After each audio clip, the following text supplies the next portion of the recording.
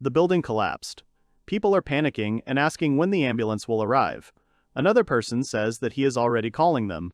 The man thinks that his life is finally over. A series of misfortunes in it led to this. Even if he is reborn, nothing will change. Not to mention that he will be able to become happy. He just wants to live like all ordinary people. The maid tells Mrs. Lyra that she has a boy. The girl lies on the bed and says that they finally met her sweet boy, Zenelt. The hero was reborn as a baby. The man is kneeling and saying that he should have died, so why is he alive? Someone came up to him from behind. The stranger thanked the guy for his work and said that he was a guide between life and death. He was a soul who had done a great job with his previous life. He had been haunted by a hard life since childhood. And in the end, he would be crushed by an iron beam. But there is no need to be sad because he will be reborn into a new body. He will also have special privileges. After all, he is now special. First of all, the memory will not be erased. And in the new world, he will already know the language. As a bonus, they will give him the protection of the reincarnated soul. The hero asked him to wait. He does not have time to digest all the information. And finally, their most generous gift. Not even generous, but the most useful. And this is the skill, evaluative eye. It is an eye that can evaluate everything it sees, which was made especially for him. A great ability, because nothing will be hidden from his eyes. The stranger asks him not to be shy. He thanked him for his attention and announced that from here the hero will be reborn. The world lottery appeared behind him. The hero thought that this was even stranger. He would like to know more, but it was time to accept this reality. Come what may. A small sphere fell out of the car. She was golden. The guide said that this world would give the boy luck. The young man did not understand the meaning of these words. However, he did not have time to ask anything. Suddenly, the man snapped his fingers and the hero fell into a huge tunnel. The guide wished him a successful new life. The last thing the young man remembers is his radiant smile. And now he is in the body of a baby, lying in his mother's arms. Lyra notices that the baby is looking at her so intently. Does he really recognize his mother? The hero mentally answered that he sees his mother. Mr. Gilbert raises his hand and says that the child is beautiful. The maid asks the man not to be so rude as this morning and not to frighten the child. He said that he knows it. The hero thinks that he is bursting with curiosity, but he can neither walk nor speak. And their clothes are not at all like the clothes from his world. The guide mentioned that this world is different from theirs, and about some special abilities. Then the hero remembered about the evaluation eye, and decided to check how it works. He tried to figure out how to use it. He suggested that he needed to cast a spell. However, he couldn't say it, so he decided to think about the evaluation eye. Many windows appeared in front of the baby. He's got it all figured out. Like a window in a game, everything he needs is there. He doesn't quite understand what's what yet, but he thinks that he'll still need the attributes. He noticed his luck score. It showed 200 points. He doesn't know if it's a lot or a little, because in his past life he was a loser. His other stats are even lower. Magic, 100, Defense, 10, Luck, 200, Strength, 10, Agility, 10, Endurance, 10. Then someone tried to enter the room. They were children. A girl, Mariana, and a boy, Theobald. The maid told the children to be quiet, because Mr. Zenelt was sleeping. Mariana said that she had wanted to see him for a long time, because she had been waiting for so long. Theo said that they would be careful. Their mother allowed them to come up. The girl said that the boy was so cute that she fell in love with him again. The boy pointed out that the child had silver hair and purple eyes, just like his mother. Zenelt asked them to stop staring. Suddenly, he grabbed Theo by the hand. The boy blushed and was surprised. Mariana shouted that she wanted it too, and the maid hissed at them. The girl said that from that day on, her sister would take care of him. Theo supported her. Zeke is just like a doll. Mariana would sit him with her toys. The boy noted that Zeke is a boy. The hero thought about how energetic they were. He thought about how they would take him out more than once. 28. Mariana apologized to her brother for making so much noise, and then said that as soon as he grew up, they would go for walks as a family and make so many memories. She then added that she loved Zeke and thanked him for being born. Lyra noted that the children got along. Her husband Gilbert confirmed this. Zeke thinks that he is lucky with his new family. He is glad to be here. The woman said that tomorrow is awakening. She suggested that the man is here because of Willie. The hero does not understand what it is. Gilbert said that he was beside himself. Lyra agreed, but added that Willie was fine. Mariana asked about Uncle Willibald being here. She said that she wanted to see him. Theo remembered that he had said that he was going far away. Willibald is a reliable knight. He will return from a mission and immediately go on another. He has the evaluation eye. Theo asked about Zeke not being able to awaken, if he becomes like Gert. Zeke looked questioningly at his mother. She answered that Gert was his brother. He was at the academy. Awakening was a mandatory ritual for aristocrats. He had to learn magic, and if they didn't find any abilities, he would practice martial arts. Theo asks, what if they find a top-level attribute on him? After all, that's why Gert was taken to the academy at age 5. He doesn't even have time to go home. The boy doesn't want Zeke to be taken away either, and all because of the evaluators who reported without asking. Gilbert patted his son on the head and told him that Gert was indeed a gifted child. He was sorry that he could not protect him, but this time, there would be no mistake. He asked her to be confident. The hero understands that talented people are taken to the academy from birth, and he has all the attributes of the highest level. If he does not think of anything, then he will be alone again. He only thought that life is good now, but it was not there. The baby does not understand what to do now. At night, Zeke lay in bed. A maid sat next to him. The hero thought about how to hide his attributes. He needs to get rid of them by tomorrow. But how can he do that? He doesn't want to go to the academy. They'll make a lab rat out of him. And besides, he's happy with his life here. He asks God for help. Suddenly someone appeared and asked the boy if he had called him. Zeke got scared. He asked him who he was. He replied that the kid had turned on the help option, so he came. It seems that he has not yet mastered the evaluation eye. Its owner is capable of many things, such as recognizing all kinds of abilities here and now. The creature recommends hiding its status. Another skill of his is status concealment. It is a very convenient thing, but unfortunately he has not mastered it enough. The young man does not understand what to do. The assistant advises to undergo training with attributes and new skills. This function will appear tomorrow. However, the hero has 1,000 points of protection of the blessing for reincarnation. Activate some skills with them. Let's say, hide a status. The hero decided to agree. The assistant warned that 1,000 points is not a small amount. They may come in handy in the future. The hero thought that he had no choice. He doesn't want to lose his family. They come first. The creature responded that he understood him. The residents of the house welcomed Mr. Willibald. He said that he was finally home. Gilbert noted that his brother was still popular. They entered the room where Lyra and Zenelt were. Willie said that they hadn't seen each other for a long time. The girl said that she was glad that he was healthy. He noted that his daughter-in-law was still beautiful. Gilbert said the guy's name angrily. Willie explained that he had only said hello, so he shouldn't be jealous. Lyra said that she was very happy, and Willie congratulated her on the birth of her son and noted that it would be rather rude not to come by. He took the child in his arms and said that he was glad to meet Zigbelt. He introduced himself as his uncle Willibald. He also noted that he looked like his mother, so cute and handsome. Lyra said that all children are like that, but she agreed that Zeke took on her features. The man decided to look at the boy's features. He warned the child that it was not painful and asked him not to be afraid. Then he used the evaluation eye. Suddenly, windows with attributes appeared. Zeke awaited his sentence. Gilbert asked about the child's attributes. He asked to answer whether fire, wind, earth, water, and light are simple. Willie answered that the child has no higher attributes. The boy's father agreed. Zeke felt relieved that everything had gone smoothly. After studying everything, he decided to leave some, just for show. He hid the high-level ones, of course. Willie noticed that the child had the same attributes as his daughter-in-law. The girl was happy. Gilbert hugged his wife and said that God heard their prayers and gave them happiness. The wife agreed, and Zeke thought that he was smart and hid his skills and made the family happy.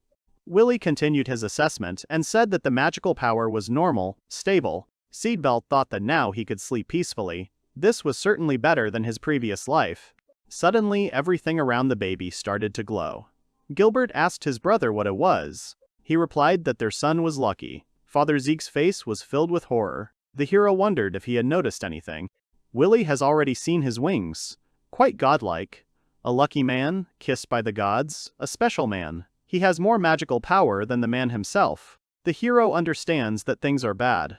The baby's uncle said that this is already a problem. Someone report it. The Ministry of Magic will not sit idly by. Zeke realizes that he seems to have miscalculated, but he tried so hard. However, he will not give up.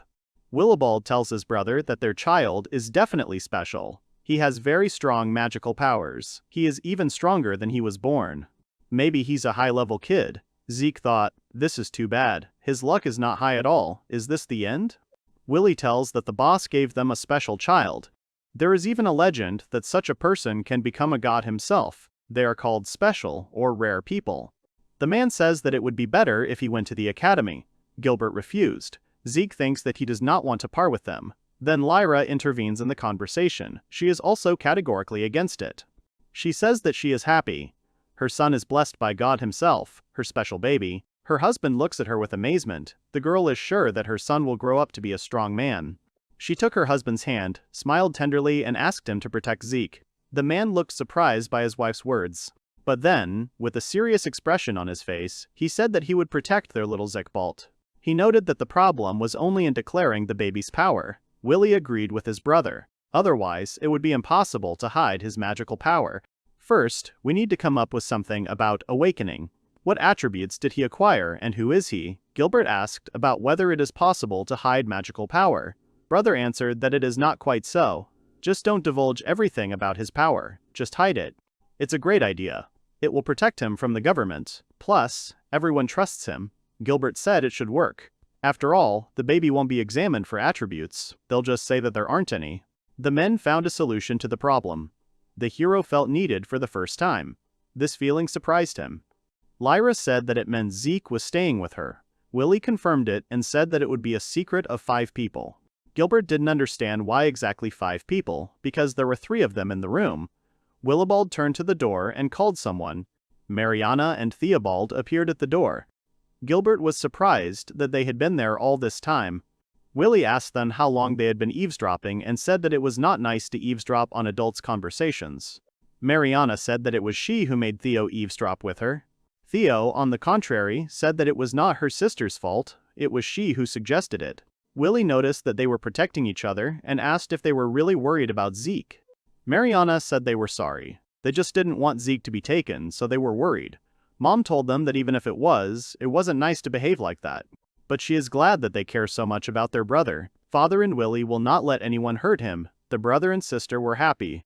Zeke couldn't believe that God had blessed him with such relatives. He was very grateful. Willie intervened in the conversation. He told the girls to listen carefully. No one should know about what had just happened. Otherwise, they will be punished. The man looked serious. The girls agreed with horror on their faces. And the hero didn't understand why this guy was so scary. Willie told his brother that his children were very loyal to their word. Father confirmed this. Then he came down on his haunches and said that he was proud of his children. Afterwards, the uncle announced the attributes of the main character to the people.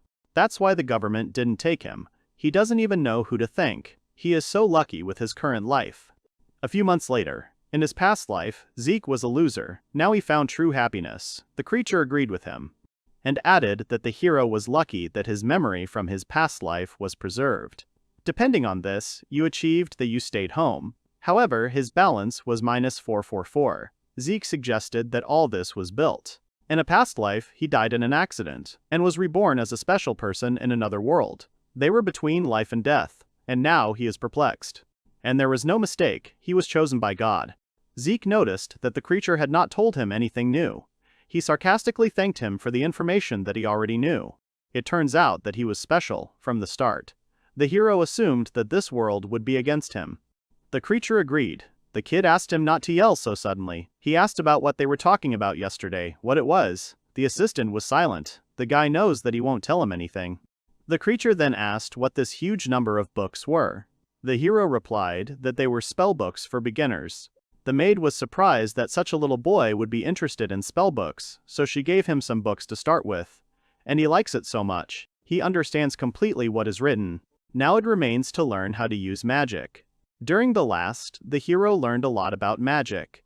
There are 12 magical attributes in total. High level, flame, thunder, ice, light, oblivion. Low level, fire, wind, earth, water, sun, darkness.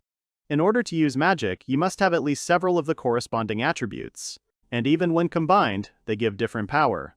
It's so cool, a world of magic. Like in a fairy tale. If the attributes do not match, there will be no magic. However, if everything matches exactly, then magic will appear. Each magician is given his own individual magic. Magic for beginners, the attribute of light. It is created to illuminate the darkness. It is better to use the dark time of day as a preparation, preferably by moonlight. In a past life, fireflies lit their way. Zeke managed to light up the room. He thinks about how in his past life he thought it was magic. The knowledge from his past life gives a good lesson. He noted that it is quite useful magic. The hero is so excited that he wants to study more. He wants to learn more about magic, use more energy, and get a score as bright as the sun. It was a very bright magic. The light pierced the entire building. He succeeded, however his eyes were blinded. The boy should be more careful next time, but he so wants to know more. Gilbert came into the room and asked about the light on here. He saw Zeke and asked why the child was there. The maid asks Lyra how she is feeling. She replies that she is feeling better. The woman looked at the photo and said that she misses Gert. Then Gilbert bursts into the room and tells his wife that Zigbelt was standing on his feet. He was delighted. The maid asks Mr. Gilbert about his boorish behavior. However, the man does not listen to her, but enthusiastically shows his wife that their son is standing. Lyra replied that it was amazing. Zeke was scared. He used magic and it helped. His father said he was standing on his feet. That's normal. Gilbert noticed that Zeke would soon be able to move independently. He is sure that he can. The hero asks him not to say that. He is still too young for that. But he doesn't want to upset his mother. There is no other choice. He went towards the bed where his mother was sitting. The hero realized that he had to start walking. It was difficult. Perhaps his body was still disproportionate. The woman praised her son for being able to walk to his mommy. Gilbert picked up the child and remarked that it was amazing. Zeke had learned to walk. He really was a special child. The boy silently begged him to stop. He had only done this for him. His neck felt like it was going to break. Then the butler Hans appeared and asked Mr. Gilbert why he was shirking his work. He asks him to come back to the office and finish his work. The man tried to say that his child had started walking, but Hans insisted on coming back to the office. The father gave in. Lyra told her husband to leave Zeke there and go work hard. Hans was indignant that the boss had at least finished the job, and then they left. Gilbert apologized and justified himself by saying that it all happened unexpectedly. Lyra asked Anna to bring a book for Zeke. She agreed and added that she had just picked out a couple of new books for him. The hero was thinking about how he could grow up faster and start using magic so that there would be no situations like this. Noticing her son's tiredness, the woman suggested that he go to bed. He agreed. Lyra strokes her son's head and says that he will soon be 1 year old. He will become a grown-up boy, and then you will become a man. She is so happy that he is with her. She is very happy about this. The hero noticed that mom is kind of strange today. Lyra wants her son to live freely, without being subject to the authorities of this country. He will face many problems in the future, but she is sure that he will cope with everything. After all, he is her beloved son, her special baby. He will be stronger and braver than all the others. The woman cried and said that she would always be on his side. She wanted all his dreams to come true. Zeke didn't understand why his mother was crying. She hugged her son and asked him to be happy. She was very sorry. And the next moment, her voice broke. Mistress Lyra lost her creature. Maid Anna saw this, dropped the book from her hands, and screamed the name of her mistress. She ran towards the bed and asked the lady to wake up. A boy is sitting at a table in the academy. He is told that a letter has arrived from his father. He asks him to be quiet, but the stranger does not calm down and says that there is quite important news there. His mother passed away. The child's face was frozen in shock. It was raining on the day of the funeral. Zeke was in his father's arms and looked sadly at his mother's coffin. Gret looked at his little brother with tears in his eyes and anger. Gilbert walked down the hall with his brothers and said that it was all so sudden. No one could have imagined it. The short-haired man agreed and added that he himself was a little taken aback. Willie said that a funeral is not the happiest event in life. He asks his brother to rest a little. He answered that everything is fine. Willibald asked his brother if he had ever slept normally since his sister-in-law died. Gilbert remained silent, but his appearance spoke for itself. He told his brothers that he wanted the safety of his children above all else. The children sat in the room with Anna. Mariana sat and cried. Zeke thought that his mother was actually sick, and he didn't know. He was just born and immediately lost his mother. He was very sad. His mother was so gentle and beautiful, it never occurred to him that she had some kind of illness. If he used the judging eye on her, he would immediately understand. and then perhaps he could cure her. The hero cried, and did not understand why he was so useless. Theo suddenly stood up and went somewhere. Alberto asked him about it. She answered that Gert was supposed to come. She suggested that he go straight to his mother. After all, he doted on her. Gert walked down the corridor. The maid tried to keep up with him. Theo greeted her brother and said that she was very glad to see him, but he answered that now was not the time for that. The boy entered the room and raised his weapon to strike his younger brother. He was sure that Zeke was to blame for everything that was happening. At this time, Zeke was in Anna's arms. The hero did not understand what was happening to his brother. He didn't understand where so much hatred came from. Gert used thunderbolts. Anna covered Zeke with her body. Mariana was shocked by what was happening. Uncle rushed to stop Herb. Mariana asked to call someone for help. Theo said that healing magic was needed and also that it was necessary to call Uncle and Dad. Gert asked his uncle why he was standing in his way. His mother died because of Zigbelt. The man explains that her condition worsened after the birth of her child. He was the cause of her death. Zeke is not to blame. Gert did not believe Alberto's words and continued to attack with arrows. Willie intervened. He told Alberto to stop, and he ordered Gert to the glass wall to stop. Willie noted his nephew's good reaction. Gilbert ran into the room and asked what was going on. Willibald healed Anna and Zeke. The boy was fine. The man was glad about it. He also praised Mariana and Theo. Gilbert asked about the condition of Anna and Zeke. His brother replied that they were fine. The wound was minor. Willibald said that it was necessary to isolate Gert. He could take Zeke's life. The kid had to go through so much at such a young age. The uncle told the children that they could go, or they wanted to stay. Mariana agreed to stay. Anna apologized for being careless. Willie said that she was seriously injured. It was better to rest. She answered that everything was fine. The main thing was the health of the young master. Gert got their attention. He would be very angry. Mariana asked her brother why he did it. Zeke is still just a child. He is not guilty of anything. He asked his sister if she had gone crazy. She couldn't know. The girl asked if a newborn could harm his mother. She asked Gert to calm down. However, this did not affect the boy. He said that he would take Zeke's life. Mariana was desperate. She asked her father to protect Zeke from Gert. Personally, she is ready to protect Zeke, even if the enemy is her own brother. She asks her father to do the same. Willie noticed that it was sad to look at this. He asked his brother's opinion. Gert looked at them all with anger. He thought about how this young boy had been everyone's favorite since he was born, and he had always been an outcast. He felt like an outsider. He was so much like his mother. He stole his mother's love from him. Gert will never forgive Zigbelt. He called him a monster. Zeke opened his eyes. Mariana and Theo rushed to hug him and said that they were very worried. Willie also asked how Zeke was feeling. Everything seemed fine. Zeke remembered that his brother Gert had come. There had been his mother's funeral. This aura of hatred. It was like he wanted to kill him. His look was so scary. Theo and Mariana apologized for not being able to protect him and not getting there in time. Uncle decides to check the child's body. They won't let Gert near him anymore. Zeke realizes that he would have died if Uncle hadn't come in time. Mariana promised that this would never happen again. Willie stroked his niece's head and told her to sleep.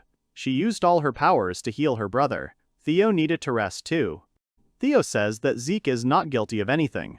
Willibald is grateful to the children for saving Zeke. He will not allow this to happen again. He should have only good memories of his childhood. Willie replied that he would try too. Zeke felt strange that he couldn't do anything. Uncle suggested that the children go and rest, but Theo said that they would lie down with Zeke. While the children were sleeping, Willibald sat and pondered something. His thoughts were interrupted by his brother. Gilbert entered the room. Willie asked about Gert. He replied that no matter what he said, he didn't want to hear anything, as if he was obsessed with Zeke. Uncle answered that he could be understood. He was lucky to have his father.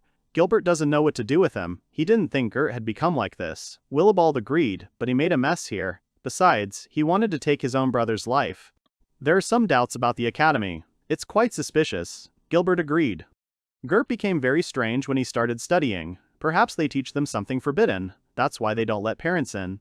The father decided to settle the matter here and now. He went to the door, but suddenly fell. His strength was running out. Willie asked his brother to sleep a little. He added that now he will take care of the children. The man is very angry about this whole situation. He absolutely must find out everything. He apologized to his brother. Willibald stands on the roof and says that everything is complicated, and his brother is weak now, he doesn't know what to do. The man confidently said that he could handle it. They picked the wrong people. They will regret messing with them. Even though it's painful and hard for them now, they will cope with it and become stronger.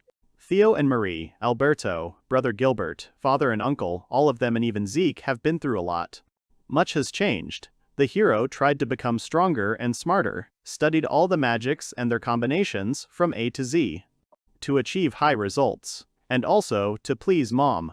The hero will definitely become strong. 4 years later, Theo was walking down the hallway and someone called him. He turned around and asked what happened. 5-year-old Zigbelt told his brother that he wanted to go with him. Zeke asks his brother Theo to take him with him. The boy is surprised by his brother's statement. The hero does not give up and says that he knows that Theo is a member of the Adventurers Guild, and now he is going to training. The brother does not understand how Zeke knows this. The protagonist apologizes to his brother, but thanks to the evaluation eye, he sees everything. Theo is an F-rank adventurer. Judging by the status indicators, he became an adventurer recently. Zeke asked his brother to take him with him again, but he was against it because he was still too young to do such things. Zeke used magic and said that he could already fight. Seeing the magic, Theo did not understand how Zeke could master it at such a young age. And at such a level, the hero answered that he practiced a lot at home. He wants to become stronger, that's why he studied magic, but he couldn't raise his level. He remembers the moment when he tried to use magic. He gave it his all, but it still didn't work. Maybe he was doing something wrong. The assistant said that his level is too low. He releases too much energy in vain, without converting it into magic. He is still in the development stage, but he can still use his eye. There he will see a level icon. He needs to defeat monsters to increase his level, otherwise there is no way to raise it. In other words, to become stronger, you need to fight like a mountain. Theo says that it is natural. To develop, you need combat experience, but he has too little to level up. Brother does not understand why Zeke is so impatient. He replies that he just wants to become stronger. While she is weak, she will not be able to protect anyone. The boy is sad about this thought, so he must become stronger. Theo looked at his brother and remembered the moment when he asked Gert to take him with him and became sad. The boy asked Sir Hans to prepare the carriage. They would go together. Zik was delighted and thanked his brother. He warned him that this was the first and last time, and ordered him not to leave him even a step. The hero obeyed. The heroes are riding in a boat. Theo tells them that this forest is full of monsters. Their goal is to catch white rabbits. This is a rather dangerous monster. It is not so easy to defeat. Therefore, when they appear, Zeke will need to stand next to them. Today is a practice day, so there won't be any particularly serious monsters. They'll just hope for luck anyway. Theo talks about how Mariana didn't want to let him go with him. Since the day the hero was wounded, she hasn't taken her eyes off him. Zeke once said that she cares about him so much. However, it seems like overprotectiveness. Zeke said that he has nothing against it. After all, he loves his sister just like his brother. Theo thanked the boy and reminded him to stay close, otherwise Marie would take his life. Arrived at the right place, Theo thanks Hans and asks him to pick them up in the evening and also not to tell anyone about it. Hans noticed that their father should still know. The young man answered that he himself will tell him later. Looking at the carriage leaving, Theo said that now they should see Nikolai. He is his most trusted friend. He will introduce them. The young man extended his hand to his brother. Zeke thought that his brother would like it if they held hands. After all, he was his older brother. Taking his brother's hand, Theo remembered the moment when little Zeke too took his hand. She smiled and told the hero that he would protect him today. He should trust him. The heroes walked through different locations. First near the fountain, then along the bridge near the waterfall, and in the end, Zeke opened some gates. He reported that they were there. It was a white forest. Zeke looked at everything with his mouth open. The boy said that it was so beautiful here. Theobald explained that the earth here is saturated with special magic. That is why all the plants here are white. There are many different monsters here, an ideal place for budding adventurers, and he again told his brother not to leave him. Then someone called out to Theo. It was Nikolai. He said that he had called him to hunt so suddenly that he was surprised. There were a lot of newcomers these days. Hadn't he seen anyone else here? Noticing Zeke, he asked who this little man was. Theo introduced himself and said that he was Theo's younger brother and that he was pleased to meet him. Nikolai noted the boy's manners and immediately realized that he was his friend's younger brother. The man stroked the boy's head and said that they would work well together. Theo told Nikolai not to be so rude. Zeke decided to use evaluation I on his new acquaintance. His name is Nikolai Baden. He is a D-rank adventurer. He has 2 lower attributes, water and light. Zeke sees that he is 3 years older than Theo. He seems to be quite good with a sword, and his stats are balanced for a D-rank adventurer. Nikolai asked what it meant that plans changed because of his brother. Theo confirmed and apologized. Zeke wanted to hunt monsters to level up a bit. Zeke said that he had a proposal. Because of him, their plans changed, but he was ready to study hard, so he asked them to help him a little. Nikolai asked the boy to show his skills. He also noticed that the boy was so forgotten and said that he liked him. Zeke thinks that he needs to behave well, because this man can help him.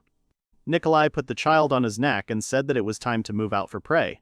Theo shouted that Zeke could fall. Nikolai recommended to stop protecting him. The hero noted that this man was strange. Walking through the forest, the child asked his brother why they were sitting and waiting. Did they really want to set up an ambush? Nikolai told about Theo to pay medical bills. He is from a poor family, not even close to aristocrats. The family consisted of him and his sister. She was seriously ill. Zik remembered his mother. Nikolai goes on to say that he had a hard time paying his bills, and Theo came to his aid. The guy, in turn, says that he paid for fencing lessons. Zeke understood why he seemed so nice to him. He apologized for not knowing, and offered to give the man all the money he earned if it would help. Nikolai told him not to worry. His task now was to level up. He pointed at something. There was a white rabbit with a horn standing nearby. Zeke asked them to wait a bit. His goal today is to increase his level to at least 3, and also learn how to use the evaluation I in battle. After assessing the white rabbit, the boy realized that its highest attributes were flame, oblivion, and its lowest were darkness and fire. He also found its weak spot. It was near the horn. Nikolai offered to help distract the rabbit so that it wouldn't run away. They are really fast. Zeke said that he would shoot from here. Nikolai noted that it was quite far. The hero began to explain that, firstly, these are not just rabbits. The hero used ray light and defeated the rabbit on the first try. The man turned to Theo and said that his brother had hit the target on his first try. He was at level 1, but he was already shooting like an experienced adventurer. The guy looked away and said that they had been trained to do this since childhood. Then the hero used firepower. Theo and Nikolai were shocked. The guy said that Zeke was so gifted since childhood. Nikolai noted that their family is so amazing. After looking at his stats, the hero realized that one rabbit hadn't raised his level. He needed to eliminate a couple more. He asked brother Theo if there were any more rabbits. He stepped forward and used windstorm. He said that there were a lot of them nearby, to the northwest. However, there was something else. Nikolai grabbed the child and ran off in search of adventure. Theo asked them not to run. Defeating one rabbit after another, the hero finally raised the level to the second. He was happy and told his brother that he had raised his level. Theo didn't understand what his brother was talking about.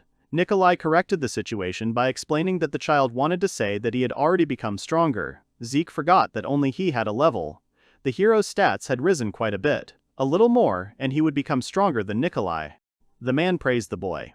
They had worked hard. They had caught 8 rabbits at once. He suggested that Theo practice with them. He's probably as strong as Zeke. Theo says that he hasn't seen their father yet. Nikolai never ceases to be amazed by their family. The hero noticed that Theo is finding it increasingly difficult to lie.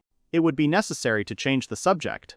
The hero would like to rise to level 3, of course, but some other time.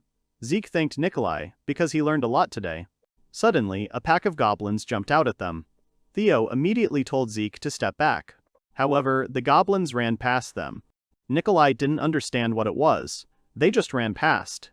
Theo says that the goblins are the masters of the White Forest. It's strange that they were running away from something. Suddenly, he understood something. A huge tree flew over their heads. Nikolai covered Zeke. Theo told them to run. Zeke and Nikolai found themselves separated from Theo. However, before they could do anything, the goblins appeared. The man thought that they had run away. Theo screams that it was a trick to separate them. Nikolai points out that they are kind of dumb, but sometimes they do something smart. You have to. Theo agrees and says that he has problems. A huge monster stood in front of him. It came from the silent forest. The guy told Nikolai to take Zeke and run, otherwise they would all die here. The huge monster was the Goblin King. He was too strong. How could he slip so quietly from the quiet forest into the light one? He shouldn't be here. Theo noticed that he had no armor. Had he really lost it in the quiet forest? He had escaped from there, breaking the barrier. He was lucky today. On one side, a monster was growling at the guy. On the other side, there were goblins. Theo tried to call out to Zeke and Nikolai, but he had to dodge the Goblin King's attack. The guy understands that they will not defeat him. Not under any circumstances. They need to distract him somehow so that they can escape. They will have to fight him, because he promised Zeke that he would protect him. Nikolai also understands that they won't be able to defeat everyone, there are too many of them, and they won't be able to retreat. Zeke shouted that he will help. He used the light shockwave technique and defeated 3 goblins. Nikolai was surprised by this technique. The boy defeated several goblins at once. However, Zeke didn't look so good. He had reached level 3, and his strength was still low. However, his physical data could not keep up with his stats. Because of his weak body, he might faint. Even if he is conscious, he won't be able to move his body, so he can use magic one more time. Will he be able to defeat everyone with one blow? Theo, fighting the king, understands that he is not so easy to defeat. Suddenly, he notices something. Thorns appeared from the ground. He doesn't understand what it was. These games pierce the guy. Zeke hears his brothers scream, and then there is an explosion. Nikolai managed to cover the boy. The man said that they had big problems. He had almost no strength left. They would be next. Zeke used Evaluation Eye. This monster's weakness is the center of the head, the area under the helmet. It might be possible to defeat it if you hit it with all your might. Whatever it is, we must use all our strength. The monster will regret touching his family. We must help Theo. That day, Gert attacked Zeke, and Theo couldn't stop him then. This thought didn't leave him even at night. All this time, he was angry that he was weak, so he understands Zeke's desire to become stronger. He took his hand, so he can't lose. Not today, never. Theo opened his eyes and thought that this was not the end. He tried on the grab. Theo told the monster not to dare even come near his brother. The guy called Nikolai. The man set up a light barrier that took the blow. Nikolai shouted that the Goblin King was breaking through this barrier and said the guy's name. Theo spun his weapon and used Accelerate, and then used Whirlwind Arrow to injure the monster. The monster was wounded. Nikolai shouted that Theo was doing well. The monster held onto the wounded spot, and the guy fell down without strength. Suddenly, the monster took off his mask and growled. The man does not understand how he survived such a blow. Zeke realized that he was right. He asked Nikolai to throw him to the monster's head. The man did not understand the reason for such a request. The boy explained that his weak spot was his forehead. The hero will be able to defeat him with the help of his strength. He asked Nikolai sincerely, because he does not want to lose his family. The man looked at the boy understandingly. He picked it up, put a protective barrier around it, and said he believed in it. And the next moment, he launched it. The hero understands that he has a chance, and he will fight to the end. He formed an arrow of light. And then he pierced the monster's head. Then he used Flame Spear, and the surrounding area was illuminated with bright light. The Goblin King fell to the ground, defeated. Nikolai said that it was all over. Zeke thought that he had done it. The boy began to fall without strength. Consciousness was leaving his body. Nikolai ran to catch the child. However, fortunately, his brother Theo managed to slow his fall. He hugged him. Zeke asked about his condition. He replied that he was fine and then asked for forgiveness for getting hurt again because of him. Zeke smiled and said that everything worked out thanks to his brother. He was able to protect him from that monster. The boy thanked his brother. Theo was surprised at first, but then he smiled sincerely. He hugged his brother and said that this time they protected each other. Nikolai used healing. However, nothing happened. It seemed that he had used up all his magic. Zeke thanked the man, but he said that it was they who defeated the goblins, not him. Nikolai asked about who Zeke was. What kind of magic was that? How did he find the Demon King's weak spot? He didn't think everyone in their family was like that. Theo replied that they couldn't answer that question yet. It was all for Zeke's protection. Nikolai said that he understood everything. Zeke asked about Nikolai's condition. He told him not to worry, everything heals quickly on him. He has so many things that he would like to discuss with them. A child had defeated such a monster. His self-esteem had sunk to the lowest level. He would not tell anyone about today. Theo thanked him. Nikolai asked Zeke to tell him about the last technique he used. It was Flame Spear. This monster turned to ashes. It's scary to imagine how powerful she is. Zeke is glad that he was able to interest Nikolai. Besides, the Goblin King made the hero so scared. It was such a strange feeling. It turns out he was used to being a loser. Suddenly, an assistant appeared and said that Zeke now has a different life, and he shouldn't remember the past. He's leveled up quite well, and that's in just one day. It must be no coincidence that this monster arrived. He's making good progress thanks to him. He's special, that's why they survived. This is their chance to become more confident. God loves the lucky ones. He gives them a chance to gain strength and become special. Zeke remembers that Uncle Willibald said something about this, but he never understood the meaning of his words. People only suffer around him. But there was a chance, a possibility to become stronger, and then no one would suffer around him. That was what he meant. Zeke needed strength. The man in the cart asks his comrade why it is so quiet here. He answers that there is nothing to be done about it. Without a barrier, it is impossible. He is very sorry that everything turned out this way. He promises to become stronger. Suddenly, something crashed into them, and the cart with the horse and people fell on its side. People didn't understand what the Goblin King was doing there. He was so big, they had to run. One of the guys asked about the cargo.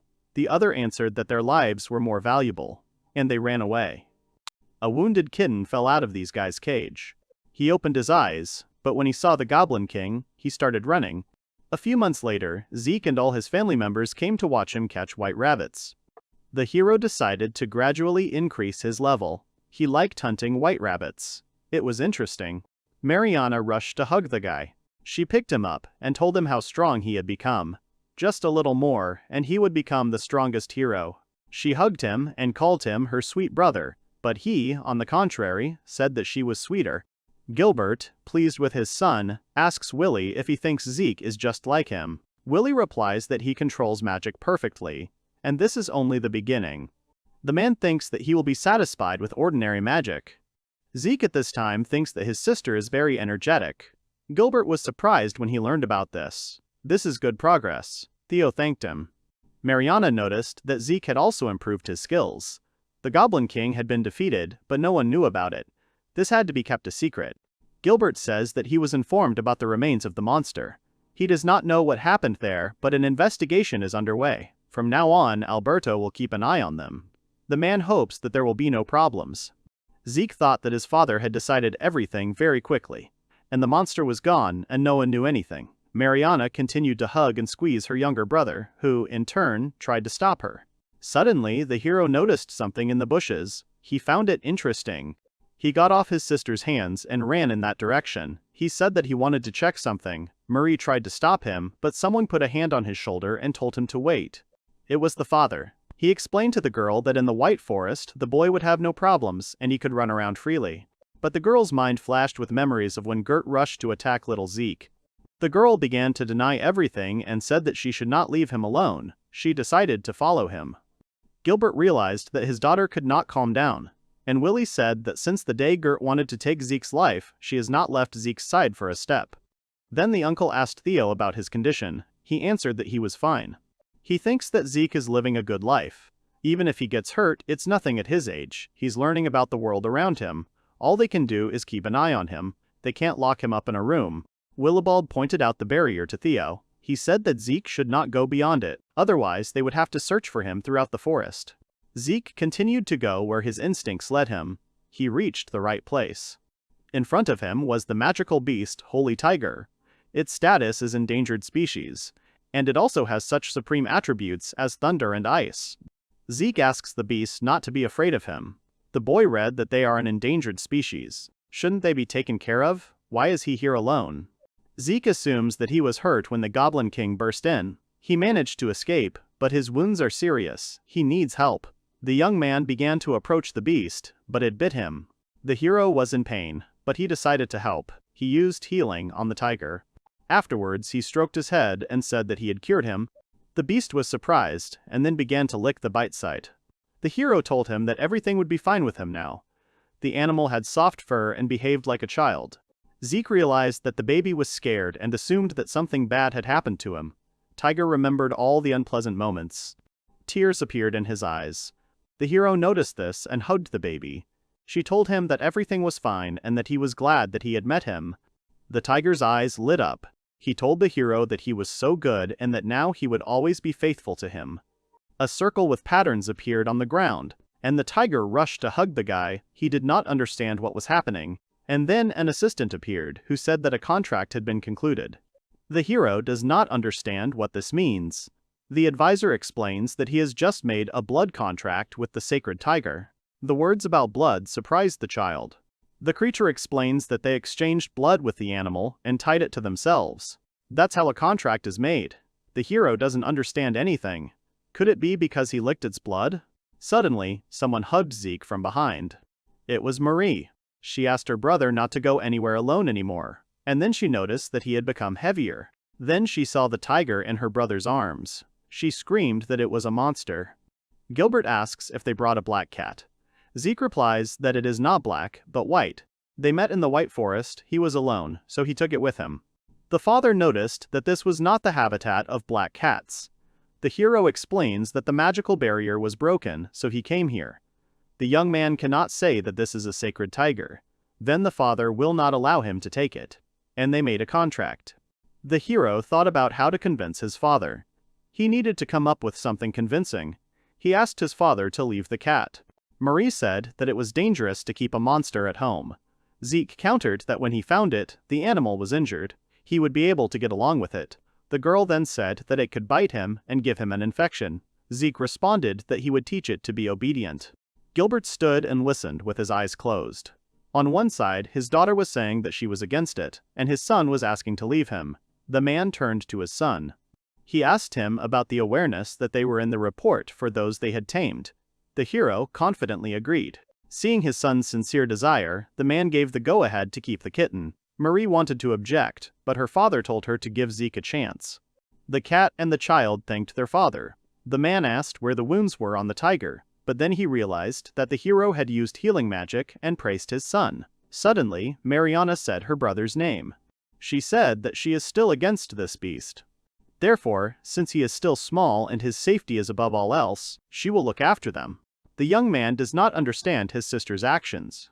Returning home, Zeke went about his business, but Marie was always by his side and kept an eye on him. Tiger decided to use a trick and show that he is a cute, innocent kitten. But the girl did not give up. She said that even if he is outwardly cute, she still remembers that he is a monster. Outside, Zeke said that they could unite freedom and magic. They could practice here. Marie sits under a tree and watches. He decides to start, but the beast asks him what the rush is. He replies that he has only recently recovered and now needs to train well. He needs to become stronger to protect everyone. The beast asked if it was for the sake of the family. The young man confirmed it. The tiger rushed to hug the boy and said that he was so kind and needed to smile more often. Marie watches what is happening with alarm. The girl says that he is still such a child, so it is dangerous to leave him alone. Since that day, she has not been free of fear. However, she immediately began to push these thoughts away.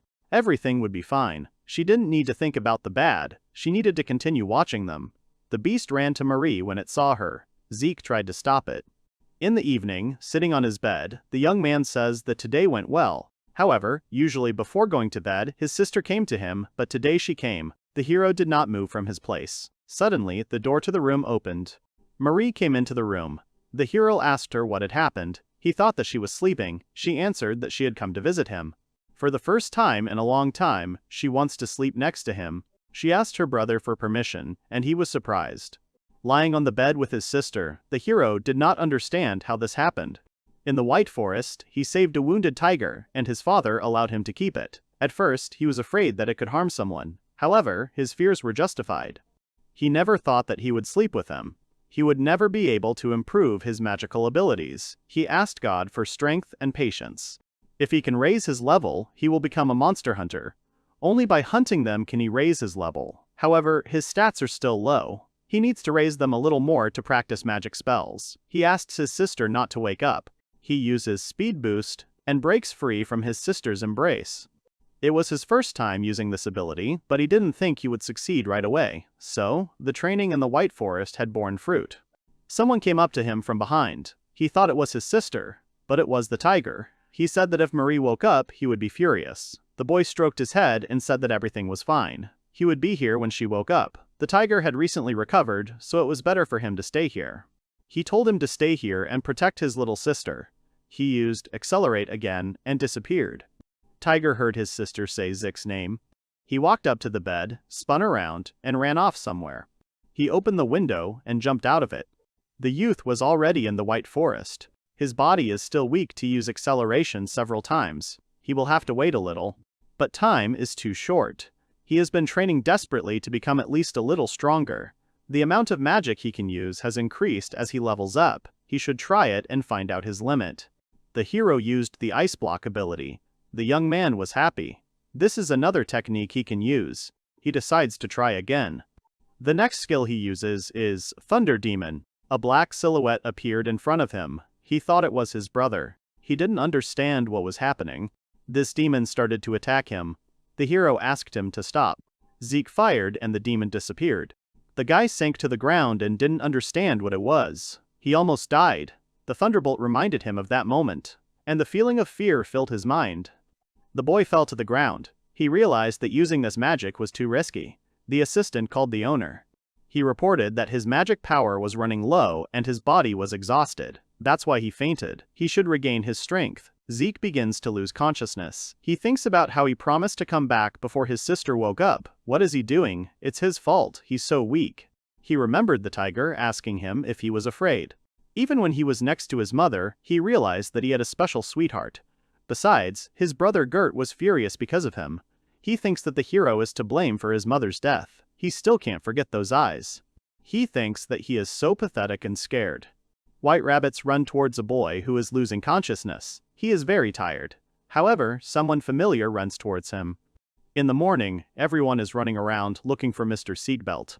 Anna says that she will go check the right wing. Theo said that he used nature wind, he is not home, as well as the beast. They need to increase the search radius, he could not have gone far. Maria is shaking and does not understand why Zeke left. She suggested that this beast kidnapped Zigbelt. The maid tells Mariana that there is a man who saw the master's beast. The girl asks if Zeke was with him. She denies it. The tiger jumped out of the window of the master's room and headed towards the White Forest. She thought she was imagining it, because at that time, everyone should be asleep. The girl suggested that the beast took Zeke. She decided to go to the White Forest. Theo shouted to her that it was too dangerous there and he himself would go there. As she walked out of the gate, she saw something in the distance. The beast is carrying Zeke heavily. Marie Anna calls Zeke and runs up to the boy and the beast, asking if everything is okay. The beast falls from exhaustion. The girl strokes the heavily breathing animal, realizing that the animal itself carried the boy to this place. Marie Anna picks up Zeke and checks his pulse. She finds that the boy is breathing but unconscious. The girl wonders what to do. The girl notices that the beast has risen. He approaches her and sniffs her hand. The heroine is touched by this action of the beast. The girl decides that everything will be fine and she will save both the boy and the beast, which she also takes in her arms. Zeke opens his eyes and doesn't understand why he feels warm. He sees Sister Marie holding her hands around his head, her hair flying. The girl tilts her head and notices that the boy has woken up and is happy with tears in his eyes that this happened. Zeke looks at her and asks what happened. Marie Anna hugs the boy and tells him how worried she was. Zeke apologizes to her. He hears someone calling him by his full name and sees his dad enter the room. The father is happy that his son is alive, but scolds him for the fact that, as Marie Anna told him, Zeke went into the White Forest alone at night. The boy confirms that this is what happened. Marie asks her brother if this is true and if anyone forced the boy.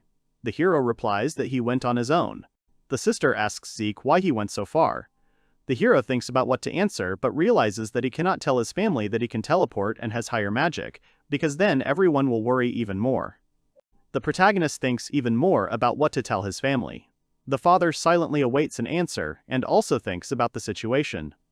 The father decides he can't turn a blind eye to this, so he places the boy under house arrest for 2 weeks and promises to assign someone to keep an eye on the hero. Zeke is upset but says he understands. The father looks at the boy and calls his name. The father tells the boy that he considers him a special child, and that everyone has high hopes for him, so he believes that the hero has his own reasons for such an act.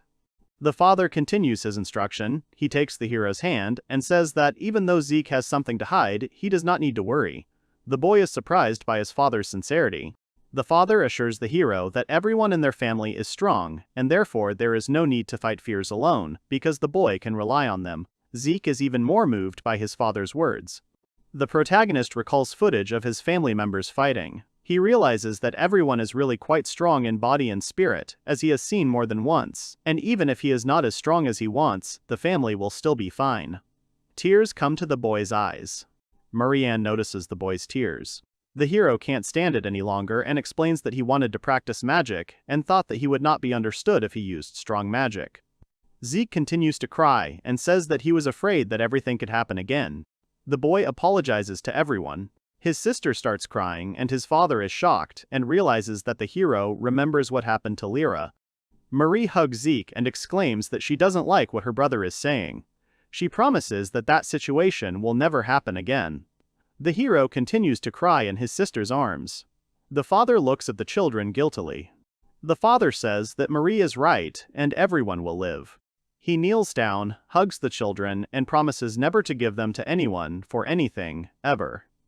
The protagonist lies at home in his bed with the beast. He is ashamed that he cried so much for the first time, and that even his older brothers saw it. Zeke looks at his hand and realizes that it is easier now. He realizes that he wants to become stronger for his family, but he can also rely on them. The boy decides that he will share his fears and doubts with his family. The hero reaches out to the beast and thanks him for bringing Zeke home, because otherwise it is unclear what would have happened to the boy in the White Forest. The beast thinks that he had to save Zeke because he loves him. The animal lies down on its back so that the owner can scratch its belly as a sign of gratitude. Zeke happily scratches the animal's belly, showing how grateful he is. The hero looks at the animal and realizes that he hasn't given it a name yet. The boy blames himself for being a lousy owner, because he hadn't thought of it before. The beast is surprised. The hero twirls his finger near the beast's muzzle and explains that everyone calls the boy Zeke, and the little beast also needs a name to which it will respond. The boy points his finger at the animal's nose and decides that it will be called Hockey. The hero asks if the animal likes this name. The animal really likes his name. He rushes to the hero and wags his tail. Zeke in response is happy that the animal liked the name. The boy says that Hockey is a good friend, and Hockey in response thinks the same about Zeke.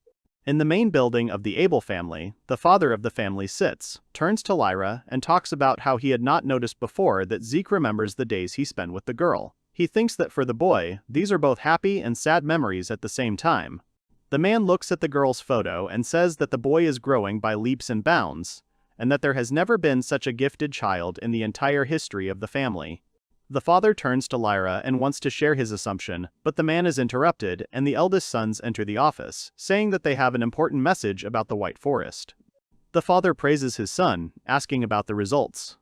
Alberto looks at the report and says that the magical ash found a few months ago turned out to be the remains of a goblin's corpse, meaning that the monster destroyed the barrier and thus entered the White Forest. The second son points out that one question remains. The second son explains that the question is who defeated this B-rank monster. He notes that everyone can guess who could have done it, imagining Zeke fighting the monster. The father also guesses that it was his son Zigbelt. Alberto exclaims that although he does not doubt his brother's talent, it cannot be Zeke because he has not yet mastered the highest magic. The second brother believes that Alberto is right and can be understood, but does not agree with him. The second brother remembers that Theo hid his wound when he came to report what had happened, so the man wonders if a mage like Theo could have been injured in the White Forest. Alberto suggests that Theo was covering for Zeke. The other brother says he can totally see it. The father decides that if there is even the slightest possibility that it was Zeke, it can't be left alone and the boy needs to be protected. Alberto says that some of the ashes dispersed and reached the city center, so the adventurers began to say that someone killed a B-rank monster. However, the young man clarifies that he has already spread rumors that it was the commander of the first squad. Alberto remembers that they managed to keep everything a secret because their best friend Theo helped them, who they could trust because he wouldn't tell anything. The second brother praises the first commander of the squad. The second brother says that he has already collected all the ashes to conduct experiments on them, because the young man was just about to start creating a new magic stone, and he expects to use the ashes as one of the ingredients. Father asks to look after Zeke, Alberto agrees and assures that he will do anything for his sweet little brother. The second brother notes that Zeke is different from Gert, who everyone knew about since childhood. The second brother also notes that Zeke's abilities should be kept secret. The father agrees because he wants the boy to live a free life. The father looks at Lyra's photograph and says that this is his and the girl's wish. The man says that then he too will feel more at ease about getting married. The second brother asks about that monster hunt, since their father was guilty of it himself. The second brother scoffs and says that at first he thought that all the responsibility lay with Theo and Zeke, but it turns out that their whole family is to blame. The second brother's words make their father and Alberto feel awkward. The father thinks and reasons that Zigbelt is no longer a child, not only in his magical abilities, because the boy at that age went alone into the White Forest. The man wonders if the hero has a teleportation stone, otherwise, how did he get to the forest so quickly? The second brother notes that such a stone would be expensive, because it includes fire and light magic. The young man believes that Zeke has learned teleportation magic and decides that he needs to watch the boy. His father agrees. Alberto calls his father. The man is puzzled. Alberto awkwardly reminds him that his father promised to let the boy see Zeke in action, but Alberto couldn't come because of work. The father sighs, asking if this is what the older brother is talking about, and a stone appears in the man's hand. The young man understands that the stone in his father's hands contains a note. The father explains that he filmed Zeke secretly.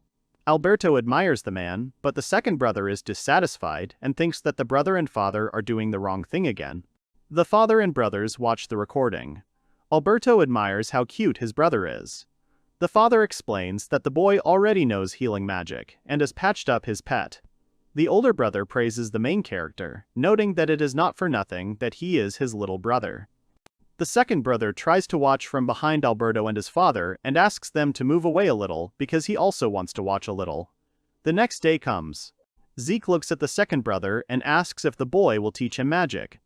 The second brother smiles at the hero, agrees, and asks the boy to try. The brother says that he taught magic to all the elders in the family, except for Gert, whom he did not have time to take on. The young man promises not to give indulgences and to be a strict teacher. Zeke is happy and replies that it is an honor for him. Brother says he is pleased to hear this, but they have hard work ahead of them. Zeke is impatient for the lesson, having already reviewed all of his brother's characteristics. Willibald's characteristics: the boy sees his name, age, position, level, higher and lower attributes, indicators of magic, defense, luck, strength, agility, endurance, that the man is a wind spirit and a friend. The hero concludes that his brother is very strong. Zeke also concludes that the boy has many high-level attributes, and his magical power is also high. Zeke thinks that the enemies are probably afraid of Willibald's presence. The boy decides that he will try hard, because the highest magic is not yet under the hero's control, and he is very lucky that his uncle will teach him. The boy looks at the mage's stats, and wonders what a wind spirit is. Willibald looks thoughtfully at Zeke. The magician studies Zeke's capabilities, and decides that the boy has great potential. The man is also interested in what will become of the hero. Willibald thinks that Zeke is an interesting child and that he will be a lot of fun to play with. Zeke noticed something and is spinning around looking for it. The magician thinks that the hero could master teleportation magic, but perhaps the boy's capabilities are overestimated. The man understands that the hero's magical power is higher than expected, and one day he will become stronger than the magician. The boy and the magician notice a beast running towards them, wanting to show them something. The hero calls the beast. Haki brings and shows a piece of the highest branch of the tree that he tore off and wants praise for it. Zeke strokes and praises the little animal, which actively wags its tail. The magician wonders if this is the same animal that the boy saved. The hero confirms that this is the same beast and says that its name is Haki. The animal also wants to be introduced to the red-headed magician. Willibald notes that Haki is a very cute creature. The young man is surprised by the characteristics of the animal and notes that this is the first time he has seen someone with such snow-white fur. The mage praises Haki and says that he has a good combination of lightning and ice attributes. The animal is happy that he was praised and considers the young man a good person. Zeke is relieved and thinks that the concealment he put on Haki worked, but Willibald notices a strange flow of magic. The magician asked Haki if he could touch it. Zeke asked what, but at that moment the answer had already been pronounced that he could pet it. The teacher, petting the animal, said that there were still traces left. Zeke asked again about the traces. The teacher told him that yes, it was residual magic from the spells. If it was not corrected, the flow of magic in his body might stop. Zeke said with a worried look that after all, his sister had cured Haki, to which the answer followed that something else was needed. A simple cure would not work, and Zeke asked, something more complicated than a cure. After thinking, the teacher said that the animal was cursed, the effect of which was not removed even after healing magic. Zeke could not believe it. Zeke, having turned on his ability, also saw the curse status, and he did not understand how he could have missed it. And he began to apologize to Haki for not noticing earlier. Willibald began to calm the student, saying that it was not his fault. Even an adult would have had a hard time seeing this. And suddenly, the mage notices that an unpleasant aura is emanating from him. The magician takes a tuft of wool from Haki and asks him if he can take some wool, since it would be necessary to find those who did this and punish them well. Then he added that Haki couldn't use magic yet. But the pet wasn't happy about it because he wanted to help his owner, and Hick asked if there was anything he could do about it. The magician answered, if you use purification, then yes. However, this is not his area. This is the highest magic that he has not yet learned. It takes a lot of time. Hearing this, Zach looked sadly at his pet and said that something must be done now. And at that moment, I remembered my father's words that we must not forget to rely on family. And having thought of something, he turned to Uncle Willie, saying that he knew someone. Marie, having learned about Kaki's status, took pity on the little animal. Zeke heard that his sister had recently learned purification magic. He asked if she could help them. Marie replied that she would of course like to help, but there was one thing. The heroine admitted that she still doesn't have enough magic for this. Ai asks for forgiveness and she is sorry. To which Willie tells the girl not to worry. Rarely does anyone know how to do this at her age. The girl sadly lowered her gaze and said nothing. The magician noticed this and called the heroine by name. At that moment, the girl took a stone out of her pocket and held it out, saying that she had something. The teacher asked if it was a magical purification stone. Marie replied that yes, when her mother was still alive, she gave it to her. Previously, she could only use light magic, but she tried her best to master purification magic. She trained long and hard, but by the time she learned it, it was too late. Her mother's condition could no longer be improved by simple cleansing. And turning to Zik, she said that their mother, after giving birth to him, began to feel better. Continuing to talk about the stone, she added that it contained purification magic, and she had kept it specially for such an occasion. Maria told Haki that with the help of the stone she could save him. Zeke, noticing the change in his pet's mood, asked what it was, to which he sadly replied that this thing meant a lot to Marie, and it would be better for him not to use magic. After hearing this, the girl wondered if Kaki didn't trust her. But she was told that no, quite the opposite. He was worried because the stone was dear to her. The girl felt better. Turning to Kaki, she said that she always wanted to ask him for forgiveness for doubting him, and thanked him for saving Zeke, adding that he is already family to them. Therefore, he asks to let her help him. Having heard all this, the pet approached the girl and began to pet her, expressing his love and gratitude. Sister Zeke, holding a stone in her palm, thanked her pet for his trust. Her next step was to throw the stone into the sky, thereby activating it. The magic coming from the stone touched Haki. Mari noticed that everything worked. The next second, Haki jumped for joy that he was so warm, he immediately perked up. The magician watching the jumping animal said that the flow of magic was normal. Zeke was happy that everything worked out and thanked his sister for it, and the heroine was glad that she was able to help.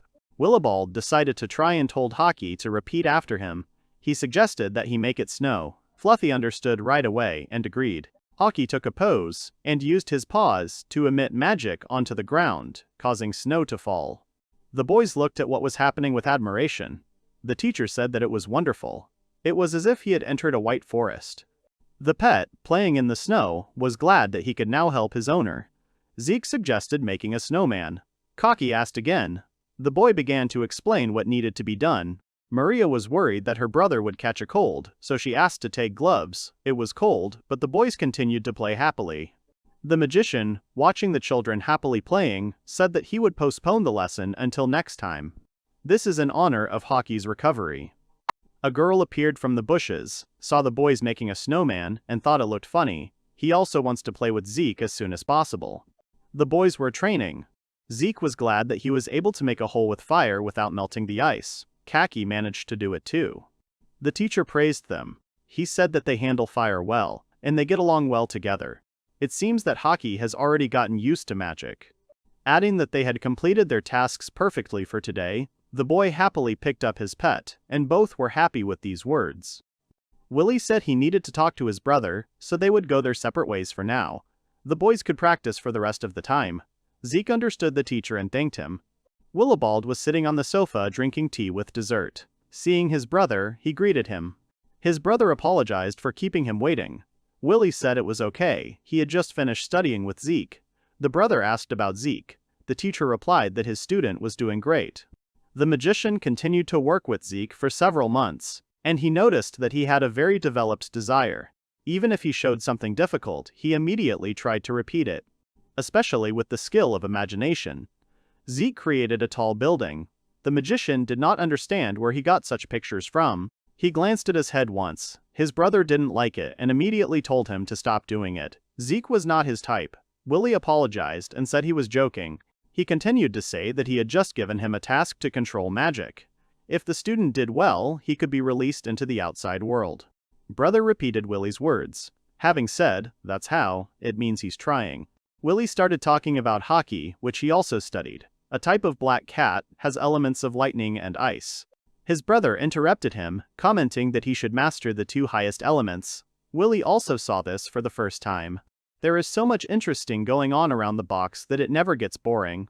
Willibald understood that hockey was under poaching. Brother listened attentively to the information. Hockey still had tracking magic on him. Willie took it off and threw it in the forest of silence. It seems that the poacher really wanted Kaki, and the brother was wondering what was happening to him now, and he had one thought. To which Willie replied contentedly, "Who knows, but it's possible." Willie doesn't think that Hockey will be attacked again, but as a last resort he thinks of attaching their family talisman to him. Then he asks his brother what design to make, so that Kaki would like it. The brother notices that his little brother liked the pet. Willibald replies that he is so sweet, obedient, and loves people. He is glad that their family has expanded. His brother says that Willie, as always, loves his family very much.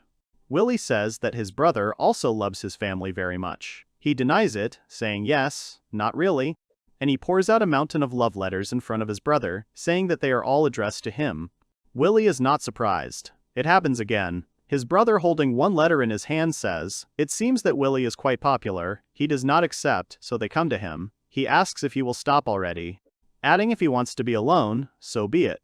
But if it continues like this, he will send his brother to the magic squad. Willie said that anything but that. The brother replied with a satisfied grin that nothing could be done. Zeke trained, but he still couldn't contrast the magic. This made him upset. He succeeds in creating something, but he is not quite able to maintain it. Zeke thought that if he learned to make glass stones, he could try higher magic. Looking at the sacred stone, he asked if it could be used anymore. To which Mary said, yes, it had become a regular glass stone. Zeke asked again about the glass stone. His sister began to explain that the magic stone was so called because magic was put into an ordinary glass stone, and there was no sacred magic in that stone, therefore the stone was called sacred. The boy listened with great interest. Then he asked if he could put some more magic in it, then it would be usable. The girl said he was right. Any magic could be put in it, even the one he himself did not possess. That glass stone is especially strong, so it can withstand even the highest magic. Zeke looked at the stone carefully. The heroine said that if he wanted, he could give the stone to him.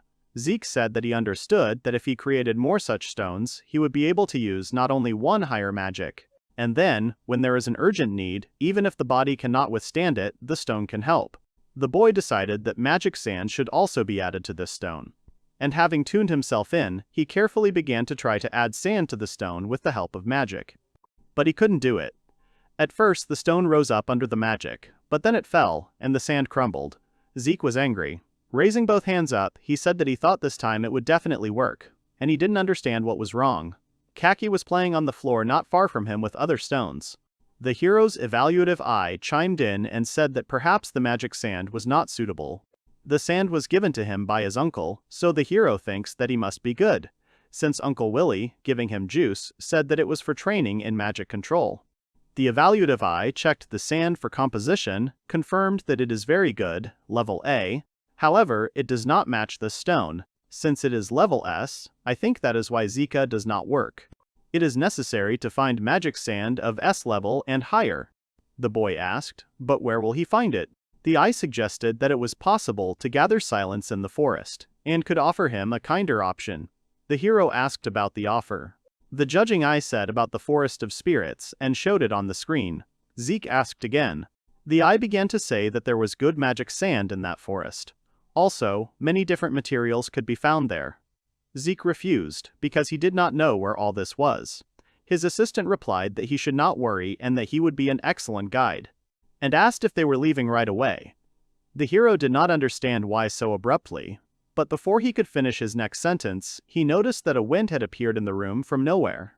A beautiful girl appeared in the wind and called Zeke with a smile. He told him that he had found him. The hero was shocked. The girl appeared and threw herself at the hero with hugs, telling him that she had finally met him. Zeke did not understand what was happening and asked the girl who she was. The girl said that she was told all the time that she couldn't meet him, and when they allowed her, she immediately came to him. Zeke asked who allowed it. Haki saw how an unknown girl hugs the owner, climbed on the girl's head. Having given the idea that she would let the hero go, the girl immediately recognized Zeke sweating. Haki said his name and that he was a demon. The girl answers him that he is saying such things. He is a sacred tiger. Then she realized that he is hiding it. He asks if he doesn't want the secret to be revealed. Kaki replies, yes, he can't tell anyone. The heroine says she doesn't even know the box. It's amazing. She realized that it hides powers. It was interesting who she is. Uncle Zika came up. He turned to Frau so that she wouldn't mislead the box. With a snap of his finger, he used his power to separate all three of them. The girl expressed dissatisfaction that Willie had interfered with her. The boy turned to his uncle. He said that his friend had disturbed him. He started to introduce her. It turned out to be the spirit of Frau. The girl was pleased to meet him. She has a contract with Willie.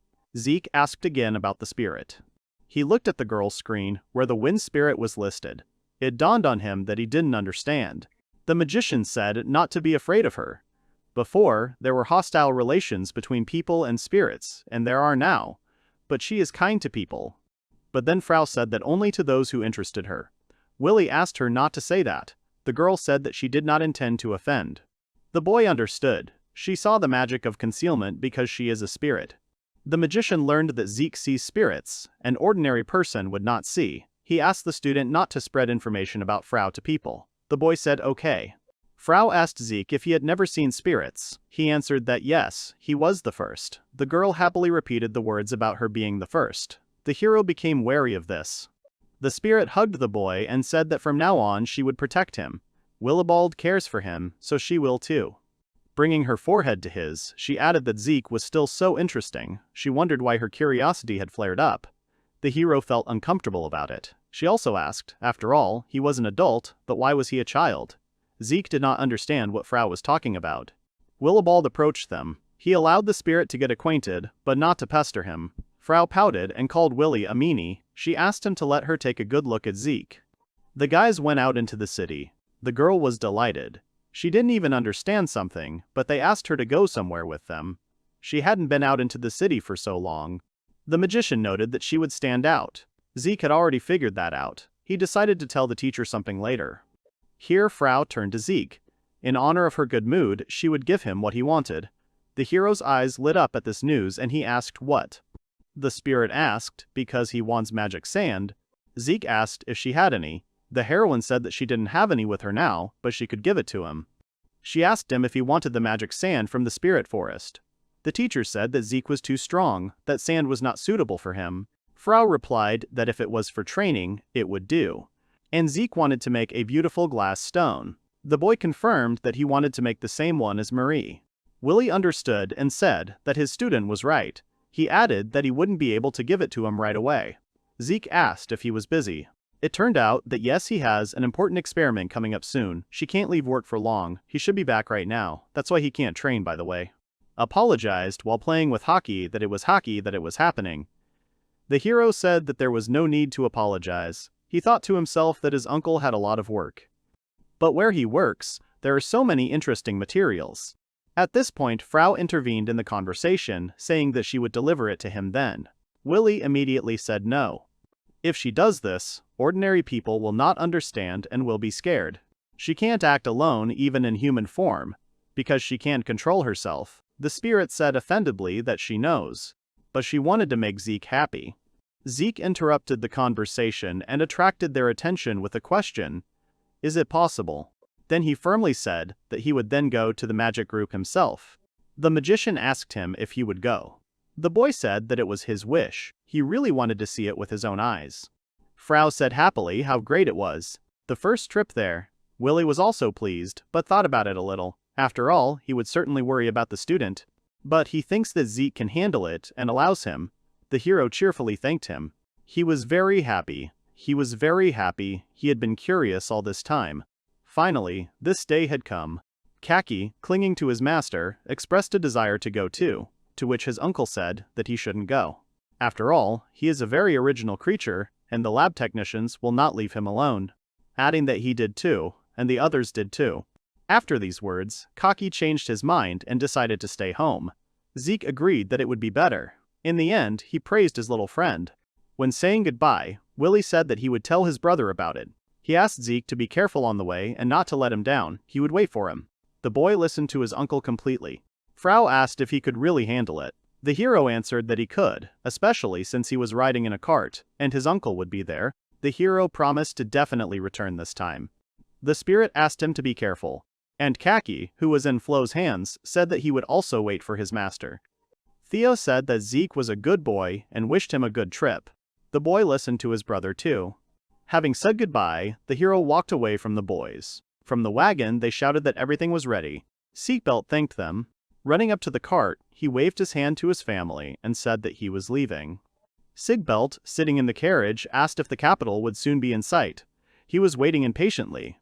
Hans, sitting with him, remembered that Mr. Zigbelt was going to the capital for the first time. He remembers how they hunted a terrible monster with Mr. Theobald. It turned out to be confidential information. The hero thanked his interlocutor. The third magic order, led by Master Vierwald, is made up of a true elite. They excel in both military and civil affairs. They conduct research in the areas of magic, monsters, and magical beasts. Hans started talking again. He asked that the table should have been visible to his father by now, but Zeke was already looking out the window and examining everything. They arrived in the capital. The magic building is located on the western side of the capital. The research center is hidden elsewhere. Hans thinks that the hero doesn't need to know a bunch of details about those who like to conduct experiments. The boy added that his uncle is there. The boy let it slip again, and realizing this, he asked Zeke not to tell anyone. The boy laughed. Arriving at the magic building, Hans was not allowed in. The girl who met them said that according to the rules, only Mr. Zigbelt could go further. Hans began to say that the hero was still young and they were entrusted with his care. But the girl who met them stood her ground. The girl who arrived with the guys couldn't accept it. After which, Zans asked her to calm down. After all, that's the rule, nothing can be done. He asked a rhetorical question, the gentleman will be fine without them. But his partner continued to say that they could not agree to such conditions. Zeke intervened, saying that everything was fine. He asked them to rest in the capital until his return. The hero thought to himself that the girl who was leading him was a little scary. The same girl who was accompanying him said that they would guarantee his safety. After which, the girl turned around and Zeke followed her, at the same time waving to his escorts who forced him to be careful. The hero thought that in any case, he would finally get to the research center. He was curious about this place. His heart was beating fast. The girl leading the boy told him to watch his step. She continued walking in the rain of the dark corridor. The hero saw the girl leaving without looking back, and he timidly asked if she would go without him. Was it true that she would not wait for him? Got a little angry, because he himself said that he could handle it without them. Then he ran after the girl. The hero was asked to wait, as the door was about to open. Zeke, standing in front of the tall black doors, said that now he was definitely scared. At the end of a long dark corridor, a huge door was waiting for him. He couldn't figure out what kind of place it was. The door opened, and a bright light shone from there, blinding the eyes. A research center with a large, tall tree appeared from behind the light. The hero looked at it in surprise. It turned out to be much larger than Zig had imagined. There were entire separate buildings and a huge tree. Zigbelt asked what was flowing from that tree. Was it sap? The girl turned around and answered that it was true. It could be called that. The hero knew it. He had read in a book about the special uses of this juice. It is often used to create magical tools, and medicines are also prepared from it. He clarified that this is, after all, a very unique and important tree. Noticing the girl's gaze, he asked for forgiveness, saying that it just slipped out. The girl started talking about the tree. It had been there since before the research center was built. Even though it seemed quite large, it was still growing. Zig was happy to hear so much new information. In general, Amrita is of special importance to them. Therefore, they use the waste obtained during the research as fertilizer for the tree. Every day they study Amrita and check its condition. It became clear to the hero. It turns out that Amrita and the research center live in symbiosis. The girl said, which can be said as well. The guys came to the Department of Magical Research.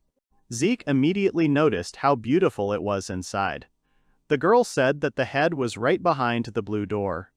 After these words, the girl turned around. The hero did not understand this and asked if she was leaving. The girl said whether she should repeat it. The chapter is right behind the blue door. Zig thought, that means they won't see him off until the very end, and she wanted to chat a little for a week. The girl stopped and said that if you were interested in looking at everything, you didn't have to hurry. The boy looked at her, and it seemed to him that she also liked to explore. The hero opened the door and saw researchers working in uniform and a huge stone hanging in the middle of the room. After he closed the door, he was welcomed into the research center. It turned out to be his uncle. Seeing him, Zeke ran to meet him, saying that he had arrived. The hero only wanted to ask about Frau, but his uncle stopped him. He said that some people in the research center can see spirits, so he will leave her somewhere else. But she told the hero to come quickly. The boy laughed and said that he had no doubts. Seeing the sparkle of the stone and its close proximity, Zeke was surprised. According to the uncle, the boy already understood what it was, but he would still say it. It was a new teleportation stone. Regular transition stones usually connect to only one place, but they are working on developing a stone that connects several places at once. At your discretion, you can transfer anything to any place. The formula is ready. Now they are checking whether it can send something to the set coordinates. There is a lot of work. If it is wrong, the coordinates have to be changed. There are also plans to set up several places at once. For Zeke, it sounds complicated, but amazing. Uncle agrees. If it works, it will be a know-how in transportation. In the future, they will not need carriages. It's time to show the hero the rest. They have separate people responsible for magic, magical tools, and the huge tree outside. The boy asked to show him everything. He wants to see everything. The guy laughed at this attitude and asked to take it easy. Suddenly, there was some kind of explosion. The researchers did not understand what was going on, what was happening, but something definitely happened to the stone. The explosion was spreading. The stone had to be turned off. Uncle was worried about Zig. But he couldn't open his eyes because of the light from the explosion, and he couldn't understand what was happening. The room was damaged. Zig was kneeling in this place. A voice of a man who didn't understand where he was heard nearby, and he was wondering if Zig had woken up. It turned out to be his uncle. He was glad that the hero was not hurt during the teleportation, and asked him how he was feeling. Zig replied that everything was fine and asked where they were. The magician replied that they were most likely in the dungeon. The hero was very shocked by this. Willie had already looked around a little. It seemed to be a low-level dungeon. The magician didn't understand why they were teleported there. Was it because of a mistake in the formula? But the mistake couldn't be that big. Perhaps it was because of outside interference. Zeke called his thoughtful uncle, who did not understand the reason for the forced teleportation. That teleportation stone didn't have coordinates of the lands written in it. For some reason, the coordinates changed dramatically. But now they have to think about how to get out of there. The hero asked if they could teleport outside. In response, he heard that teleportation was impossible there. After all, there are many restrictions in the dungeon space. Dungeons are scattered all over the world. When you go inside, you can see different spaces, from meadows to snowy mountains. Illusion or reality, no one really knows. All countries are conducting research on this fact. In fact, no one really knows why they exist at all. In addition, for some reason, teleportation is prohibited inside the dungeons. They, like a trap, absorb those who died there, a scary thing. But usually, in the depths of the dungeons, you can find something that can change the fate of the world itself. These mysterious artifacts are so mysterious that researchers from all over the world assume the existence of other worlds, besides ours. Supposedly they came from there. Dungeons are a place where danger can await at every step. But if you reach the end, you can lift the veil of universal mystery. Zig listened to all this with delight. With the same delight, he asked if it meant that there was an artifact there too. Willie said maybe. There were signs that the dungeon had already been cleared, so he wouldn't count on it too much. It became clear to the boy. However, he still didn't understand how they could be teleported by the TV dungeon. Was it because of his skill again? Uncle began to say that to get to the exit they would go up. If the boss is there, they would defeat him and go down. Leaning towards his student, the mage asked with interest if Zig wanted to defeat the local boss alone. The hero was very shocked by such a proposal. The guy said that it was a good opportunity to demonstrate the progress of training, and the experience of a real fight does not compare to training. The hero thought for a moment and said that his uncle was right, but he doubted whether he could defeat the boss. The local boss was the Red Sword King, a B-rank monster. The hero asked again about the rank. After all, he had only fought a B-rank goblin general before, and then he was with his brother. Now he had to fight alone. Zig thought it was impossible. The teacher asked him if he really thought so, because Willie believed he could do it. He added with a laugh that he was sure of it. The hero thought tensely, did his uncle really not know about the goblin general? Willibald continued to say that the dungeon was not too scary, so he could run away to the floor below at any time where he would be standing. He asked why he didn't try. At the moment of this conversation, the guys heard someone's voice. It seems that this is the voice of a girl. The two could not understand how it was, because they were in the dungeon. The mage immediately thought that this was an indicator of the start of the battle with the boss, but he did not know why. Zig immediately ran towards the voice, deciding that something had happened there and he needed help. Willie tried to stop the student. Having run out of the premises, the boy saw something that made him stand in a stupor. It turned out to be a girl with animal ears, who was hanging on a web. The hero was in shock and could not believe his eyes, while his uncle was pleased with the sight. There were stones hanging in the air around the girl, and in front of her stood two stone monsters, blocking the passage to her. The magician asked Zig if he was ready. Coming a little closer to the monsters, Willie asked the hero to show him the result of the training. This is the beginning of the battle. Looking closely, the young man realized that there were two coal spiders in front of him. These monsters possessed the element of earth. One of the spiders launched its web towards the heroes. Zigbelt did not have time to react, but Willie saved him. The man grabbed the baby and blocked the web attack with his sword. He said that the weak points of monsters are their eyes and legs, and advised the student to aim like in training. However, here the conditions were more severe, as they were dealing with real monsters. The young man nodded. He stood resolutely before the monster, whose body resembled stone. Understanding this feature, the hero had an advantage. He used one of the wind magic skills, Blade. The air attacks were sharp as knives. They cut off the spider's legs, causing it to go berserk with rage. Willie began to praise the boy when he warned him of danger. A spider wanted to attack him from behind, but the man put his sword in front of its open mouth in time. With quick and deft movements, the knight cut the monster into small pieces. He apologized to his student because he had to leave the monster for training. Zigbelt laughed awkwardly. When the monsters were defeated, the man suggested releasing the survivors from the cocoons. The hero was not against it. Willie quickly cut the threads on which the cocoons were hanging. They began to fall. The girl, who had not yet managed to turn into a cocoon, began to fall to the ground, but the young man managed to catch her. She came to her senses as soon as she felt Zigbelt's hands. In a weak voice, she asked who he was. At that moment, suddenly, a huge man with a floating girl on his shoulder appeared in the cave. They were happy to find their mistress, who was saved by the hero. As soon as the man released the girl to the ground, she ran to her mistress. She was glad to see her safe and sound. Taking a closer look, she told Mrs. Dai that her animal ears were visible to everyone. The girl immediately began to examine the magical instrument that helped her forge her true essence, but it was broken. The servants assured the lady not to worry, as they had known about it for a long time. Watching them and their concern about the appearance of the lady, Zigbelt did not understand why animal ears were something bad. He took off his cloak and offered Dia to cover herself. Seeing the boy, the man asked who he was. The hero could not say a word, but he was helped by Willy, who told his new acquaintances that they were just passing by. He also asked if they were not simple adventurers.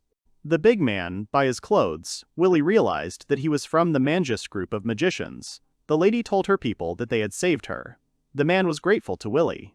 The knight said that they should thank the young man rather than himself. The man approached Zigbelt and thanked him for his bravery. The boy felt a little awkward accepting the thanks. He added that they had saved 2 more who were still unconscious and suggested checking the other cocoons. Willy didn't mind, but said there was nothing to see there. They opened one of the cocoons and saw only armor and clothes. The mage explained that everything that died inside the dungeon decomposed within a few hours, and people were no exception.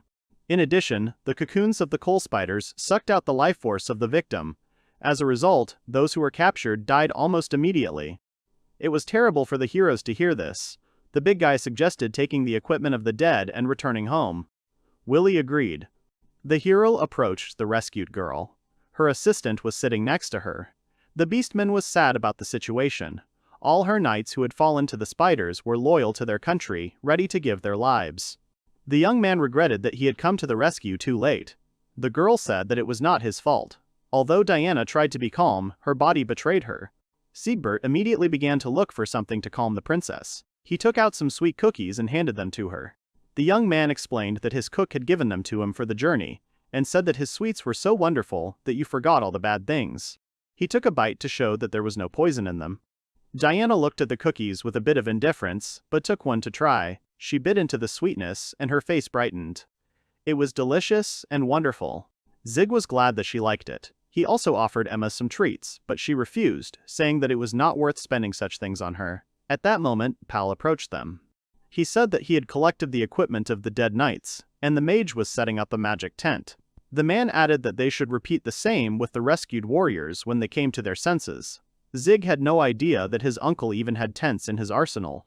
Diana was grateful to the magician, but did not know how to thank him. She turned to the young man and noticed that he was also very kind. The girl thanked him for the sweets. Suddenly, she stood up and apologized for not introducing herself yet. Zigbelt didn't know it, but the third princess of the kingdom of Estania, Diana von Estania, stood before him. The hero was shocked because he didn't expect to save a royal person. Meanwhile, Willy had already set up the tent. He was examining the debris when he noticed that it had been magically protected. It was because of this that they had not noticed the spiders earlier, although they were close. The man picked up one of the pieces of debris and muttered that it looked too mysterious. When the knights came to their senses, everyone moved to the tent to talk. Diana introduced her warriors, Camille and Dianiela. She asked how they felt. The guys answered that everything was fine. The princess introduced Emma Granger as her maid. The girls stood up and thanked the heroes for their help. Then there was Pal. His full name was Pascal von Barschmude. He was a count, although he didn't look like one. Diana added that he was the person she usually relied on the most. Willy said that the man was clearly of the Barschmude family. He had heard that Pal was a skilled knight. The count had also heard of the Scarlet Mage, who his interlocutor was. Pal said he had suspected it when he saw Willy's hair color, but when he saw the family crest of House Abel, he was finally convinced. The princess did not expect her saviors to be from this house. The magician apologized for not introducing himself. Willy introduced himself as the third vice-commander of the magical order of the kingdom of Mangesta. Zigbelt also introduced himself. Diana thoughtfully repeated his name. That was the end of their acquaintance. The magician asked how they ended up in the dungeon. However, the guys did not know how it happened. Their teleportation stone broke and teleported them straight into the dungeon. Before they knew it, they were being wrapped in cocoons. Zig noticed that the same thing had happened to the new acquaintances as they had. Pal said that if the princess were to simply disappear, it would be a disaster for the kingdom. The man added that it was their duty to return Her Highness to the surface safe and sound. However, this would be difficult without the necessary training and specialized people. The count turned to Willy. He asked him, as a famous and powerful magician of the House of Abel, to lend them his power. Zig looked at his uncle and said that the new acquaintances had the same goal as them. They could work together to make it easier to get out. The man laughed, because he knew that the boy would say so. He wanted to agree with the boy, but first he had to set the conditions. In his hand was a dark magical oath scroll. The only thing Willy asked the others was not to tell anyone that Sieg was in the dungeon.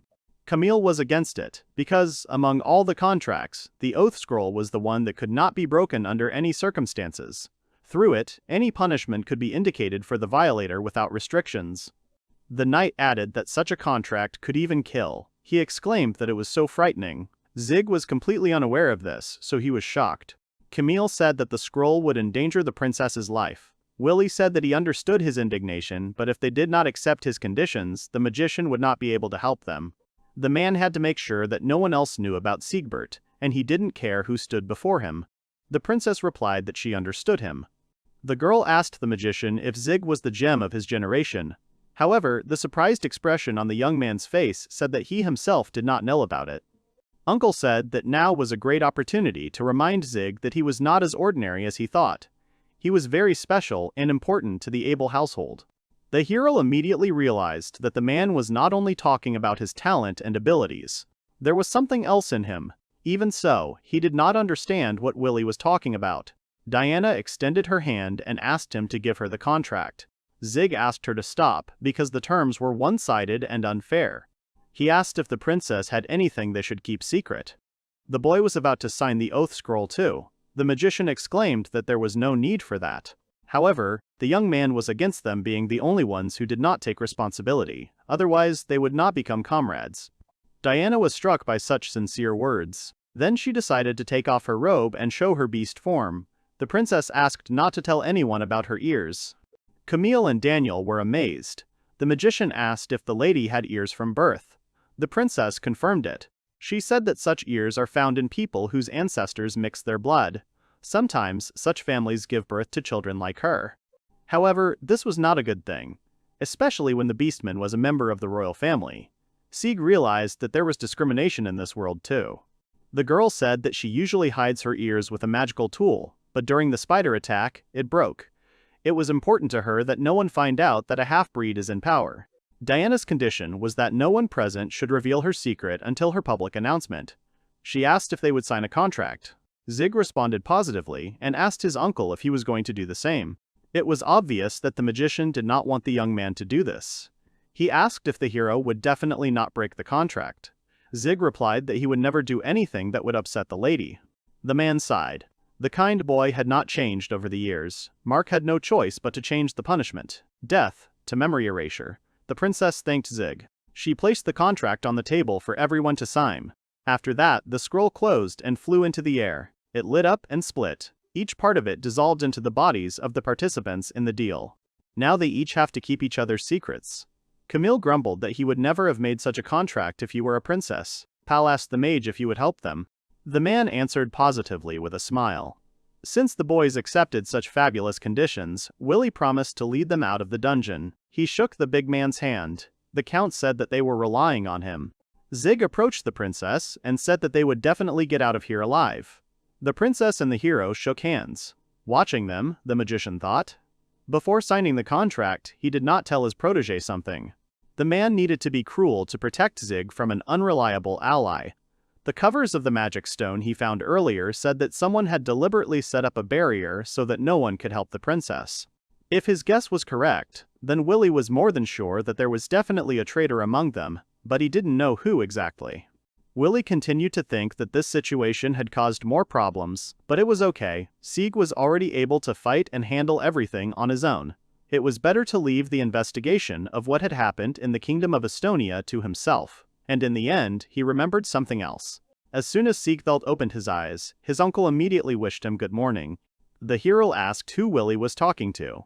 He answered that he was talking to no one. He was just guarding his beloved nephew, who was supposed to be watching the tent. Zig had completely forgotten about the tent. The boys were very tired, so the hero wanted them to rest. So he decided to sit on guard with his uncle. The boy lowered his head and asked when he had just fallen asleep. The uncle asked if he thought it was too early for him to be on guard duty when everyone was asleep. Laughing, he asks if he wants to join Theo and if he is hungry for adventure. The nephew replies that he must stand stronger. His uncle is right. He really wants to become an adventurer in the future. Fighting monsters with Theo and the boys is what makes his heart flutter. Willie asked if his nephew was embarrassed. He thought that he was an adult, but it turned out that he still had childish features. The hero asked them not to laugh at him. Their conversation was interrupted by Emma, who came into the room. Breakfast was ready, she came to call. A luxurious and delicious breakfast was laid on the table. Diana watched with gusto as the sandwich was prepared. Willibald noted that fortunately there were edible monsters in that dungeon. Luckily, it wasn't just coal spiders. Pascal said that was true. They didn't have to worry about food. Willie and his nephew provided them with a tent and guarded it. The Count asked to at least allow them to thank him with food. Emma added that they also had some canned goods. With this, she was able to cook some goodies, and she expressed her gratitude.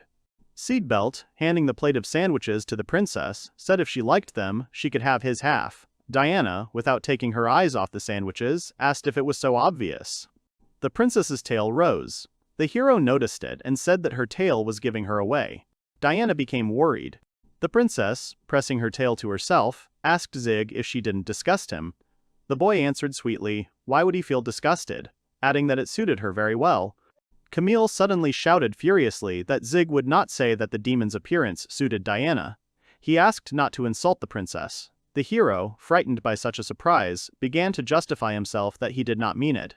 He repeated that she was cute, but Camille got even more angry, asking now he dares to tease their princess. He doesn't care that Zig is a child. Willie intervened in the conversation. He asked Camille with a smile on his face, thanks to whom he is now alive and able to eat. Does he think that it is better for adults not to interfere in children's conversations? Camille immediately understood and apologized. The princess began to calm Camille down, saying that everything was fine. She was glad that someone liked her appearance. Dianiela joined the conversation, asking what their plan was, what they would do next. In response, she heard that the fastest way to leave the dungeon was to kill the boss. Willibald used the enemy search magic and figured out that the boss was on the last floor of the dungeon, on the 25th, and they were now on the 23rd. The boss is most likely the king of the Red Blade, and there will be many monsters waiting for them on the way. But there should be no problems, they are all weak. If they work together, everything should work out. Camille asked if Willie could calculate the number of enemies from here. The magician replied that he could, but he couldn't say what kind of terrain awaited them there. Pascal said that this was enough for them. As he thought, Willie would easily be able to determine what enemies were waiting for them ahead. Sieg thought that his uncle was astonishing him as always. If he ever reached his uncle's level, he might be able to do the same. In any case, he still wanted to learn a lot more than just magic. The Count suggested that after the meal they begin to prepare. He asked if the lady agreed with this. Diana answered, of course, and that Pal should do as he saw fit, and she once again thanked her uncle and nephew for their agreement to help. Zig politely replied that it was not worth it. Camille, having listened to all this, said with displeasure that geniuses were everywhere. Dianiela noticed the knight's displeasure. Camille was so shocked that he couldn't believe what Dianiela told him. The girl said that she saw the magician contacting someone in the morning and talking about the fragments of the magic stone. She assumed that this was the reason she flew. They could have ended up in the dungeon. Camille was angry at the thought that it was the mage who could have sent them to the dungeon. He was going to warn the others about it, but Dianiela asked him to calm down. She said that if they showed that they knew everything now, Willie might finish them off. The knights knew that they could not defeat the magician. The guy was angry that he couldn't do anything in this situation. Camille muttered that they needed to come up with something better. The girl remembered her comrade's brother and asked if he was a famous knight. Camille said that he had always been in the shadow of his talented relative, who always achieved what others wanted from him. Everyone looked only at him, not paying attention to the younger one. When Camille was appointed a knight, he thought that now they would look at him differently, but nothing changed, because the younger was still far from the older. To somehow cheer up and gain the trust of the naive guy, Dianiela said that it was she who recommended him to accompany the princess. This surprised Camille with a leash. The girl considered the young man a suitable candidate for this mission. She recognized his strength, so she was sure that the knight would be able to protect her highness. Camille was moved to tears. He thanked Dianiela. The girl asked him not to cry and assured him that they would definitely cope. Dianiela said that together they could defeat the evil Scarlet Mage. This gave confidence to the guy who wanted to protect his princess with all his heart. The next day, the heroes reached the 24th floor of the dungeon. It was lunchtime. The squad encountered a herd of cows. Zig quickly and deftly, using his strength and magic, cut down the cattle and cooked steaks from them. Pal was delighted with the young man's magical skills, and noted that such a young mage could already fight a group of monsters alone. Camille asked if Sieg was really a child. Willie said that the hero still had a lot to learn, because this was far from the limit of his capabilities. Now the Count understood why the mage wanted to make a contract with them before their adventure together, and what the precious stone meant. Before him was a very special boy. The squad approached Zig, who had already collected materials and meat. He said that they would be able to eat well today. Camille admitted that the dungeon still scared him, bodies disappear, but pieces of meat remain. Willie explained that the bodies are absorbed by the dungeon itself, which draws energy from them to support itself. He added that the bulk is lost immediately, but not the valuable materials. Usable items are left on the ground for adventurers to loot, but Camille didn't understand how monster parts could drop whole foods. Here the magician could not give an answer. He jokingly suggested that perhaps the dungeon was simply farms created by ancient civilizations. The knight shouted that this was too frightening a place to be an ordinary farm. The young man was busy distributing materials when he noticed the princess. Her trembling ears indicated that she was feeling uneasy. Zig approached Diana and said that there was no reason to be afraid. The girl was about to deny everything, but when she saw her tail, she realized that she couldn't lie. She hugged her tail and muttered that it always gave her away. Zig didn't know what to say and awkwardly apologized. Then Emma turned to the boy. She asked if he himself was not afraid to fight monsters. The boy admitted that he would also experience fear, but he was driven by the desire to become stronger. To show his determination, he clenched his fist and said that he wanted to protect those dear to him, so he would continue to fight. The princess praised the brave and determined young man. Zig modestly began to say that there was nothing wrong with that and added that he wanted to travel more. He awkwardly repeated that, like the princess, he shaved monsters, but he really wanted to see the world, and he also liked winning. Zig thought it was normal not to stay at home. He didn't want to leave his whole life within four walls. Diana sadly said that she understood his feelings. She said that she always spent time in the palace. The princess did not need anything, thanks to the servants, but when she saw children playing in the streets, she envied them a little.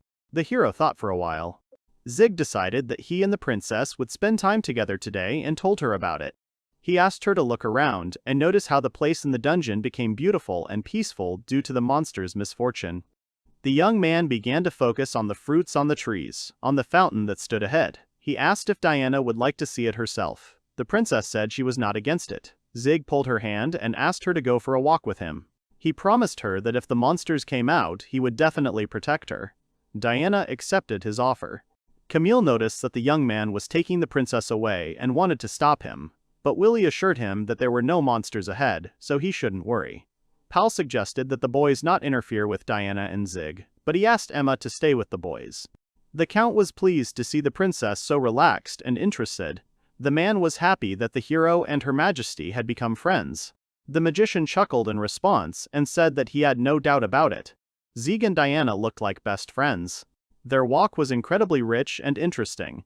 They tried magical fruits that glowed inside like the universe. The boys walked near a pond, where they met a bathing animal. However, their journey was not without difficulties. A small monster, hiding in the bushes, wanted to attack the heroes, but Pal managed to arrive and save them. Afterwards, they dined on meat with the squad. Dia and Zig found various hiding places from which monsters jumped on them. The boys continued to go deeper and deeper into the forest. Eventually, they reached the last floor, where there was a huge door. Willie said that it leads to the dungeon boss. Hearing this, Camille was already prepared for battle. He suggested going in there and defeating him. That way they could leave the dungeon. The mage asked why the knight was in such a hurry. He warned that the local boss was Ranga, and added that a naive man like Camille would be able to defeat him without rest. The man suggested staying the night and coming to the monster's door the next day. He turned to Zig and warned him that it was the young man who needed a good night's sleep. The hero guessed that his uncle wanted to make him fight alone. Willie said that although this was their last night in the dungeon, they should not relax. Hearing this, the princess only at that moment realized that she might never see her new friend again. When the magic tent was set up and the party settled in, Diana approached Zig and asked for some time. He asked what was wrong, to which the girl replied that she wanted to talk to him alone. Seeing the young man's surprise, the princess said that Pal and Emma had given her permission. She added that it wouldn't take long. Besides, they wouldn't be far from the camp. Just as Zig was about to agree, he saw Willie. The young man looked at his uncle and asked if he could step aside to talk to Her Highness. The man said that he was against children walking around the dungeon alone. The hero began to beg to let him go. The princess sadly lowered her head along with her ears and said that perhaps they would never see each other again. Willie nodded in understanding. He agreed to let them go, but warned that for their safety he would cast an ice cage and surveillance spell on them. This way, the magician would be able to come to their aid in case of danger. The boys thanked him. Zig suggested following him. When he went for food, he found a beautiful place that the young man wanted to show to the princess. The girl did not mind. Willie followed them with his eyes. He understood that now his ward would be able to protect himself. The man could not worry so much. He glanced at the Count and Emma, who were busy cooking, and the knights, who were looking at the Scarlet Mage with suspicion. Willie needed to find the traitor. He had a feeling that the enemy would soon act. At this time, Camille approached Dianiela, who was holding a strange magical object, and asked what she was doing. The girl closed the map and said that it was a tool for tracking the princess. She explained that the item reports on Diana's condition and what she is doing. The guy asked why she needed such a tool at all. Danielle replied that the item was also useful for preparing a trap for the magician. The girl threw the thing to her friend and said that he would act when she said so. She reminded Camille that he would do this to protect the process. The knight said that he would definitely bring her back home. The girl warned that they would have one chance. She said that the guy should listen to her carefully. It was important to defeat the Scarlet Mage. The princess and the hero came out into the open. Zig helped the girl up the stairs. In front of them was a clear sky, on which 2 bright moons were visible. Diana did not even think that such beautiful places could be in the dungeon. The young man decided to use his magic to make the place more comfortable for their rest. He created 2 large pulfs from sand. The princess asked what it was. The hero answered that it was something like a comfortable sofa. He asked her to sit down. The boys settled down on the poofs. Diana relaxed so much that she forgot that she wanted to talk to Zig. He reminded her of this. The girl said that the hero was an amazing person. Despite his age, he was a very smart and caring boy. The princess wanted to thank him officially on her behalf. She said that if he needed anything, he could rely on her. The young man felt awkward. He considered himself still immature, and there were many things that the boy could not do, but the hero had learned a lot and was becoming stronger every day. Suddenly, a memory of his uncle appeared in his head. The man's words about Zig being a special person in his family sounded in his head. The hero asked the princess what she knew about precious stones. The girl apologized and admitted that she knew practically nothing about it. She explained that the Abel family was the driving force behind the kingdom's establishment, which is why they were given the title of Marquis. Since the founding king's second son was related to the Abel family by blood, they were also the second royal family. The young man began to remember that his uncle had already told him something about this. Diana added that there was something else. The Abel family had protected the Abel treasure for centuries. Sieg knew nothing about it and had never heard of it. The girl explained that the gems were the family's young talents. However, this was the little information that the royal families and ruling classes of all countries received. The Abel family will never forgive anyone who harms their treasures. No one suspects the power that those the family protects possess. At that moment, Zig realized that he could mean so much to his family. The princess finished her story. She knew nothing more, but she was sure that the time would come and the young man would be told everything. The hero apologized for asking her about such a thing. Diana said with a smile that he had no need to ask for forgiveness, because they both wanted to know the truth behind their destinies. Zig noticed that he and the princess were very similar. After thinking for a while, the girl asked to call her by her short name, Dia. The young man tried, but added mistress to the name. Diana corrected him, but it was not easy for Zig. He asked why it suddenly became so important to the girl. The princess came to her senses and apologized for putting too much pressure on him. She explained that she wanted to be friends with Zig. Even if they would never meet, she wanted to be on equal terms with him. Thanks to Zig, she was able to enjoy the adventure. Diana never thought she would have so much fun. She admitted that the time spent with Zig was wonderful. After all, when the girl returns, she will again become an ordinary princess. There, she will never have so much fun again. Which is why she wanted the young man to treat her like an ordinary person, regardless of her status. Without any ulterior motive, she wanted them to spend their last minutes as friends. The young man smiled. He understood the girl's feelings and addressed her simply by her name, Dia. Zig said that he also wanted to be friends with her, as with someone his own age. Besides, he liked to watch how her tail expressed emotions. The embarrassed princess grabbed her tail and asked not to talk like that. The young man suggested that they not break off their communication even after their adventure was over, and that they continue to communicate by letters. He believed that they would be able to meet again someday. The princess was glad to hear such words. She smiled brightly at the hero and replied that they would definitely meet. Zig was delighted by the princess's beauty. He knew that Diana would become a beautiful girl in the future. Meanwhile, the magician used a magic map to track who was doing what and where they were. Zig and Diana were at a safe distance from them. The Count and Emma were in their tents and did not come out. However, he saw the knights. The man assumed that they were no longer going to hide the fact of their betrayal, and perhaps they were using a magical instrument so that they could not be found. At that moment, a magic ball fell near him, releasing smoke. Willie was calm. He understood that the traitors had already begun to act. The man glanced at the map and did not see Zig there. He noticed that someone was carrying the boy straight to him, and they were close. The magician began to look around and saw someone's shadow through the smoke. He threw blades at him to stop him, but Camille seemed to be surrounded by protection. The blades bounced off an invisible barrier. Willie didn't understand how they managed to get rid of the ice cage and where Daniel was. The knight passed by and disappeared around the corner. The man didn't care which of the traitors would be first, but he wouldn't allow anyone to harm Zig. Willie followed the traitor. He ran into the room where Camille had entered. The magician saw a boy lying on the ground with his back to him. The man immediately ran up to him and grabbed Zig, asking if he was okay. But it was a doll. Willie realized that it was a trap especially for him. There was a timer on the doll's head, and the man threw it away, but did not have time to run out. The bomb exploded. Camille was nearby.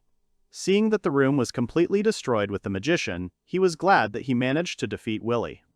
In his joy, he didn't notice Dianiela coming up behind him and stabbing her sword into his body. The guy fell and started screaming. The girl didn't understand how he could be such a fool, because she thought that Camille should have figured out her plans eventually. However, Dianiela was glad that such a trusting knight was born, whom she could use for her own purposes, because other guardsmen would not have fallen for such obvious nonsense. There was blood everywhere. Camille whispered with his last strength that he did not believe that Dianiela had turned out to be a traitor. The girl explained to him once again that everything she had said before was a lie. Dianiela didn't understand why she needed to recommend a knight like Camille to the princess. She admitted that she had hoped that the monsters would kill them all, but it didn't work out. The girl added that the magic tool her boss gave her was simply an amazing thing. With it, even such a useless person as Camille could defeat the famous Scarlet Mage. All she had left to do was deal with the children and one knight. She thought that would be the easy part of her plan. After that, no one would bother her. She started to laugh, but Camille interrupted her. He reached for her, but the girl roughly kicked him, telling him not to touch her. Dianiela started to lament that the boy had the potential to become a good knight or guard, but if he had used his head, he would have lived longer.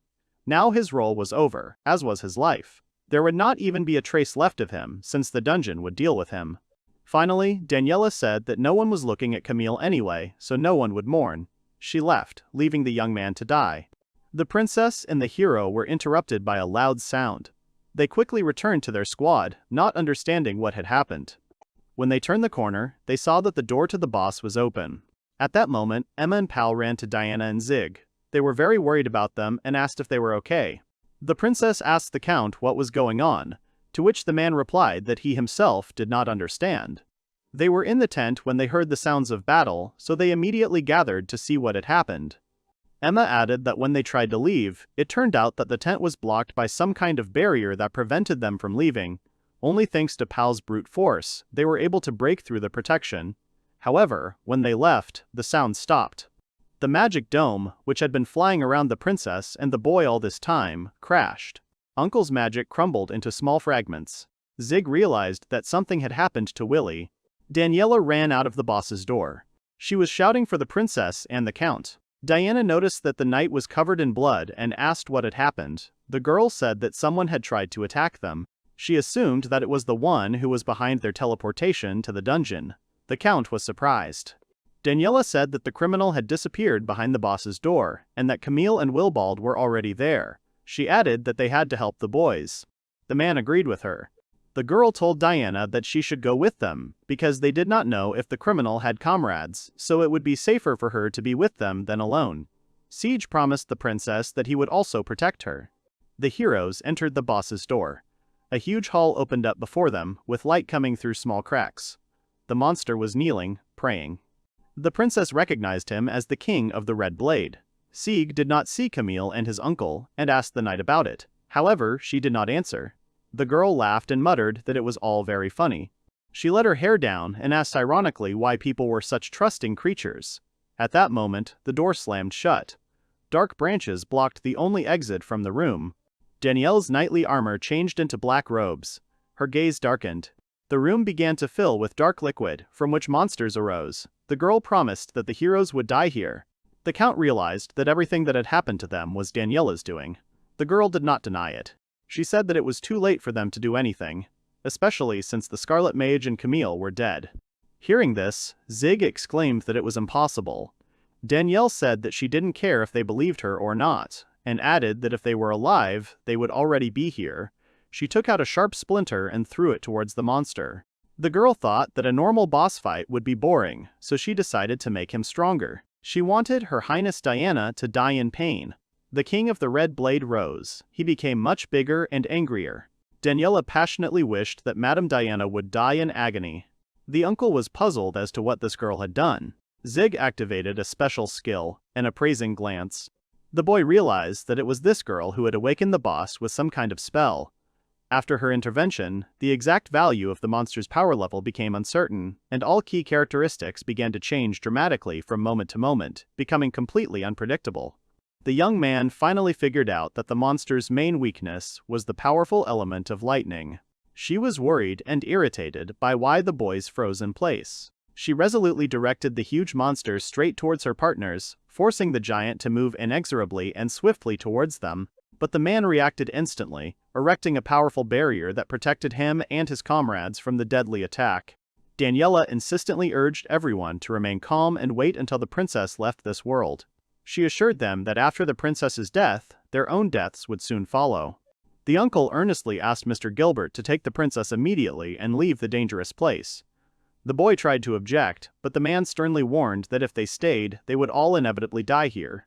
He carefully took the girl's hand, realizing the need to urgently take her to a safe place. With an appraising glance, filled with special attentiveness, the guy noticed that the nearest door could be opened, creating a path to salvation. The monster, previously unnoticed, suddenly attacked them from behind. Uncle's heart sank with anxiety. His thoughts were occupied exclusively with the fate of the children who were in danger. Zig used his skill in time, activating a protective barrier of light, which reliably covered and protected both the guy himself and the fragile girl next to him. He then rushed into the attack, instantly activating the sharpest blade of light, which he used to deal devastating blows to the enemy, trying to neutralize the monster and ensure the safety of his companion. The children ran desperately away, trying to dodge the swift and merciless attacks of the ferocious monster, whose movements were fast and unpredictable. The boy suddenly realized a simple truth. Until they took active action against the king, escape would remain impossible. Only by finishing him off would they be able to gain freedom and a chance for salvation. The best solution would be to destroy the magical stone that Danielle had embedded deep into the monster's flesh. However, the stone is surrounded by several layers of protective barriers. The monster's only known weakness is the power of lightning, which can penetrate its defenses and neutralize the stone. The problem, however, was that Sieg simply did not have the lightning magic needed to break the barrier and destroy the magic stone inside the monster's body. Considering that he is unable to use magic that the king is weak to, Sieg can use his most powerful magic to break through the barrier. However, the probability of completely destroying the magical barrier is only 20%. And another difficulty, Zig's physical condition allows him to use advanced magic only once. Putting everything on one chance is extremely risky and unwise. The guy reasoned sensibly, realizing that trying to defeat such a strong opponent with ordinary magic was also pointless and doomed to failure.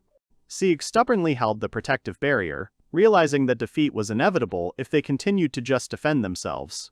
The question of what to do next was constantly occupying his thoughts, demanding that he make an important decision immediately.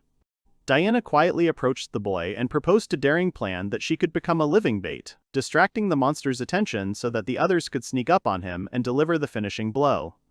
The girl herself is not capable of fighting, but under the protection of the young man she has a chance to break out of the barrier.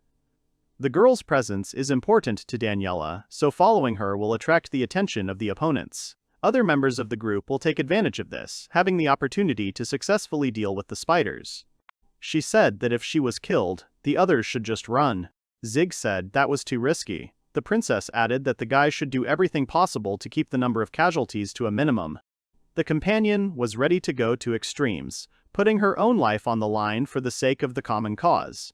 Every second seemed priceless, and she was not going to waste them in vain, such words. Besides, she sincerely did not want others to suffer. Understanding her motives and seeing her determination, the boy decided to support her bold plan, agreeing with the proposed plan. But on condition that the escape will be a common one, they will set off together, shoulder to shoulder, supporting each other in the struggle for survival. The boy reacted quickly, cutting off the monster's limb with a powerful blow, forcing it to retreat and giving the team precious seconds to maneuver. No matter what the threat, Zig was determined that he would not allow the princess to die. He would do everything possible to protect her at any cost. Now he has enough strength to make his promise come true and really protect his companion from any disasters. The boy thought that he couldn't have gotten into this dungeon just like that. It was probably fate. He noted that the monster's only weakness was lightning magic, which he couldn't use. The young man concluded that there was practically no chance of winning this time. Now he was determined to turn even the apparent failure to his advantage, to maintain faith in the best, and to emerge from the battle as a real winner, despite the difficulties and obstacles. His thoughts were focused on protecting his loved ones. Guided by these feelings, the young man activated his special skill, a flaming spear, ready to strike the enemy and save his friends. Defeating the monster will give them the long-awaited chance to escape. The magic stone was very close, and if they succeed, the guys will get a real chance to be freed. The boy was horrified to discover that the king's arms, which he had previously cut off on purpose, had grown back. The boss wasted no time and launched another powerful attack, which posed a serious threat to him. The uncle and the princess were deeply worried about Zigbelt's fate as they watched the huge monster rush to attack directly at the young man. The girl froze, amazed by what she saw. The mysterious figure of Danielle suddenly appeared behind her, instilling fear. The magical stone miraculously survived, remaining undamaged amidst the destruction and battles taking place around it. Thanks to a powerful barrier of light, the boy managed to survive, resisting the attack and avoiding fatal injuries. He realized that the only thing available to him now was to spend his remaining strength, fighting to maintain consciousness. Without his return, his friends would be powerless against the threat. Therefore, gathering his will into a fist, the young man realized that the battle was far from over, and it was vital for him to get back on his feet. Suddenly, a mysterious voice was heard, saying that the one who found it first was a precious stone. Hearing this, Zig slowly opened his eyes. A small, delicate butterfly perched on the tip of the boy's nose, as if symbolizing the fragility of the moment, bringing a note of surprise and hope to the tense situation. He looked at the delicate creature in confusion, wondering how it could have ended up here. The voice explained that the boy was not mature enough to receive messages directly, so communication was done through this butterfly. The guy guessed that the strange voice was not coming from the butterfly itself, but someone invisible was communicating with him through this small creature. A grandiose vision suddenly appeared before his eyes. A huge, glittering sword that exuded invisible power and inspired awe with its majestic appearance. He remembered being told that treasures that could change the entire world could be hidden in the depths of dungeons. Siege wondered if the sword that had appeared was one of those treasures. The voice said that it was unknown whether the boy's fragile body could handle such a load. But the longer he hesitated, the less chance the remaining members of the squad had. Let him gather his strength, grit his teeth, and get up. The guy was well aware of this, and had already resigned himself to any consequences for himself. The fate of his comrades meant much more than his own experiences. If there is even the slightest chance of victory, Zigbelt will certainly grab it with both hands. That is why this gigantic sword will become his weapon in the battle for life and freedom. The voice caught the boy's movement, noting that he had risen, but admitted that the boy was not yet worthy enough to be a gem. However, intrigued by his potential, he decided to temporarily transform himself into a weapon that would help reveal the talents of the young hero. The barrier collapsed, leaving the princess defenseless. Realizing the speed of the approaching threats, Diana clearly saw that at the current rate, the entire team would be destroyed. The attack hit the princess's barrier as well, weakening it completely. Danielle was triumphant, as her efforts had led to a breakthrough. Annoyed by the resistance of mere mortals, she ordered the girl to look her straight in the eyes, intending to subjugate the child's consciousness to her will. She wanted to start torturing the girl, when suddenly, an unexpected explosion shook the space, interrupting the process and causing confusion among the participants of the battle. Both women's eyes turned to where the explosion sound came from. They noticed a giant shining sword, greedily absorbing streams of magic like a hungry beast, feeding on strength for a new battle. It turned out that the source of the unusual phenomenon was the young hero Zig, who was tightly gripping the hilt of a sword that attracted magical energies and was ready to enter the decisive phase of the battle.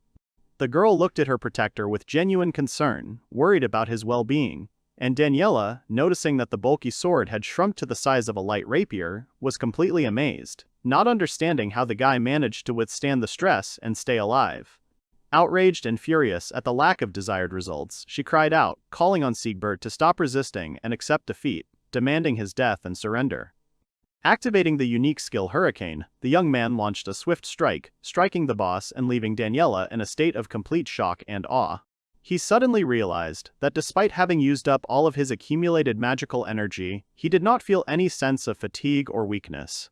It was as if the sword itself was taking on a huge burden, allowing the wielder to remain fresh and clear-minded. Having become confident in his own strength and the support of his weapons, Zig confidently went on the offensive, actively attacking the enemy with all available means, using the advantages of the new tool. He turned around in the air and directed a powerful stream of magical fire from top to bottom, bringing down a fiery flash of enormous force on the magical stone, trying to finish the duel that had begun with victory. The magic stone crumbled into small fragments, clearing the way to victory. The fate of the battle and the future were in the hands of the hero, ready to end the confrontation and free his friends from the impending threat. As soon as he stepped onto the ground, Zig felt joy and relief when he saw Diana running up to him, smiling and happily congratulating him on his survival. The guy himself felt satisfaction from the fact that he was able to worthily fulfill his mission and protect the princess. Furious at the defeat, Danielle quickly approached the couple, radiating anger and irritation ready to spill out. She was outraged and puzzled by why attempts to use magical tools ended in failure, without bringing the expected effect in victory. It seemed that nothing and no one could live up to this girl's expectations. Constant disappointments followed her everywhere, leaving her with a feeling of dissatisfaction and irritation. In a fit of rage, she screamed, claiming that even if she had to sacrifice her own life, she would exterminate every single person present here, turning the bodies into bloody mince, mercilessly chopping and beating until the last enemy fell dead. Someone with a well-aimed movement knocked the weapon out of the hands of the enraged Dianiela, and caused her to lose her balance and fall heavily to the ground, disarmed and unable to continue her attacks. The girl raised her head in confusion, trying to figure out what was stopping her from returning to the fight. Suddenly, the wall of the room shook from a powerful explosion, and two dark human figures appeared through the resulting breach, decisively moving inside. One of the men who entered angrily asked her what she was doing and why she had unleashed such a brutal massacre in the middle of a peaceful dungeon, putting the lives of those around her at risk. The man walked towards her with a firm step, holding the figure of another person on his broad shoulder, demonstrating his determination to stop the madness and restore order, despite the possible consequences. The woman watched in panic as the surviving Willbald approached, loudly demanding to know what she had done to his beloved nephew and whether she was willing to take full responsibility for the crimes she had committed and the destruction of lives. It was the Scarlet Mage. The boy looked at his uncle with hope and trust. The experienced magician Willbald concentrated and directed a powerful stream of magical energy towards the boys. He also sent them something in an instant. It turned out that it was Camille, now considered a traitor.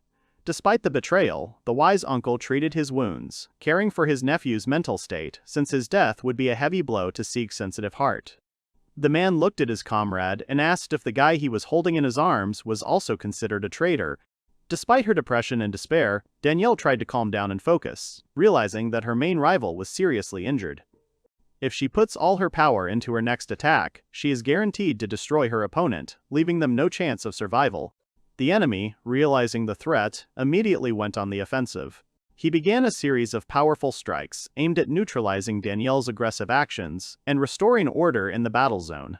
Realizing the significant superiority of her opponent, the girl came to the conclusion that further struggle was useless and suicidal.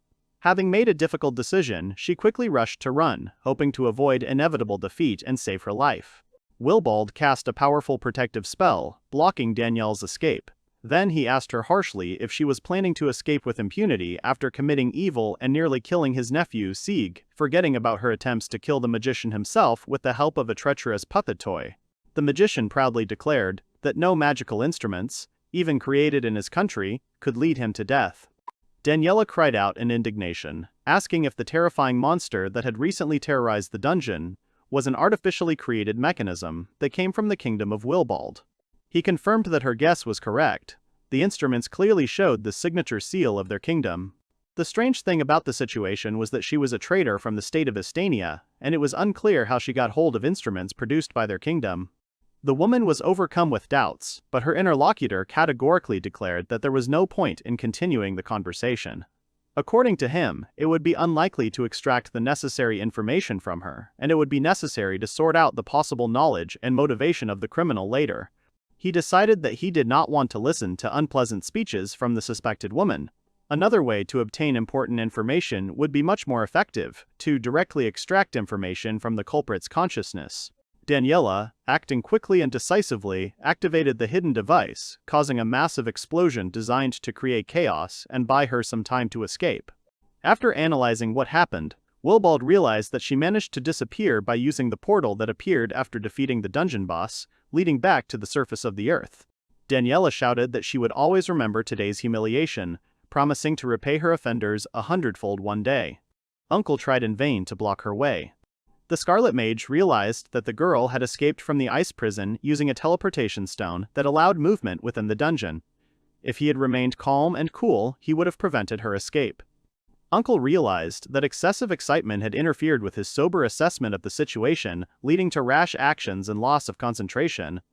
The boy saw his uncle come. Daniela ran away, and now everything will be fine. Diana asked him if he was okay, and the man next to him patted him on the head. Willibald informed those present that his nephew's condition was quite satisfactory. He had only slightly overdone it, using an excessive amount of magical power. The young man's health was not in any danger, he added, also emphasizing the boy's diligence and efforts. The princess expressed her deep gratitude for the brave rescue. But the Scarlet Mage modestly objected, noting that he had done practically nothing useful and felt completely useless in this situation. The man sighed heavily, reproaching himself for being late again. The girl looked at him carefully, feeling deep anxiety. He firmly said that there was no point in worrying in vain and asked to go to the Count immediately.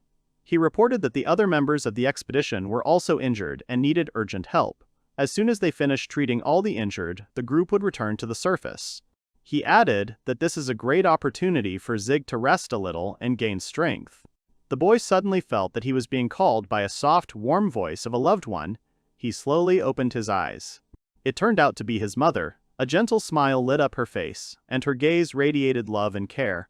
The woman looked at her son tenderly and noted how much he had grown. Thinking back, she thought that it was only recently that she had held him tiny in her arms. Lyra rejoiced, seeing how her child was growing healthy and strong, proud of his every achievement. She looked at the boy guiltily and said that she regretted bringing him here. Realizing that there was no other way, the woman explained that this was the only way they could calmly discuss important things, alone. Lyra confessed to him that this meeting would be the last chance to see each other. Hearing this confession, the guy could not hold back his tears, hugging his mother tightly and feeling the sharp pain of separation. Zigbelt hugged his mother tightly, bitterly regretting that he had been blind and helpless. He asked for forgiveness for not being able to notice the warning signs and prevent the tragedy. The woman reassured him, assuring him that he was innocent. She explained that her illness was caused by a spell that proved insurmountable even for his unique ability. The son could not change his fate. The young man looked at his mother in amazement, trying to comprehend what he had heard. His mother replied that she had something important to convey. This treasure was entrusted to them. It protected the woman until her son was born. Now this great power will pass to him to protect and defend the young heir. The great treasure is the property of the Abel family. In fact, the woman had no desire to pass on such a heavy legacy to her son. She wanted to protect him from the burden of responsibility, to free him from the shackles of an ancient debt. But fate inexorably dictated its own rules, and it was impossible to avoid passing on the sacred artifact. Zig looked closely at his mother and timidly asked what the Abel family treasure was. The woman looked seriously at her son and said that in order to reveal the nature of the family treasure, it was necessary to tell him about God. Their world was created by one of the gods of the divine kingdom. The creator truly loved his creation, but soon there was a strife between the gods over the right to be called king. In order to protect the inhabitants, the god decided to break his soul into thousands of pieces and scatter them all over the earth. The creator hid the fragments of his soul deep in the dungeons. He entrusted the most valuable part to selected people who deserved the god's special faith. The core of his power can only be protected by one worthy person. That is why the treasure of the Abel family was given to the Abel clan. What happened next to the creator himself, no one really knows. From the story told by his mother, the boy should have understood why it was the Abel family that kept such a precious treasure. However, apparently, someone managed to guess about the existence of this important secret. Lyra was at a loss as to the identity of the one who had penetrated the secret of the treasure's origin. Now, anyone who becomes the owner of such enormous power automatically becomes a target for hunters. The thought that her son would have to bear the heavy responsibility of the guardian did not leave the mother. The boy looked at this woman with concern. Zig carefully climbed down from his mother's lap and warmly said that she was amazingly kind. Even after leaving this world, she continues to care for it and strives to ensure safety. The young hero asked his mother to remain calm. No matter how difficult the road ahead would be, the son was determined to fight and overcome all obstacles. Inside him lived a special power inherited from his ancestors, and thanks to it, he would definitely withstand any test that awaited him ahead. Moreover, the boy knew that close friends and allies were nearby, ready to support him at any moment. The young man emphasized that he was not going to bear this heavy burden alone. Over the past time, he had made loyal friends and a reliable family. He had accumulated many stories that he dreamed of sharing with his mother. He had many wonderful people to meet ahead. This world is full of people dear to his heart, so Zig is determined to protect it with all his might. Zig had finally matured and was internally prepared to accept the great gift, the treasure of the Abel family. The young man promised his mother that when the battle was over, he would begin a new life, full of freedom and happiness, surrounded by those he loved. The woman was overwhelmed with emotion and burst into tears, hugging her son tightly to her chest.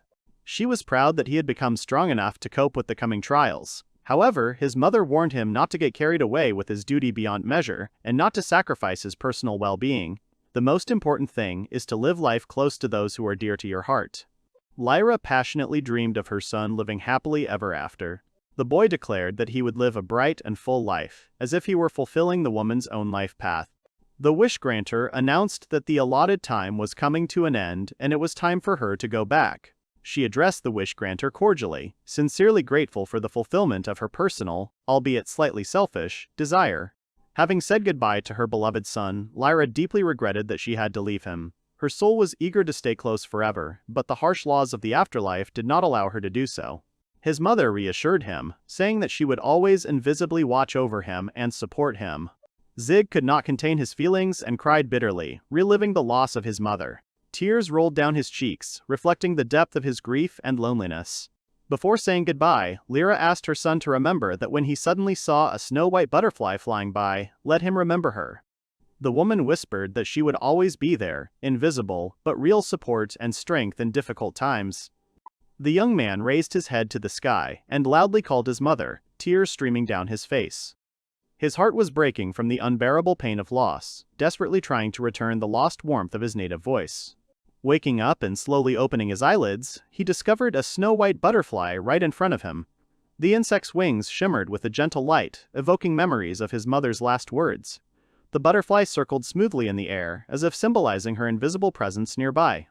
Haku cried out joyfully and rushed towards him, offering to immediately start playing and hugging. The funny little animal showed delight at his friend's awakening. The mischievous sparkles in the animal's eyes spoke of his genuine joy at seeing his friend alive and well. Hearing the call of his brother Theo and his father, the young man turned to them. Theo asked with genuine concern how his relative was feeling after what had happened. The older brother's gaze spoke of warm concern and a desire to make sure that the younger one had recovered from the ordeal. Zig smiled broadly and cheerfully exclaimed that he felt great. Moreover, he shared his joy. He had a wonderful and amazing dream, full of vivid images and warmth. He then curiously asked his brother if they had really returned to the surface of the earth. Theo confirmed that they had. Will had shown them the right way, and the party had arrived safely at the surface only recently. The elder brother continued, saying that the Princess of Estonia had been successfully hidden in a safe place, but the situation remained tense. The knights had to maintain a defense around the clock, protecting the girl from possible threats. The younger brother specified what exactly had caused such consequences. Father explained that a rebellion had broken out in the kingdom of Estonia. Princess Diana had been accused of treason, with the intention of sentencing her to death by hanging. Upon learning the horrific details, Sieg literally froze in place, shocked by the news. Not far from the dungeon there was a hotel in the city of Koan. The brother asked the owner of the establishment to forgive the sudden arrival of guests.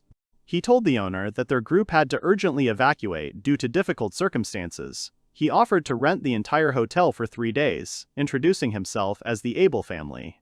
If the owner agreed to this offer, they were ready to generously pay for the stay for 3 months. Theo explained to the owner that the permanent residents would be temporarily relocated. The expenses would be paid by the Abel family. Details cannot be disclosed. The matter concerns state secrets. Please confirm that he did not see or hear anything. The Scarlet Mage activated a special spell that reliably blocked the doors of the room. Turning to his father, he confidently declared that now no prying ears would be able to catch the conversation. His father, having listened to the message, approvingly praised him for the quality of his work. The man politely apologized to Princess Diana and Count Balschmid for not introducing himself earlier. After introducing himself, he stated that he was the commander of the First Order of Knights of the Kingdom of Majesta, Gilbert von Abel. He listened to the two travelers' story about their ordeal and was genuinely glad that they were alive.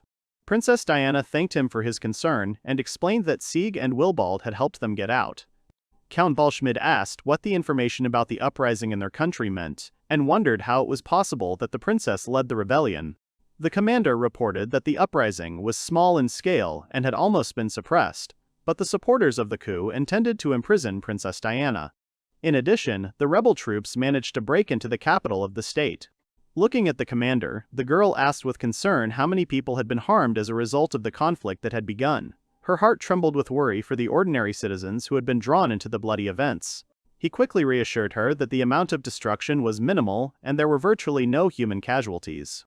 Gilbert reported that the first prince of the kingdom, Tobias, accused the princess of organizing a rebellion, declared her wanted, and promised a reward to the country that would catch and hand her over, with the order to bring her back alive or dead.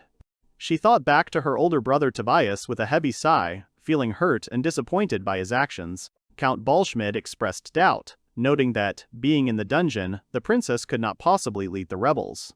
Zig listened attentively to the explanations and clearly understood that Diana, given her character and actions, was absolutely incapable of initiating such radical actions. The boy shouted to his father that his companion had risked her life by becoming a decoy for the sake of everyone's salvation. She was worried about her subjects, thinking about other people. Such selflessness made it impossible for her to start a rebellion. After these words, the friend looked at the young man with hope. Everything was confirmed. The man learned from his brother's report that the enemies were indeed focusing their attention on them. The threat took on real outlines, confirming the fears of the head of the family. The boy realized that his uncle had remained in touch with the family all this time. Gilbert continued his presentation of the facts, noting that Prince Tobias had provided no evidence of Princess Diana's involvement in the rebellion. This behavior looked extremely suspicious and suggested political games. The Scarlet Mage chuckled, calling the current situation even comical. He noted that it seemed as if the older brother was trying to get rid of the younger sister. The teenagers sitting nearby reacted with great surprise and an unpleasant feeling from such a prospect. He noted that the prince is known for his difficult and tough character, so the news was not a surprise. The law of succession explains his hostility to his sister. It is interesting to see which countries will believe his words. Gilbert asked his brother to refrain from making negative remarks in the presence of the princess, as this could negatively affect her. The magician apologized for his words. The girl said she didn't want people to fight, and found it hard to believe her brother would do something like that. They approached her. The commander said that they were going to protect the princess. Wilbald asked his brother if he was sure he had made the right decision. He reminded him that even if the accusations were false, the princess technically belonged to another state. If it became known that she was being hidden, there would be serious diplomatic consequences.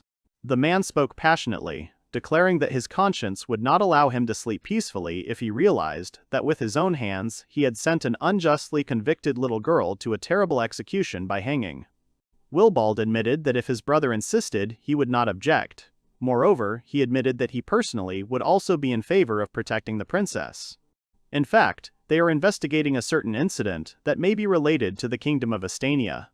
If they get the support of the count and the princess, the chances of finding out the truth will increase significantly. He added that if he sent Zig's best friend to death, his uncle would hurt him by making him experience a great loss. The boy thanked his uncle and father fervently, his eyes shining with sincerity and gratitude. The count cordially addressed the hosts, assuring them that he would never forget the care and concern they had shown. The girl standing next to him added her sincere gratitude. A slight smile lit up her beautiful face, making the atmosphere especially touching and cordial. The uncle politely asked the princess to borrow her magical device used for disguise for a short time. He also explained that there was a famous magic tool repairman living in Koan City. He explained that the princess's device needed repairs to effectively hide her appearance and ensure her safety during her journey. The Scarlet Mage asked his brother to take the master's tool. However, he refused, citing the need to send a report to higher authorities. He assumed that the management would hardly make the necessary decision easily, but would try to convince the authorities, counting on the available evidence. The boys looked in surprise at their uncle, who was smiling good-naturedly. He had an idea, and to implement it he would need the help of Princess Diana. The teenagers looked at each other in bewilderment, trying to understand what the adult was planning. Willibald explained that after the instrument was repaired, the girl would be able to visit the Abel family mansion, where she would be received with hospitality. He added that he hoped the princess would not decide to run away. She replied that she would not run away and, as a true princess of Estania, would always be grateful from the bottom of her heart. The girl bowed low, gratefully accepting the invitation. The Scarlet Mage mysteriously said that they had another important task to complete, adding that this caused no small surprise in young Zig. It turns out that there is another important character with whom it is necessary to meet and negotiate. Camille thoughtfully recalled how Dianiela had once said that after his death no one would grieve too much, because any soldier could easily be replaced by another. At the time, he had taken her words painfully, but now he realized that she was right. Why should he die, endangering the very life he had so steadfastly intended to protect? Camille fell into deep thought, realizing that such a position was wrong. Even if no one would remember him with the pain of loss, did he have the right to allow himself to leave this life, experiencing painful doubts and remorse? The guy suddenly opened his eyes and immediately met the gaze of His Majesty, standing motionless next to the bed. He became visibly nervous, looking around worriedly, checking if the princess had been hurt during the incident. As soon as he saw her safe and sound, he breathed a sigh of relief. The girl advised him to stop worrying and try to remain calm. Diana was genuinely happy to see him alive and well. Her radiant smile lit up the room, giving the guy a feeling of deep satisfaction and gratitude. However, the princess's unexpected reaction confused him. He stopped, stunned and embarrassed by the attention of his beloved. The Red Mage demonstratively approached the wounded man's bed, calmly admitting that he had deliberately slowed down the healing process of Camille von Schiller. They needed to talk about the assassination attempt on Princess Diana. Armed knights were stationed everywhere, forming a tight defensive perimeter. Thus, the prisoner had no choice but to accept the situation and abandon any thoughts of escape. Zig noticed that his uncle's mood was now noticeably different from the usual cheerful tone when talking to his nephew. Today he was displaying a strict and official tone, befitting his position as the deputy commander of the Third Magic Group.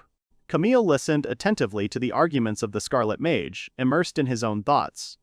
After some time, he broke the silence, addressing the man with a serious look and a respectful intonation. The guy turned to him with sincere apologies, blushing with shame for the mistakes and actions he had made. He began to explain that what had happened was due to his own impulsiveness and unreasonableness. He realized that a simple apology was not enough, so he openly agreed to answer any questions and accept the punishment he deserved. Although Camille himself actually knew almost nothing about the reasons for the events that had taken place and the circumstances that had led to the current situation, Willibald said he shouldn't be considered empty-headed since he was voluntarily offering his assistance. Uncle began the interrogation with a direct question when Camille joined Dianiela. He replied that in the dungeon, the girl stated that she suspected the Scarlet Mage of kidnapping the princess and preparing an assassination attempt on her. The basis for the suspicions was information about the deputy's contacts with outsiders. The magician was surprised that this young man believed the girl's words so easily. Count Balschmidt added that the princess's guards are traditionally recruited based on merit and ability. Doubting the loyalty of the guards is tantamount to doubting the loyalty of aristocrats or members of the royal family. The deputy repeated the count's words and asked if Dianiela was an aristocrat. The interlocutor clearly outlined his position, specifying that she was on the side of Prince Tobias, Marquis of Bakai. The uncle, having listened attentively to the speaker, nodded affirmatively, confirming that he was aware of the lady's political activities and the risks associated with them. He asked him in his ear if he had any additional important information. The guy sincerely answered that he knew almost nothing and acted solely according to orders from above. The Red Mage, keeping a serious expression on his face, asked the final question, asking Camille to repeat everything he knew about the supposed rebellion organized by Princess Diana in the Kingdom of Estania. The young man's reaction was immediate. He jumped up indignantly and categorically rejected the accusation, describing it as absolute nonsense. Wilbald asked in surprise if the boy knew anything about the events in the kingdom. The young man sharply objected, perplexed as to how it was even possible to admit the idea of the princess's involvement in the uprising, and demanded an explanation as to why she was being accused of such a monstrous act. Camille raised his voice, stating that in all his time as the princess's bodyguard, he could boldly state that Diana would never organize a rebellion. She was the kind of person who wished well even to those who would betray her, and was certainly not capable of organizing a mutiny. The deputy said that no one was accused of the princess, but that this young man was the one who tried to kill him. The uncle simply could not accept such a statement as true. The person being interrogated asked how he could prove his case, and inquired whether the investigator had the ability to force people to tell the truth. It turned out that the investigator had a similar ability. He told the young man that he would look into his thoughts and asked him what he thought about it. Camille was under extreme stress, imagining someone invading his private thoughts. However, the interrogator quickly intervened, calming the guy down, explaining that no physical invasion was planned. The Scarlet Mage said that they had a unique magical tool designed to carefully extract memories directly from the subject's mind. True, it has never been used on living people, so no one can predict possible side effects for the test subject. Zig protested vigorously, arguing that the use of the device violated basic humanism. Uncle firmly stated that only in this way would it be possible to establish the truth and gain confidence in the testimony of his former comrade. He added that if Camille had really served as the princess's bodyguard for a long time, they would easily find evidence of her and his innocence. After a pause, he called on him to express his opinion on the matter. Wilbald asked him if he was willing to take the risk to give them accurate and reliable information. The young man began to doubt greatly, his heart was tormented by confusion and anxiety. But then a girl came up to him, who was sincerely glad to see him alive. She asked the magician to wait a little, but Camille immediately agreed, because if it was necessary and in this way they could prove the innocence of Her Highness, then he had absolutely no reason to doubt. He firmly believed that he had to take responsibility for all his actions and fulfill his duty, realizing that he no longer had the right to remain the same empty-headed fool. The deputy watched him closely and noted the commendable determination he showed. He came to the conclusion that since the young man had demonstrated such commendable determination, it was now the right time to act together and decisively begin everything that had been planned. Wilbald asked not to misunderstand him. He really needed help, because now they can't do any check. There is complete chaos due to the breakdown of the teleportation stone, and they need workers. However, Camille has not yet understood the request for help. In addition, it turned out that this tool was not dangerous at all. The most that could be caused by its impact was insomnia. The magical device had definitely never killed anyone. The guy was shocked to realize how much he had been misled. The Scarlet Mage added that the boy had forgotten how he had blown him up with an explosive doll earlier, and the young knight himself was ready to accept any deserved punishment. He decided to temporarily borrow a guard from the princess and asked her not to worry, assuring her that he would warn their crown prince about this in advance by letter. In addition, he left the princess to be guarded by Sieg himself. As soon as the couple disappeared into the distance, the guys tried to stop them. Diana was very upset, and the boy tried to calm her down, saying that although his uncle was strict, he was probably still a good person. She was acutely aware that the future could only bring worsening of the situation, so it was important to maintain composure and restraint no matter what.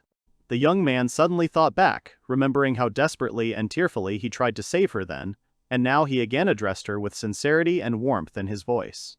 He strongly advised her not to withdraw into her own experiences, to openly share her feelings and problems, because friends are always ready to support Her Highness in any difficult situation. The guy understood perfectly well that the event that had happened was truly horrific, but she was not left alone in her trouble. The closest people were nearby, the Count, Emma, the entire Abel family, ready to lend a shoulder of support in difficult times. And, of course, he will always be there too. Therefore, everything will definitely work out in the best possible way, and together they will definitely overcome any difficulties. She readily agreed with his wise words, and the noble Sieg smiled approvingly and warmly, confirming the correctness of their decisions. He knew that he had gotten by with luck before, but he knew that serious challenges lay ahead.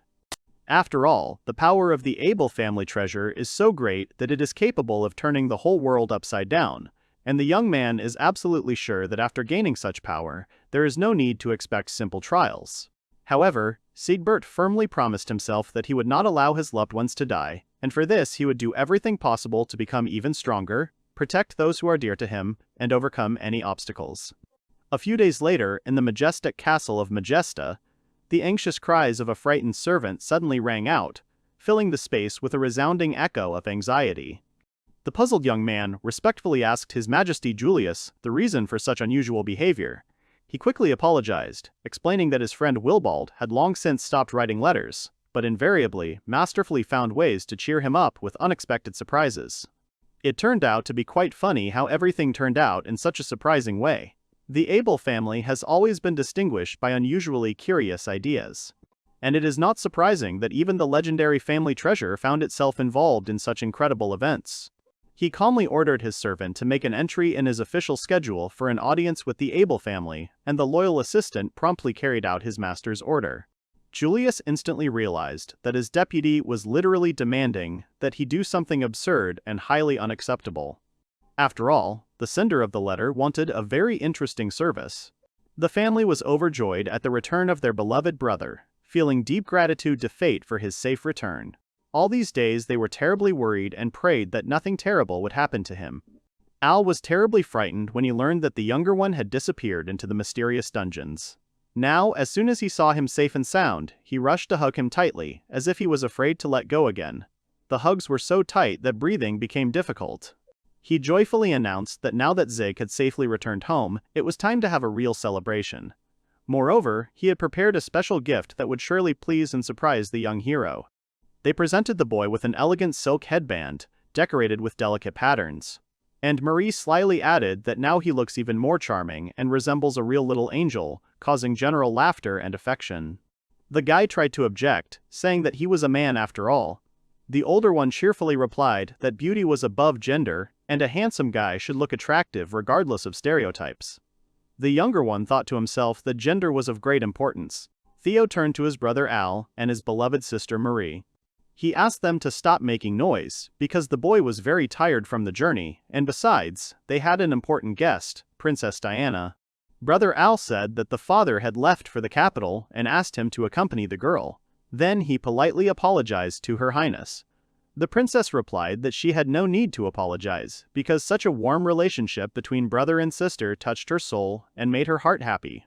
A special room has been prepared for her, suitable for protection until the situation is finally stabilized. She will have to live there for some time. They promised to do everything possible so that the princess could breathe freely and deeply as soon as possible. Marie cordially invited the princess to turn to them for help at any time, emphasizing that they would be happy to provide support and assistance in everything that was needed. She sincerely expressed her gratitude to the entire family for their heartfelt care and attention, noting that she felt surrounded by warmth and support. Zid promised that he would try to visit her more often if the opportunity presented itself, and asked if she had any favorite sweets, promising to deliver a treat at the right time. She said she would wait for him. Then Marie began to ask if they were getting along well, if the young man wanted to tell his sister more, if there was anything romantic between them, He answered that they were just friends.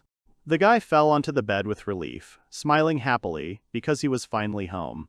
Returning to his cozy room, Zig felt an unprecedented sense of satisfaction and comfort. Haku immediately supported his friend, adding that he himself doted on his room. The guy initially dreamed of getting rare magic sand from the mysterious spirit forest, and he couldn't even imagine that his adventures would lead him to such a grand discovery, that he will be able to find a real family treasure. A magnificent shining sword, Upart, suddenly appeared before him, causing him to freeze in amazement. Now he no longer heard the calling voice inside his head, and with the help of the wonderful sword he learned to easily use complex magic, practically without tiring his body. He found it interesting to speculate that the new ability had come about precisely because he had successfully overcome the difficult test that had befallen him. Even Zig's appraising gaze could not unravel the full mystery and true power of this mysterious weapon. Haku also tried to examine the blade but saw only a faint glow. There was a powerful seal on the sword imposed by an unknown force, hiding all the details. The boy thoughtfully said that it turns out that there are secrets that even his smart pet does not know about. The little animal realized that at this rate he would lose his reputation as an irreplaceable expert, and seriously asked his owner to give him a little more time to figure things out and get the information he needed. The owner kindly wished him success in his search. The boy gradually began to guess that the mysterious voice from the sword knew a lot about the hidden treasure. The dungeons, apparently, were created exclusively to protect priceless relics, fragments of the creator's soul. Now he was at a loss and had no idea what to do with the precious family treasure. Abel, realizing that fate had given him a much greater test than expected. Zigbelt was loudly indignant, admitting that he was completely confused. He had sworn to his mother to protect the family treasure, but he felt helpless, not really knowing how to protect something that he himself understood nothing about. Reflecting on the current situation, the boy came to the idea that it was worth asking his father for advice. Another hope was the Abel family archives. In addition, the increasingly frequent dangerous incidents convinced the young man of the need for intensive magic training. In addition, the idea came to ask his uncle for advice, who could share useful knowledge. But a problem arose. The young man had to carefully hide the presence of a special element.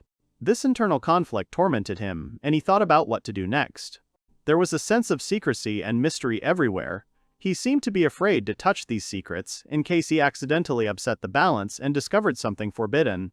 Nevertheless, the understanding came that it was time to trust close people, my family, relying on their experience and wisdom. The royal castle towers over the capital of the Kingdom of Majesta. After much deliberation, Julius sent a reply letter, where he clearly stated that he would make a balanced decision only after carefully studying all the circumstances of the case, and carefully familiarizing himself with the details of what happened. So today they have a long discussion planned, the purpose of which is to thoroughly explain the situation to the prince, to achieve complete understanding on his part, and to secure the necessary support. Gilbert reminded him that there was an important diplomatic reception to be held today with the participation of the prince. Wilbald added sarcastically that his brother really hated negotiations so much, especially when it came to meeting with His Majesty Julius himself. The interlocutor calmly clarified that he does not feel delighted by activities that bore or irritate him.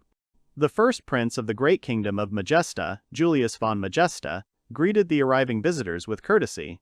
The arrivals bowed deeply, humbly asking forgiveness for the delay that had forced His Highness to wait. However, the prince reassured the guests that such a delay had not interfered with his work, which was being carried out right there, and at the same time expressed the hope of hearing interesting stories.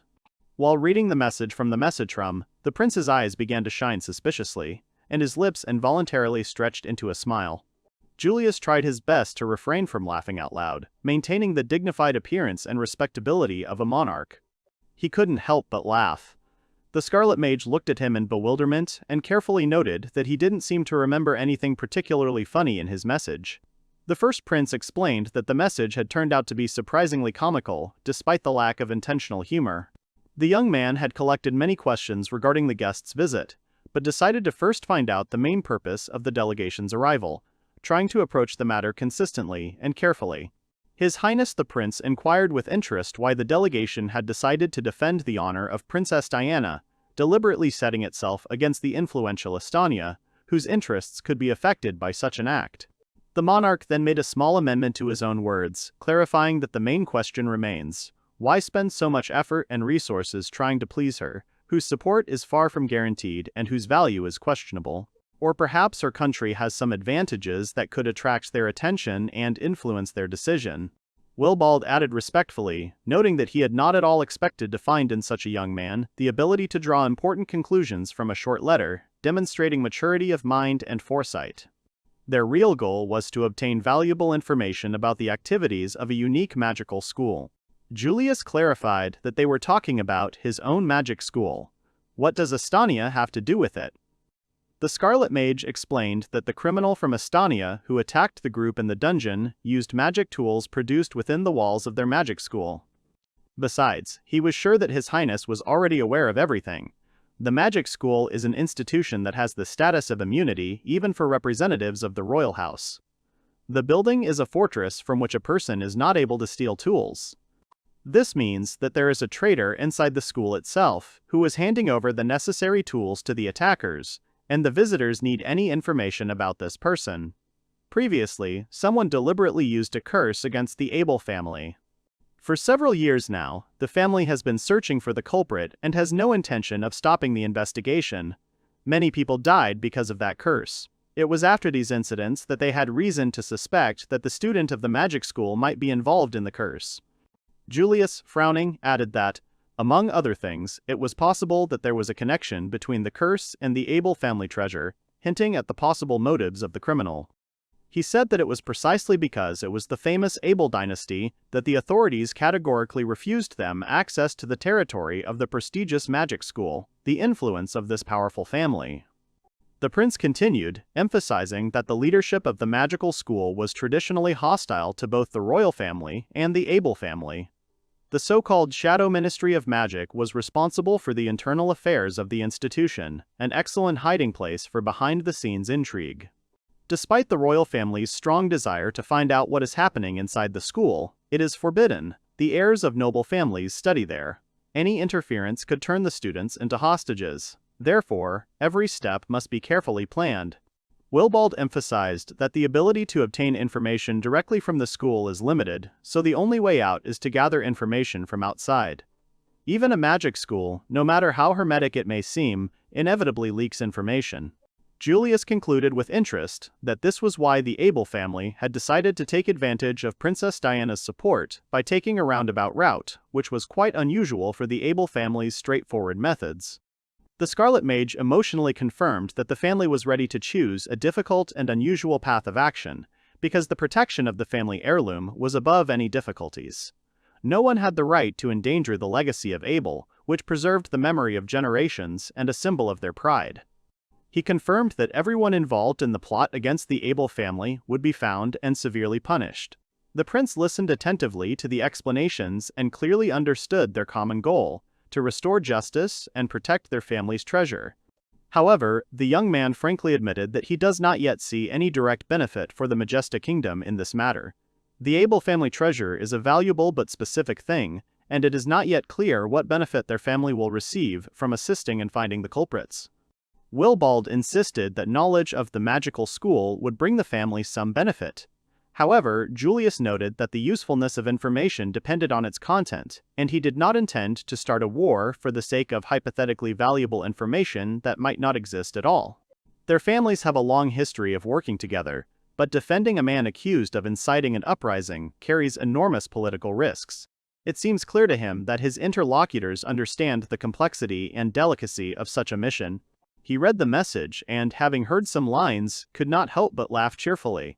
The Scarlet Mage quickly responded, dryly noting that he personally found nothing funny in the contents of the letter, and called the laughing prince a strange man whose behavior was difficult to predict. Julius apologized for his reaction and admitted that he did not understand the meaning of what was happening, asking if it was related to the protection of Princess Diana. Willibald replied that, of course, every measure was aimed specifically at her safety. The prince acknowledged the wisdom of the proposed plan, but put forward his own counterproposal. If the Abel side was satisfied with this initiative, he would personally lead diplomatic negotiations with the Estonian representatives in order to resolve the brewing crisis and avoid open conflict. He offered the Scarlet Mage to accept an honorary title, effectively offering to introduce him to the circle of privileged persons of the kingdom. In essence, the ruler offers a person to forever tie his fate to the House of Menjadi, depriving him of freedom of choice and independence. The question was asked to the interlocutor, waiting for his opinion and reaction to such a radical proposal. Thanks to the talent and efforts of the Scarlet Mage, the kingdom's magical technology has developed significantly. Finding someone equal to him in combat skills will be extremely difficult. Over the years of service, he has cleared dozens of dungeons and delivered hundreds of artifacts. Julius sincerely believed that the abilities of the Scarlet Mage could radically transform the state. Such a genius could not be found anywhere else in the world, and he asked to imagine what would happen if a talented mage went to serve another state. Willibald interrupted him sharply, asking incredulously whether the prince was suggesting the possible betrayal of his loyal comrade and his going over to the other side. The sovereign confidently explained that he had not made any such accusations, but he did allow for the possibility of unforeseen circumstances arising that could force the specialist to think about changing employers. Julius was indifferent to the attitude of the rest of the family towards the candidate. He was interested exclusively in Willibald. He sincerely believed that the talents of the specialist should belong exclusively to him and his family, which caused genuine surprise in his interlocutor. What if the pretender had the soul of a patriot, like Gilbert, filled with love for his homeland? But the Scarlet Mage has a different character, and that is why the prince seeks to secure his loyalty with a contract of vassalage, binding him to the throne with lasting obligations. Thus, the Great Mage loses his freedom of action and will not be able to threaten the stability of the Majestic Kingdom. To this, the Scarlet Mage proudly exclaimed that such restrictions are becoming excessive and degrading to the dignity of an independent professional. Julius laughed loudly and admitted with a smile that it was his nature to always consider the worst-case scenarios in order to prevent any trouble in advance. Deciding to speak more clearly, he emphasized that he highly values the candidate's professionalism and wants to ensure reliable protection of the interests of the state. Indeed, the applicant's merits are significant, and he is worthy of the high title.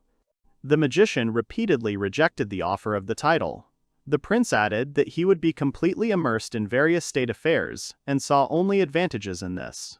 He gave his interlocutor the right to make an independent choice, either to voluntarily accept the proposed title and limit his own independence to the terms of the agreement, or refuse the deal, returning Princess Diana back to Estonia.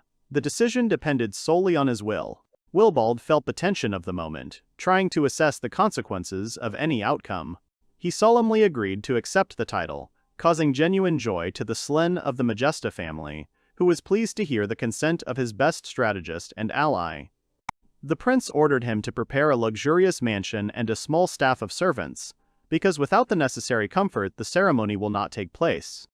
The ceremonial event is scheduled for exactly 1 month, and if the candidate does not do it on time, no further negotiations with Estonia are possible. He then advised his guest to think carefully about the fact that if he joined the Majestic dynasty, he would automatically increase the family's importance in international relations. The young interlocutor appreciated Julius's insight, praising him for his unusually sharp mind and intuition. In addition, His Majesty made an offer to take a responsible position on the western borders of the kingdom, where the new owner of the title will be able to manage resources at his own discretion. To this, the Scarlet Mage asked again whether he would really be entrusted with the management of agriculture. While the future title holder prepares for the ceremony, the representative of the royal family will be busy preparing for important negotiations with Estonia. Despite being busy with business, he is looking forward to the official award and the conferring of a new status on the renowned specialist. Willibald ran his hand nervously through his hair, realizing that only His Majesty's exceptional abilities and keen intellect could have put him in such a difficult position, forcing him to reconsider the usual order of things.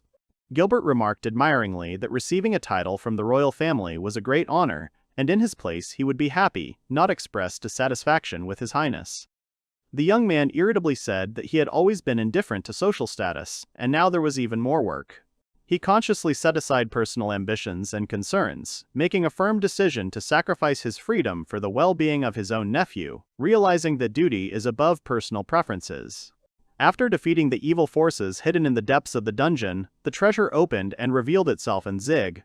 It is obvious that this is not an accident, but a consequence of special reasons. Based on this, the uncle is forced to continue the path he began, regardless of the sacrifices that the fulfillment of duty will require. Gilbert asked his brother if he was planning to build his own mansion nearby. He was told that the newly minted would prefer to choose a modest, vacant house nearby if circumstances required a permanent presence in the capital. The next major challenge was to find a suitable vassal who could meet the high requirements. Given the tight deadlines for preparing for the ceremony, this task turned out to be extremely difficult and required unconventional approaches. Getting permission to use one of Gilbert's vassals is a nearly impossible task. If Willibald makes such a request, the arrogant long-haired guy will definitely refuse. The Abel family is distinguished by its special commitment to tradition and the preservation of numerous secrets known only to a select few. Therefore, a simple choice will not do for them. They need a time-tested, impeccably honest, and reliable person. Mentally going over possible candidates, the Scarlet Mage stopped his gaze on the mental portrait of an old acquaintance, whom he once considered steadfast and decent enough to entrust with an important mission. A flash of memory led to a sudden decision: this is the only suitable candidate who can live up to expectations. Nikolai found the invitation to the meeting strange, and he cautiously inquired about the reason for the gathering. Theo replied that he had received orders to bring Siege and him here, although he himself was astonished by the decision of his elder relative to agree to the granting of the title. The confused boy assumed that his uncle must have discovered that he had been dragging the boy on a mission. However, he was told that everyone had known about it for a long time. Willibald entered the hall and sincerely thanked those present for their promptness and willingness to respond to his call. Nikolai muttered something unintelligible uncertainly, and the senior magician amiably urged the young man to speak as usual. Today he invited Nikolai to discuss joint work with Zig and decided to do without diplomatic turns, saying everything directly and frankly. The adult lord formally offered the young man to become his vassal, receiving the corresponding status and duties. Such an unexpected offer caused the young man shock and frank surprise. The boy excitedly asked why he was chosen for this role. The Scarlet Mage's answer was categorical, that he was going to accept the title, which meant he couldn't do without a reliable vassal. After all, the young man had found out one of Zig's most important secrets, but remained silent. This quality played a decisive role in choosing the future vassal. After all, the Abel family is known for a huge number of secrets, which can only be trusted to the most reliable people. Willibald proposed to combine two positions, bodyguard and vassal. Formally, he would become his vassal, but in reality, his main duty is to ensure the safety of his nephew. The reason is simple: Prince Hera constantly teases him. Theo and the guy wanted to disagree, but they were stopped mid-sentence. The Scarlet Mage warned that the future vassal would have to sign a special magical contract to keep Zig's secret secret, putting his own life on the line. Violating the terms of the contract would result in immediate and inevitable punishment. All residents and employees of the mansion signed such an agreement. The young man was reminded that his willingness to sacrifice his life for the sake of fulfilling his duties would be worthily rewarded and would remain in the memory of his descendants. The future leader sadly told that his sister is in a difficult situation. The guy sold all his property, and now they live in a rented house. The father died from a serious illness caused by the actions of a treacherous aristocrat who pursued selfish goals. Nikolai sadly responded that the fault lay not with Sir, but with himself. He did not have time to accumulate strength to protect the family from misfortune. Willibald added, reasonably recalling that he was looking for a cure for the disease, but never achieved success. The guy said that the doctors were already powerless, and he had to help his sister with magic herbs so that she could bear the disease easier. The Scarlet Mage suggested using an evaluative look, that maybe they could get to the root of the problem and really help. The uncle decided to take a risk and test the ability, assessing the prospects for recovery. In case of failure, he promised comprehensive support: medicine, housing, servants, clothing, and other amenities. According to the man, the proposed conditions seemed tempting and promising. He solemnly promised that he would never let down his friends Zig or Theo. The young man was filled with confidence in the sincerity of the adult's intentions, confirming the correctness of his own choice. Having finally weighed the arguments, the boy made the fateful decision to become Willibald's vassal, consciously agreeing to put his own life on the line in order to save his sister and restore justice. Nikolai was ready to take any risk just to protect his sister, to which the boss noted that this was not the most thoughtful idea, given the danger of the consequences. However, he decided to support the initiative, considering it necessary to encourage the desire to protect relatives. Both agreed to seal the agreement with a handshake, symbolizing the beginning of joint cooperation and mutual support. Nikolai never imagined that he would be given the role of the boy's bodyguard.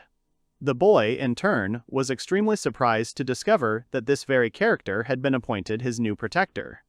The guy learned the simple truth that since he was appointed his bodyguard, it meant that Zig was now the rightful owner. The child realized that the bodyguard had become his uncle's vassal, and that this appointment was connected with the negotiations with Estonia.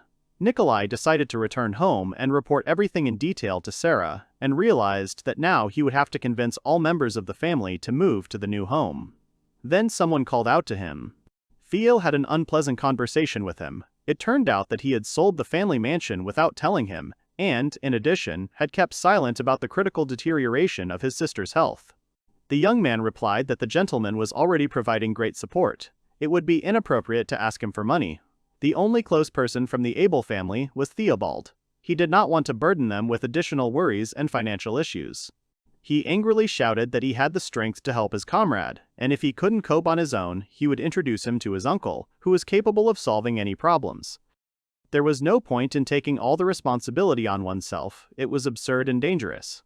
Theo said that they were friends, emphasizing the importance of mutual assistance. He immediately began preparing a room for his friend's sister, clarifying her preferences for furnishings. Nikolai, however, timidly tried to object, justifying himself by his insufficient need for such care. The boy indignantly exclaimed that his uncle's vassal was really forbidding him to do what he considered necessary. His face took on an angry, evil expression. The friend shared with a smile that Sarah liked light and white rooms that created an atmosphere of calm and harmony, sincerely thanking for the selfless help. The friend, hearing pleasant words of gratitude, smiled broadly and amiably agreed with the wishes. A few days later, at the Abel estate, Theo approached Sister Marie and announced in an official tone that the Baden family would soon be arriving. Marie was sincerely glad to see new guests, because the huge mansion had long needed some life and people. The little brother joined the conversation, supporting his sister in her views, adding that the guests were already on the threshold of the estate. 3 members of the Baden family appeared before them. Nikolai was shocked by the instantaneous movement and worriedly asked his sister if everything was okay. Sarah confidently answered yes. Marie introduced herself to the guests and asked them to follow her to the reception room. The joyful boy began to energetically hug everyone he met, enthusiastically telling the little boy that he and his sister would definitely become best friends, because they had so much in common. Marie carefully asked the young man not to greet Zig so boisterously. The cheerful Nikolai, grinning, said that this was how he always greeted him, to which the girl added that he wasn't going to break the boy's neck. Sarah, noticing that her brother was in a state of great excitement and therefore was not thinking clearly, sincerely apologized for the inadequate behavior of a loved one. Then she introduced the remaining faithful domestic workers who remained to look after them even after the sale of the mansion. The girl politely introduced herself as Sarah von Baden, sincerely apologizing for her appearance. Marie warmly called the girl a lovely and charming person. Sarah was interested in the whereabouts of her brother's overlord, wanting to speak with him personally. Hearing that Wilbald was busy with urgent matters and could not attend the meeting, she asked for an important message to be conveyed to him. That she would not need the help of the Abel family, therefore her brother would not enter into a vassal contract. Nikolai was overwhelmed with emotion, and he indignantly shouted why the girl had refused the agreements reached the day before. The boy pronounced that obviously some circumstance had influenced the girl's change of position. Sarah firmly stated that she did not intend to allow her brother to pay such a high price for her rescue, and internally she could not reconcile herself to this fact. Her brother fervently convinced her that everything would go smoothly and that he would be able to keep the situation under control without letting his younger sister down. For the sake of her happiness, he is ready to go to the end, overcoming any obstacles. However, the girl stubbornly resisted help, declaring that she was going home. Turning around, she lost her balance and began to fall, but Zig deftly caught her, persistently warning her to be careful. The boy was overcome with guilt and explained in an apologetic voice that he had accidentally touched her cheek, causing the girl discomfort.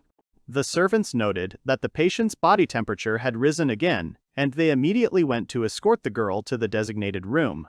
Mira insisted that the return home would be postponed until her health improved. All this time, Nikolai was worried and panicked, looking at his sister leaving. The brother was puzzled why his sister was refusing the long-awaited opportunity to be healed.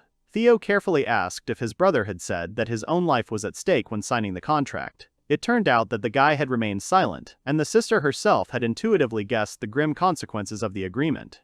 The boy was impressed by Sarah's resilience in fighting her illness. Nikolai was eager to talk to her, but his friend asked him to wait until both sides calmed down. Zig suggested that the servant go to the garden to get flowers for the girl. He hopes that a walk and a conversation will help the brother and sister understand each other better. The boy thanked the little boy warmly for his kindness, and the talking animal named Haku scratched the door. Marie asked with motherly concern if she was feeling better, regretting that she had to endure so much suffering. Sarah was genuinely worried, believing that she was bringing nothing but worries and disappointments to the family. Marie tried to console her, claiming that despite Nikolai's rudeness and impulsiveness, he showed sincere care and passionate love for his sister, protecting her in every way possible. The sister sobbed convulsively, bitterly complaining that because of her, her family had lost their peace and stability, plunging into an abyss of problems and losses. The girl standing nearby listened attentively to every word. The girl said that several years ago, her condition worsened, and soon after that her father passed away. Her older brother paid much more attention to her. However, despite all the steps taken, there was no improvement, and expensive medications only helped a little. Then the property began to rapidly decrease, and in the end the family had to part with the ancestral mansion in order to find funds to purchase the healing magical herb. This news shocked Sarah so much that she was speechless and froze motionless. The girl realized that the house, which was associated with her happy days spent with her family, was sold so that she could live a little longer. Drinking the medicine from the magical herb became even more difficult, but if she stopped taking it, the disease would take over. The girl did not want to see her brother's face distorted with pain and fear, so she continued to endure and drink. There was less and less money for medicine. Sarah felt like a weed, sucking up the family's resources but unable to provide any benefit in return. Then, Marie supposed, Nikolai told her about the contract. No, she intuitively felt that something was wrong with her brother. The longer she listened to him, the more clearly she realized that his life was in mortal danger. It was also evident from his appearance when he met her after signing the contract. Gradually, everything fell into place. Sarah loves her brother madly. When her father passed away, he was always there, telling interesting or funny stories, bringing beautiful flowers that she really liked. The girl can't imagine life without her brother, so she won't let him be taken away from her. He was really ready to do anything for her, and if he dies because of her, she's scared to even think about it. Marie gently pressed the girl to her chest, hugging her tightly and calming her. Marie realized how hard it had been for her lately, despite the fact that the girl never complained or showed her pain. Marie's heart filled with gratitude to Sarah for the courage and sincerity with which she opened her soul and shared her most intimate experiences. Sarah dreamed of returning to the past happiness, laughing and playing with her brother again, as it used to be in childhood. From the bottom of her heart, she wished him joy and personal happiness, dreaming that her brother would find harmony and peace again. The girl could no longer remember the last time she saw a real, sincere smile on her brother's face. The boy realized with a heavy heart that he could not allow his beloved sister to see the face of her brother. Gathering his courage, he walked away, leaving behind a group of young people standing with a sad look and a large bouquet of flowers, watching him go. Wilbald realized the gravity of the situation and decided to refrain from interfering, remaining a bystander. In his estimation, the new vassal simply needed time. The boy sank dejectedly onto the soft green grass, immersed in heavy thoughts and overcome by a state of deep despair. Turning to the boy, Nikolai thoughtfully said that when their father fell ill and suddenly died, his sister was still a tiny baby, barely aware of what was happening. The illness of the parent fell upon the family unexpectedly, without warning, plunging everyone into deep mourning and grief. The shock of losing his father also affected his sister's condition. Her illness progressed rapidly. The thought that Sarah could leave him at any moment did not leave the young man's mind, causing the strongest emotions and a constant feeling of anxiety. The fear of losing his sister drove him to despair. He had no idea how he would be able to continue to exist if she was gone. Having given himself over completely to the fight for her life, the young man turned to a doctor who prescribed a magical herb. In order to continue the treatment, he had to sacrifice all his property. Everything that the father had acquired through years of hard work was lost forever. If the boy had been a little smarter and more calculating, like Zig, perhaps he could have corrected the mistake and saved the family's situation. All the blame fell on Nikolai's shoulders. Trying not to disturb his loved ones, he personally took on the burden of responsibility. However, he did not even think about how painfully his behavior affected his dear people, friends, and family. The young man bitterly realized that he had been foolish in thinking he was protecting his sister, when in fact he was nothing more than a stubborn and selfish child. Recognizing his lack of wisdom and experience, he realized that he was incapable of dealing with life's difficulties alone. And now he had difficulty admitting that it would have been better to trust others, to accept the help of friends and elders instead of struggling alone. Realizing that he had missed a favorable moment, the guy realized that through his thoughtless actions he had lost everything he had, the house dear to his sister's heart, his parents' achievements, everything that had been built up over generations. He destroyed the future of the family with his own hands. Zig supported the young man, reminding him that the main thing was that he saved his sister at the cost of enormous efforts and sacrifices. The kid added that he would protect his sister and do everything necessary to keep her alive. He had acted with the best of intentions when he sacrificed his estate, trust, and happiness. He consoled him, convincing him that with effort, what was lost could be restored. The young man added gloomily that a lost life, even with special powers, could not be returned. These words caused Nikolai a strong shock and a deep sense of fear of responsibility for the decisions made. A friend encouraged him to start all over again, being sure that he was able to regain his lost wealth and trust. After all, there were people around him who were ready to share his burdens and support him in difficult times. Next to him are Sieg, his brother Theo, and, of course, Sarah. Together they support him, ask him not to give up and offer to get up in the morning and meet the new day together, joining forces and moving forward together. The figures of Marie and Sarah appeared in front of the two young men. The latter anxiously asked why her brother had not returned yet, expressing her fears and worries. In addition, in her opinion, the boy was probably offended and angry because of her previous negative reaction. Nikolai was amused by his sister's naivety, and he sincerely assured her that he held no grudge and understood the reasons for her worries perfectly well. He asked her not to worry unnecessarily.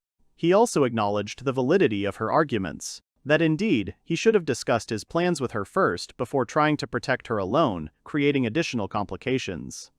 This time, the young man was determined to improve and act wisely, without making the mistakes of the past. The very trust of the master who entrusted him with the duties of a vassal serves as a clear testimony of faith in his potential and desire to develop in the right direction. The guy sincerely promised that he was not going to die, but on the contrary, he would make every effort to justify the hopes of his sister and his master. He asked Sarah to believe in him and hoped that using the assessing gaze would help find the right medicine and she would recover. Remembering the advice and words of encouragement he had received from Zig, the young man felt inspired and believed in success. Nikolai understood that asking for support sounded selfish after the mistakes he had made, but without his sister's help, his plans would remain unfulfilled. Strong moral support from his sister will give the guy a sense of confidence that, with her help, he can overcome any difficulties. Sarah herself also longed to participate in the restoration of the family. She had long dreamed of supporting her brother. The girl resolutely declared that she would not give in to the disease, would definitely recover, and would become a support for her brother, supporting him with all available means and opportunities. Sarah is confident that she can endure any difficulties as long as her beloved brother is alive. She sincerely thanked him for his constant care and endless support, and Nikolai was choked with tears of shame and remorse, sincerely asking for forgiveness for his past mistakes and shortcomings. Kneeling before her, the young man sincerely and with deep sadness in his eyes once again asked for forgiveness for the suffering he had caused her. In the chambers of the ancient Abelb estate, Wilbald concentrated hard and carefully activated the magical appraising gaze designed to reveal hidden information and detect potential dangers. Using magic, the gentleman instantly realized the nature of the disease and understood why conventional medicine was ineffective. The girl's brother asked what this meant. It turned out that the disease was called mana overload. Uncle explained in detail that there was excess magical power in the body that could not be removed. The consequence of this process was the appearance of painful blisters all over the body, causing constant discomfort and severe weakness. This disease is extremely rare. Judging by the symptoms, the girl was born with a colossal supply of magical energy, exceeding the limits of a normal human body. Usually, such problems do not occur, but Sarah had a low ability to release magical energy, which led to its accumulation and illness. Wilbald was genuinely curious about why the magical herb was alleviating Sarah's condition. He finally realized the reason: the magical herb was absorbing magical energy. The worried brother asked if there was a way to completely cure his younger sister. The Scarlet Mage explained that there was a way, but there were nuances. The vassal could not believe his own ears. The gentleman continued, saying that the girl's body was currently oversaturated with magical energy, which posed a threat to her life. The first step was to eliminate the excess. The servant asked if it was possible to use a curse. He answered negatively. Because, firstly, in our world there are very few people who are capable of using curse magic and, as a rule, in order to master it, one has to renounce human nature and principles. Willibald emphasized that those who practice curse magic had long ceased to be human. He drew the young man's attention to the fact that he would not have trusted Sir to such a creature. Nikolai asked if the magic herb would help in the treatment, to which he received a negative answer. It was necessary to find a person who could use curse magic and who was trustworthy. Since there were only a few of them, the task was complicated by a search that resembled looking for a needle in a haystack. The young man was nervous again, believing that he thought there was finally hope for his sister's recovery.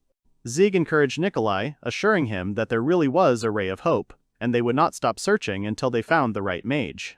The servant asked where to start the search. Willibald suggested dividing up the responsibilities. He would actively search for a specialist, and the brother would devote time to caring for his sister. The master recommended continuing to take the magical herb, but strictly control the dosage, otherwise it will begin to act as a toxic poison. The nephew decided that it was impossible to keep this a secret. They must start all over again. He realized that it was finally time to talk and quickly headed for the door. The young man hesitantly approached his uncle, who asked in surprise what the boy needed. Wanting to start a conversation, the boy hesitated, became nervous, and got confused in his words. Zigbelt tells Willie that he can use the power of curses. The man, hearing this, asks again. He asked the boy if he could take a look, which Zeke allowed him to do, and he was preparing to show his strength. Various curse symbols appear around the boy, surprising his uncle. Zigbelt apologizes to him, saying that he hid this from his family and deceived them for a long time. But the boy wants to help Sarah, wants Nikolai to smile again. Zeke, confidently placing his hand on his chest, says that he has the power to help Sarah and Nikolai. The uncle laughed, causing confusion in the boy, and then said that he vaguely, but still guessed that Zeke possessed the power of curses, and even more, he hid from the appraising gaze. The man asked how long the boy had been hiding. Uncle asked if Zeke had been hiding since birth, to which he heard in response that the kid didn't even know how to say it. The boy has doubts whether he can tell everything about the help, about his past life, and he cries. Willie, seeing his tears, apologizes. After apologizing, he says that he is simply very excited and that perhaps Zigbelt is much more special than his uncle thought, and that perhaps some powerful being has taken a fancy to the boy.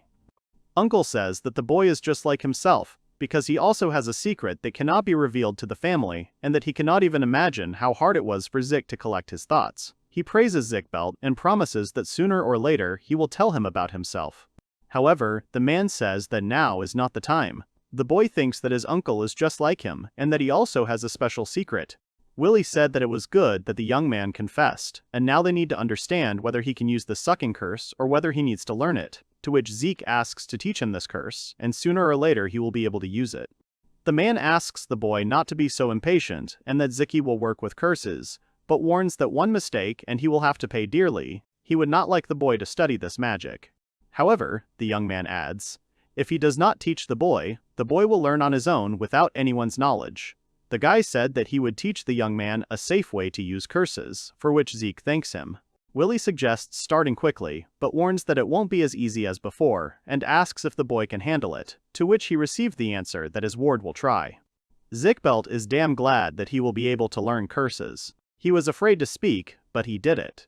True, now he wants to know more about his uncle, but now he needs to focus on other things.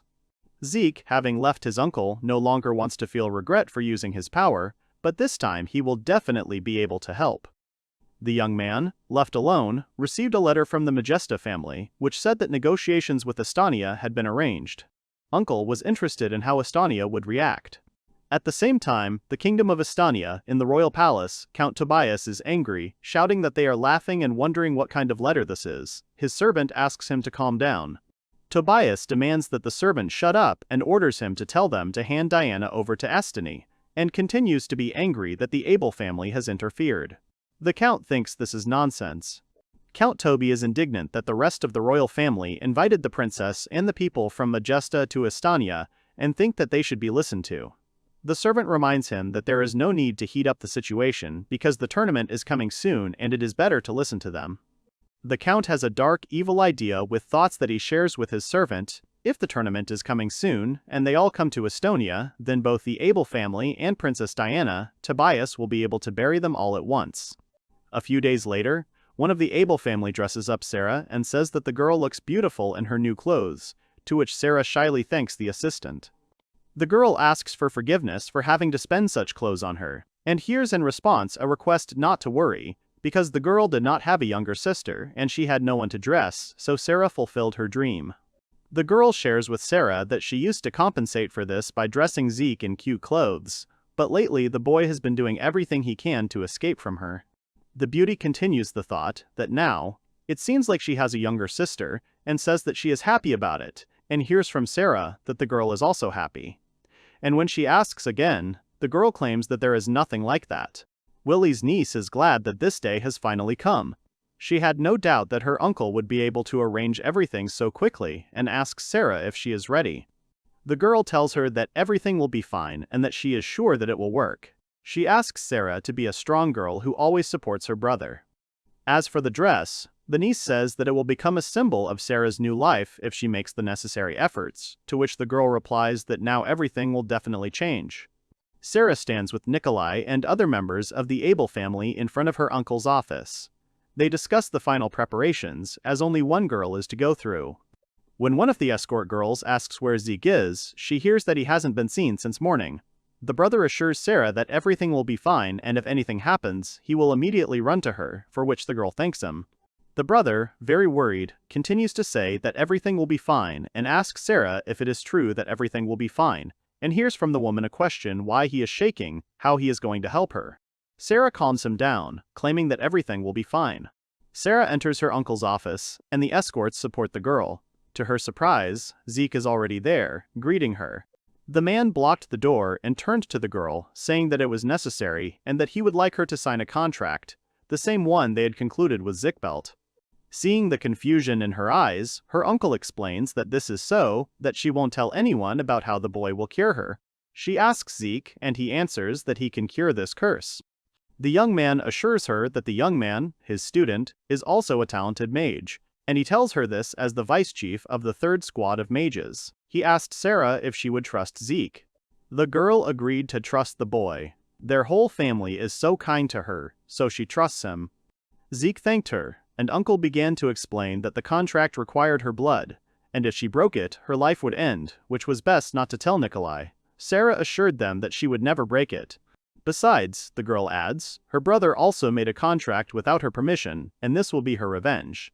The uncle answered her that then everything is decided. The uncle said that he would wait outside, and if anything happened, let Ziki and the girl scream. And before leaving, he put his hand on the boy's shoulder. The young man tells Zik that he has been preparing all these days and that he should succeed. The main thing to remember is that it can take a lot of time and you need to listen to your uncle's advice. And if the symptoms he spoke about appear, then you need to stop immediately. The boy, having listened to his uncle's words, answered him that he understood, and before the boy left, he was sure that he had done everything he could while preparing, and now he needed to give it his all. The uncle left them, wishing them luck and saying goodbye.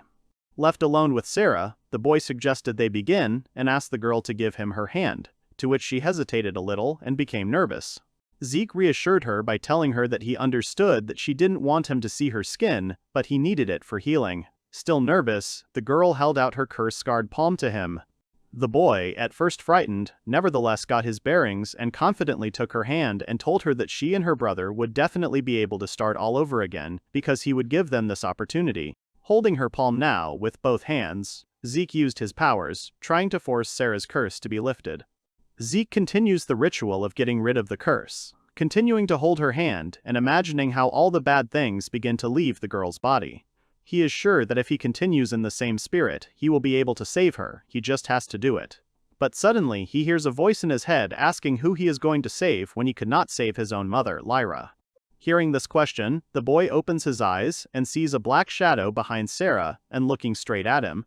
Zeke is shocked because he recognizes the shadow as his brother, Gelt. Shadow says that no matter how special Zeke is, he is still weak and will always be weak, and that it would be better if his power went to a more suitable person.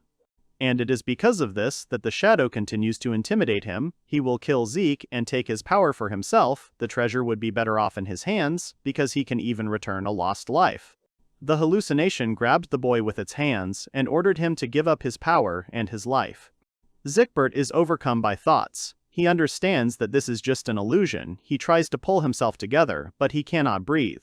The boy sees that Sarah is also trembling with fear. It hurts him to continue to remove the curse. He does not know if he will succeed, but he confidently continues to try for Sarah. The boy knows that he is weaker than Gelt, but he is sure that he will not lose to him, because now he is using magic to save Sarah, and even if his magic is not yet perfect and Zeke still needs to learn a lot, he must save her. The boy is overcome by bad memories, but he is not going to repeat the events of the past, because this time he can do anything. And finally he managed to cope with the illusion in the form of his brother Gert. He and Sarah were surrounded by a white glow, and the girl opened her eyes in surprise. Sarah is very surprised, and Zeke tells her that now it's all over and she's fine. Meanwhile, outside the office doors, Nikolai, his entourage, and his uncle are standing and waiting. Nikolai is still nervous, and Theo turns to him and says that she needs to give him something. She hands the man a pot of flowers intended for Sarah. The woman assures him that it would be much better if he were to give these flowers. Nick asked doubtfully if Sarah would really want this, and she tells him that everything is fine and she will definitely like it. Suddenly, the office door opened. Nikolai turned around worriedly at the sound with an exclamation, but froze in shock, not believing his eyes. Sarah jumps out of her uncle's office, showing herself and saying that there is nothing on her face, hands, or anywhere at all. Finally, the girl notices the flowers in her brother's hands and asks about them, to which he replies that they are for her, still not believing his eyes. She takes the pot from Nikolai's hands and says that these are her favorites and is surprised that he remembered them. Sarah is incredibly happy, hugging the flower pot to herself and calling Nikolai brother, which makes him open his eyes wide. Nick can barely cope with the feelings that overcome him, seeing his sister completely cured. Finally, he hugs his little sister tightly, pressing her to himself and says how happy he is. Zeke also sticks his head out of the office, seeing what's going on, and his uncle tells him that it's better to leave them alone for now, because it's very important for them. The young man assures the boy that Sarah will undergo rehabilitation and everything will be fine, and Nikolai will be a reliable support for her. Uncle asks if Zeke himself is okay, because sucking out the curse's magical power must have been difficult, to which the young man agreed, adding that he managed, although his head is a little dizzy. The boy, getting ready to leave his uncle's office, clenches his hand into a fist, glad that this time he did not run away from his brother's shadow and looked him straight in the face. The boy continues his thought, confident that he will never run away again. Uncle takes Zeke's hand and says that then the problem is solved, and all that remains is the title ceremony. He also said that the repair of Princess Diana's artifact, so it must be given to her, and calls the boy with him because the young man has an important conversation with him, which the young man asks about again. Arriving in Diana's chambers, Zeke sits down on the sofa, and his uncle stands in front of him and the princess. The girl turns to her, saying that now neither her ears nor her tail are visible, and Zeke is happy for her. Diana is grateful to the young man and uncle with all her heart, to which the uncle says that there is no need for gratitude. And besides, the uncle continued, he would like to invite Diana to his enthronement ceremony. The princess is surprised, asking if she is coming to the enthronement ceremony, to which the uncle says that he has invited Zeke there too. Diana turned to Zeke with a question, but he said that he didn't understand anything either. Then the young man explained to them that he had a great idea on how to protect them. The uncle asked if Zeke would like to get engaged to Princess Diana, which caused great surprise and shock to both of them. The day of the title conferment. The young girls gossip about Zeke, the son of the Abel family, who is engaged to Princess Diana of Estonia. He has never appeared at a ball before, and already he is engaged to a princess of another country, and the gossips are wondering if they will be at the ceremony. And finally, the procession of the Majesty family, Zeke and Princess Diana, reach the hall reserved for the title-giving ceremony. Everyone around them looks at the princess and her fiancé, who thinks how gorgeous Diana looks. It's as if she has a different aura and she attracts all eyes. Zeke feels sorry that someone like him will be standing next to Diana, but he immediately tries to gather his strength. Zikgi had already managed to imagine all this when he heard about the engagement, but his uncle said that it would be a fake engagement. All this falsehood is necessary to protect Diana from Prince Tobias, according to her uncle's plan. After all, as she explained to Zeke, if the princess marries in another country, she will lose her right to inherit the throne. The young man praised Dia for her quick thinking, and said that he was going to announce their engagement at the title ceremony. Zeke is amazed by his uncle's plan to protect the princess in this way from Prince Tobias, but he is even more amazed when Diana says that she is preparing for an engagement to the boy. But then she added that she wasn't sure she could pretend to be a bride well, and if Zeke was against it, then... But she didn't have time to finish, because the boy interrupted her, getting up from the sofa and exclaiming that it was okay, because for the sake of protecting his dear friend, he was also ready for this falsehood. The princess is surprised by the way the young man called her, and he, in turn, was also frightened at first when he heard about the fake engagement with her, but this is necessary for the sake of protecting Dia. The uncle told them that he knew they would both agree, so he had already told everyone about the engagement. He also added that he was glad that they got along so well and that he was sure that they could do it together, to which the couple agreed. The princess turned to Zeke, asking if he was definitely not against it, to which Zigbelt replied that of course he was, and everything was fine, he was just thinking. The kid apologized to Dia for taking so long to think and said that he would try not to screw up, to which he heard from the princess that she should say it. She doubts and asks if she is sure she will do. The Abel family members stand and talk among themselves. Nikolai asks Theo if he can take off his tie, which the woman refuses, since he is her uncle's vassal, so he should behave appropriately, to which Nick says that he understands, but he can't stand formal clothes. The man says he'd rather wear his father's armor, but Theo says it actually suits him and tells him not to worry. Frau exclaims and cuddles up to Zeke's friend, saying she's too cute. Frau compliments the girl and her dress, asking to look at her from all sides. She introduces herself to Zikig's friend, and says that she has been hearing about her for so long and has wanted to meet her, and also thanks him for being with the boy when they were wandering through the labyrinth, and as a reward, offers to help him meet everyone here. Frau claims that she told everyone about the situation in the dungeon, having contacted her uncle through telepathy. The girl asks Frau again about this connection, and she answered her that telepathy is a way of communication that works through the contract connection, and this is because of the power of the contract. At the same time, Haku tries the bracelet on his paw. The magical cat is delighted with his new, such a chic robe. He is all sparkling today. Willie explains to Zeke that this new bracelet is a protective talisman, and no villain will steal Haku anymore. Zeke thanks his uncle along with Haku, and then a voice calls out to the boy. It was Aunt Louise and Grandpa Herbert. Louise marvels at how Zeke has grown. The youngster remembers them and says that the last time they met was when he was a baby, and then greets them, and Auntie grins, noting that he is so polite for his age. The woman tells him that she heard that he is a talented magician and asks him to show his skills someday, to which she received the answer. That of course, when the opportunity arises, he will show them. The princess approaches them and introduces herself as the third princess of the Kingdom of Estania, Diana von Estania, saying that they are meeting for the first time and that it is an honor for her to meet them.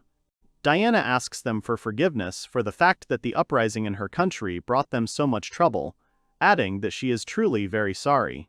Herbert asks the princess to raise her head, saying that they know what happened in the dungeon. Madame Louise asks her not to worry, because none of them doubt her, and they are not going to blame her. Louise and Herbert say that it was they who dragged Diana to them, giving her no choice, so it is they who should bow their heads in apology. The princess thanks them, and says that she will never forget the kindness of all of them.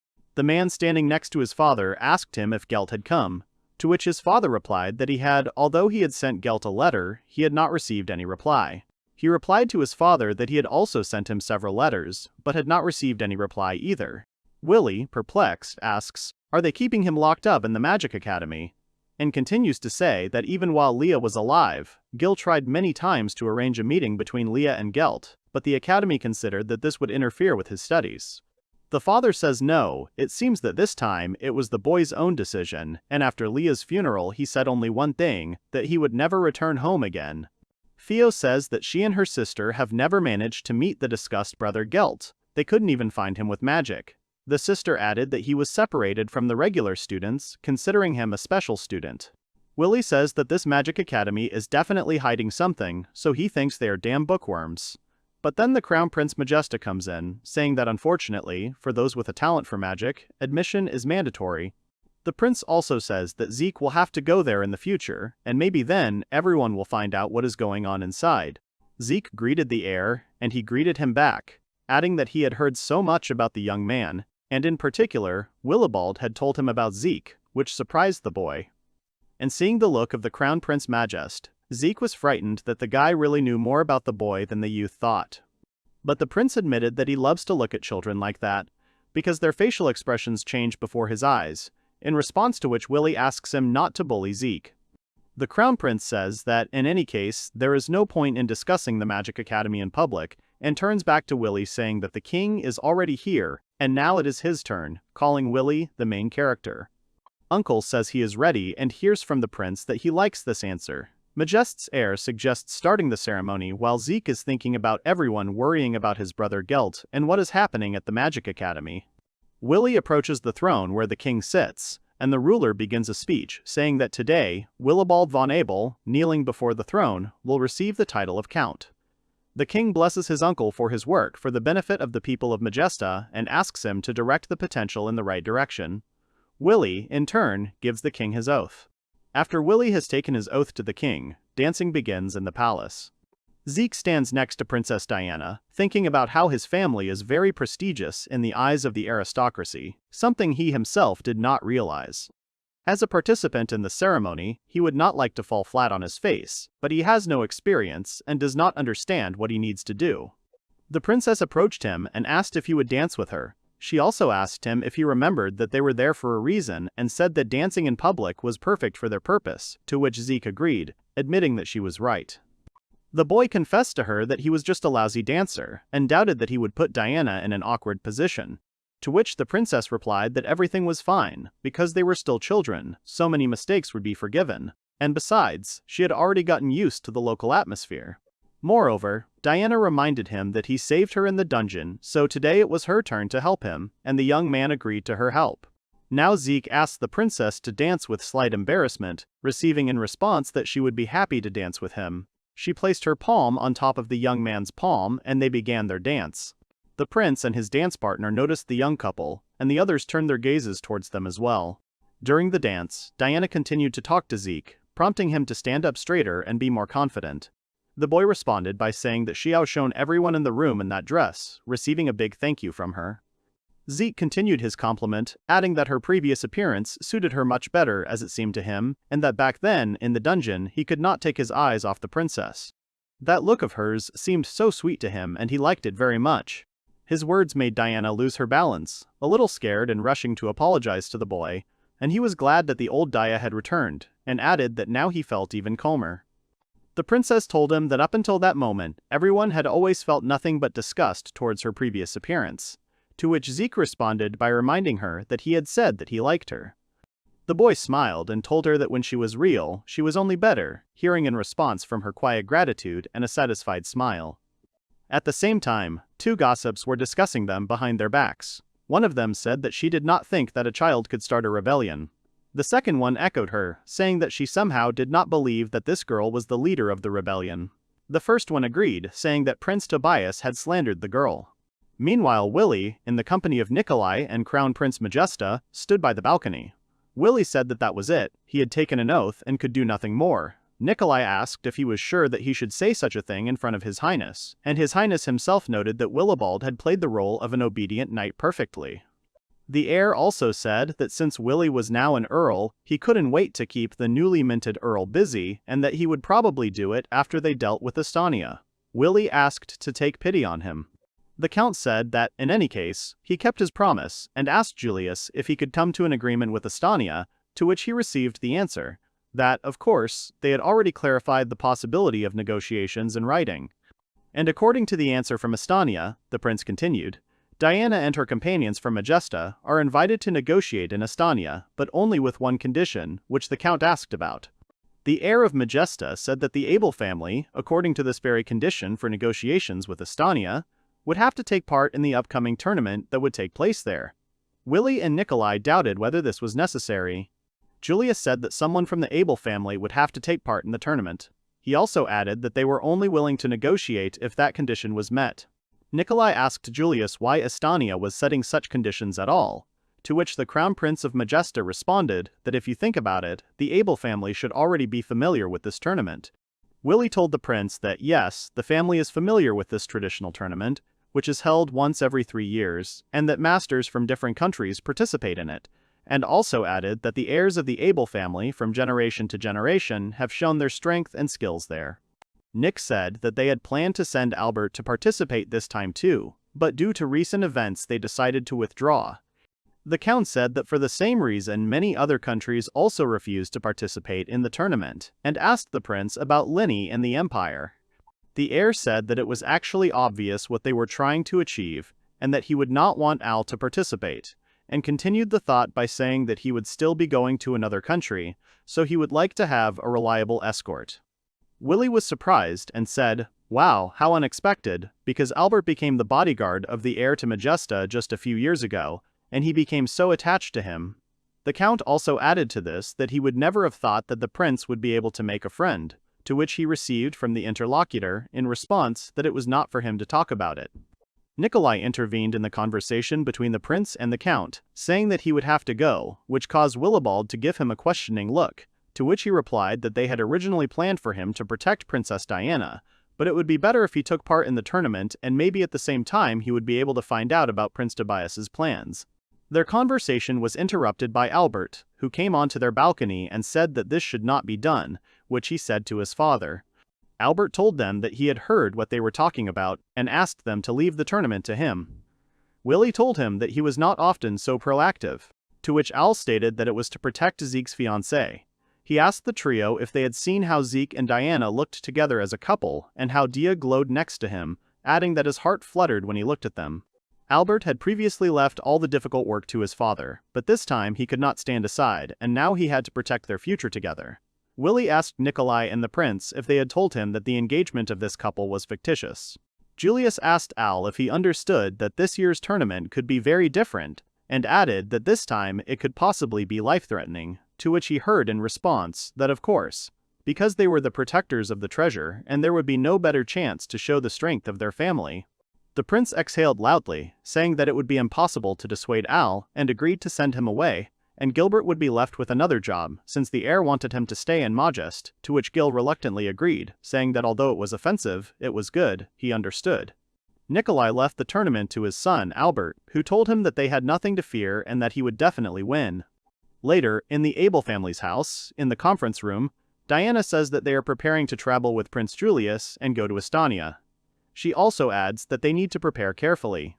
Uncle Willie interrupted her by snapping his fingers and saying that he would like to discuss their plan of action in Estonia. But before discussing the plan of action, he turned to Diana with the statement that he would now destroy the contract that he and Princess Diana had made in the dungeon, and that even though the marriage was fictitious, it was not right to bind family members with magical contracts. The princess did not agree to break the contract, telling the Count and Emma that everyone except family members were not bound by the contract so as not to reveal the secret about Zeke. She asked for their understanding, to which her advisor replied that yes, they understood. The princess told Willie that if it turned out that only her contract was broken, then it was not entirely fair. The Count assured her not to worry so much, because Zeke hadn't been bound by any contract in the first place. He had shown him a fake, and if the boy had known it, he would never have agreed. Willie said that he was not going to risk the boy's life and let him sign some contract, to which he heard from the princess that she hated him for that. The young man jokingly said that it was straight to the heart. Uncle Willie offered to begin their meeting, but was interrupted by Diana's advisor, Pal, who said that his son, Ermund, would help them once they arrived in Estonia. Was in charge of suppressing the rebellion, the man explained, adding that his family had already received information about the princess's non-involvement in the rebellion. The counselor continued to speak, explaining that his son governed a territory near the border, and that the people trusted Ermund, but if they acted together, it would arouse suspicion. Willie was amazed that the counselor's son was trying to stop the rebellion. The man said he was proud of his son, and added that the second princess, Juliana, would meet Diana at the border and would have to invite Dia to her mansion. The uncle guessed that they wanted to have a friendly reception and objected because there was a problem. Willie reminded everyone about Prince Tobias. After all, Tobias, even when he learned about the engagement of the little couple of Diana and Zeke, did not change his attitude. Willie continued to say that they thought that Toby would calm down when the princess no longer had the right to inherit the throne, but nothing changed. The young man sighed, adding to his speech that Princess Diana would hardly have been able to inherit the throne anyway, to which the advisor replied that, yes, that was true. The uncle added that the third prince, Matthias, the son of the king's first wife, was first in line to the throne, but the boy was still too young to be a king, being only 13 years old. Willibald continued to explain, revealing that the next in line, the concubine's son, the first prince Tobias, was to become heir to the throne until Matthias was born. Willie then spoke about the third in line to the throne, the second prince Elias. He is also the son of a concubine and has no intention of inheriting the throne. Besides, his uncle added, no one in the palace would support him. And then the young man said that the first princess was married to a count, so she also had no right to inherit the throne, and added that the fourth in line was the second princess Diana, and after her the fifth princess Juliana, the daughter of a concubine. Willie continued his monologue with the fact that the current king is seriously ill, which is why most of the state affairs are handled by the fifth heir Juliana, who is supported by most people, calling the girl the kindest princess. He also added that if Estonia suddenly refuses the traditional inheritance of the throne, then Juliana will be the most likely heir. Uncle ended by saying that while the king was ill, Matthias was the next rightful king, Tobias was trying to regain the throne that Toby had deprived of his 13-year-old heir, and Juliana was trying to abolish the traditional order, and because of their struggle, the neighboring countries were alarmed. Zeke guessed that it was because of this that they decided to make Princess Diana the scapegoat, and she, in turn, noted that they could reveal the secret of her true appearance. Willie added to the princess's words that this would add to their problems because Estonia does not like beastmen, even though it was founded with the help of a divine beast. Pal, while they were talking, decided to reveal a terrible secret. Diana saw the confusion on the man's face and turned to him along with the others, asking him to tell her everything if he knew anything, especially if it had to do with her true form. Pal clenched his fists, saying that he wanted to take this to his grave before it turned out this way. Pal said that Estonia was indeed founded under the protection of a divine beast, and that the beastmen lived with them, but 500 years ago, the royal family suddenly turned against them, calling them an impure race and hating them. He added to these words that after this all history books that mentioned the divine beast were banned, and that the royal family seemed to be deliberately hiding their roots, especially one fact that Willibald asked about. Pal revealed this very fact, saying that the true ruler of the kingdom would be the one who could change his appearance, which caused shock and amazement among those present at the meeting. The man continued speaking, saying that this secret was buried in history and only their family, who were present at the birth of such an heir, added that even other royal families should not know about it. He added to his owls that the current king, having learned of the birth of such a child, Her Majesty Diana, ordered her ears to be hidden and kept locked up. The girl was not allowed to attend official receptions, and the fact of her true appearance was hidden from the rest of the family. Pal ended by saying that Count Tobias seemed to have somehow managed to find out this secret.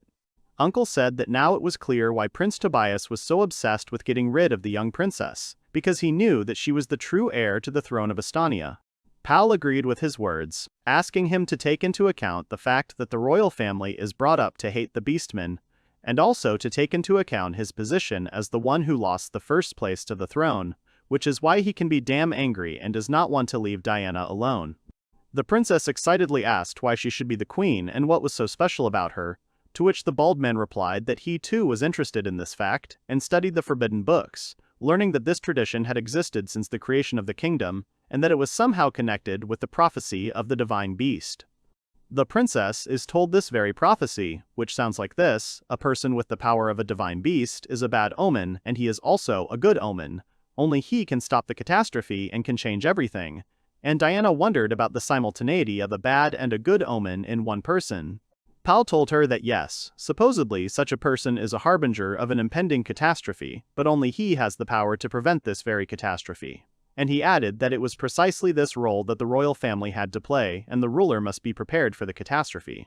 Willie asked the man if the current situation was that very catastrophe, to which he received the answer that it was impossible to say for sure, but anything could happen. The princess spoke words about the power that could prevent a catastrophe, and sadly noted that she did not have such power and never had. She continued speaking, adding that there was no special magic or anything like that in her and asking what she could do then. Pal apologized to the princess, saying that he had kept it from her because she was still too young, and that he knew it would be hard for her, which was why he had kept quiet all this time. Dia, in turn, thanked him for finally telling her this important information.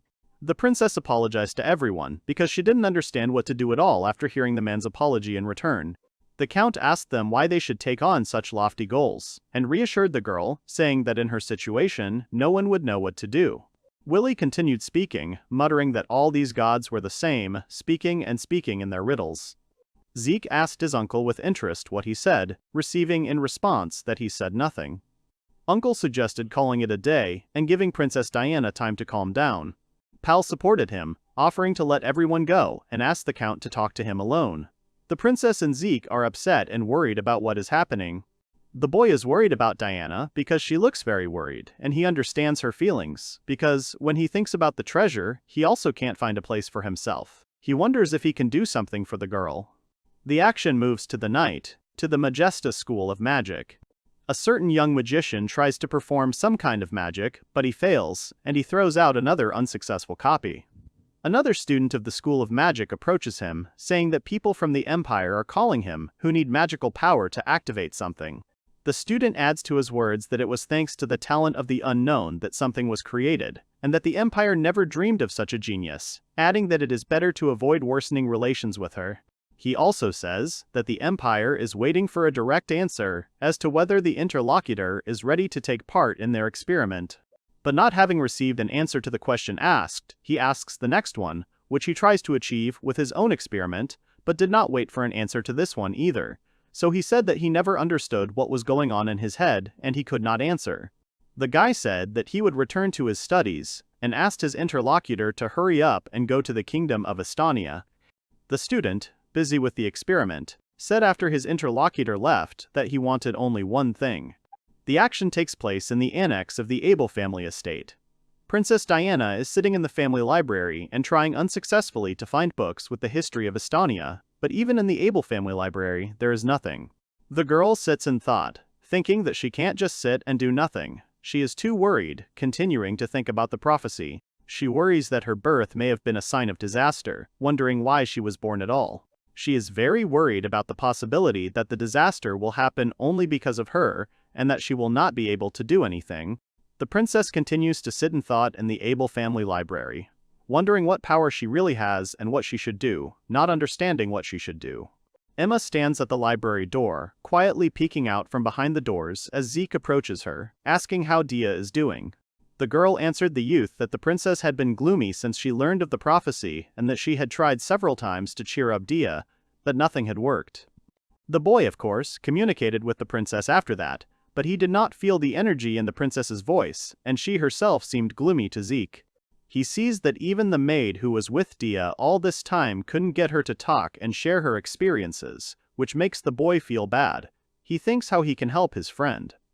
Emma tells the boy that she wants to support Mrs. Diana somehow, but has no idea what to do, after which she hears a question from Zeke, who is a little surprised that the girl is also very worried about her, to which the girl agrees. She tells the boy that the mistress took her as a maid, but Emma was very clumsy and stupid, and every time she failed, Diana encouraged her and, in addition, talked to her every day, which was the greatest pleasure in the life of a maid. The girl continues, saying that no one had ever done as much good for her as Diana, who was more than a mistress to the maid. Emma bursts into tears, saying that now that her mistress is suffering, she can do nothing and calls herself a useless maid who is not even capable of such a thing. And Zeke tries to calm her down, suggesting that she not give up and think together. The maid says that she can only cook food, and the boy says that she can, because she cooks deliciously, and he remembers that in the dungeon, after a long separation, her food seemed to lift the fatigue. The boy says that this is it, but Emma does not understand him, after which Zeke asks her to cook something tasty and that it can help, adding that no one except Emma can do this.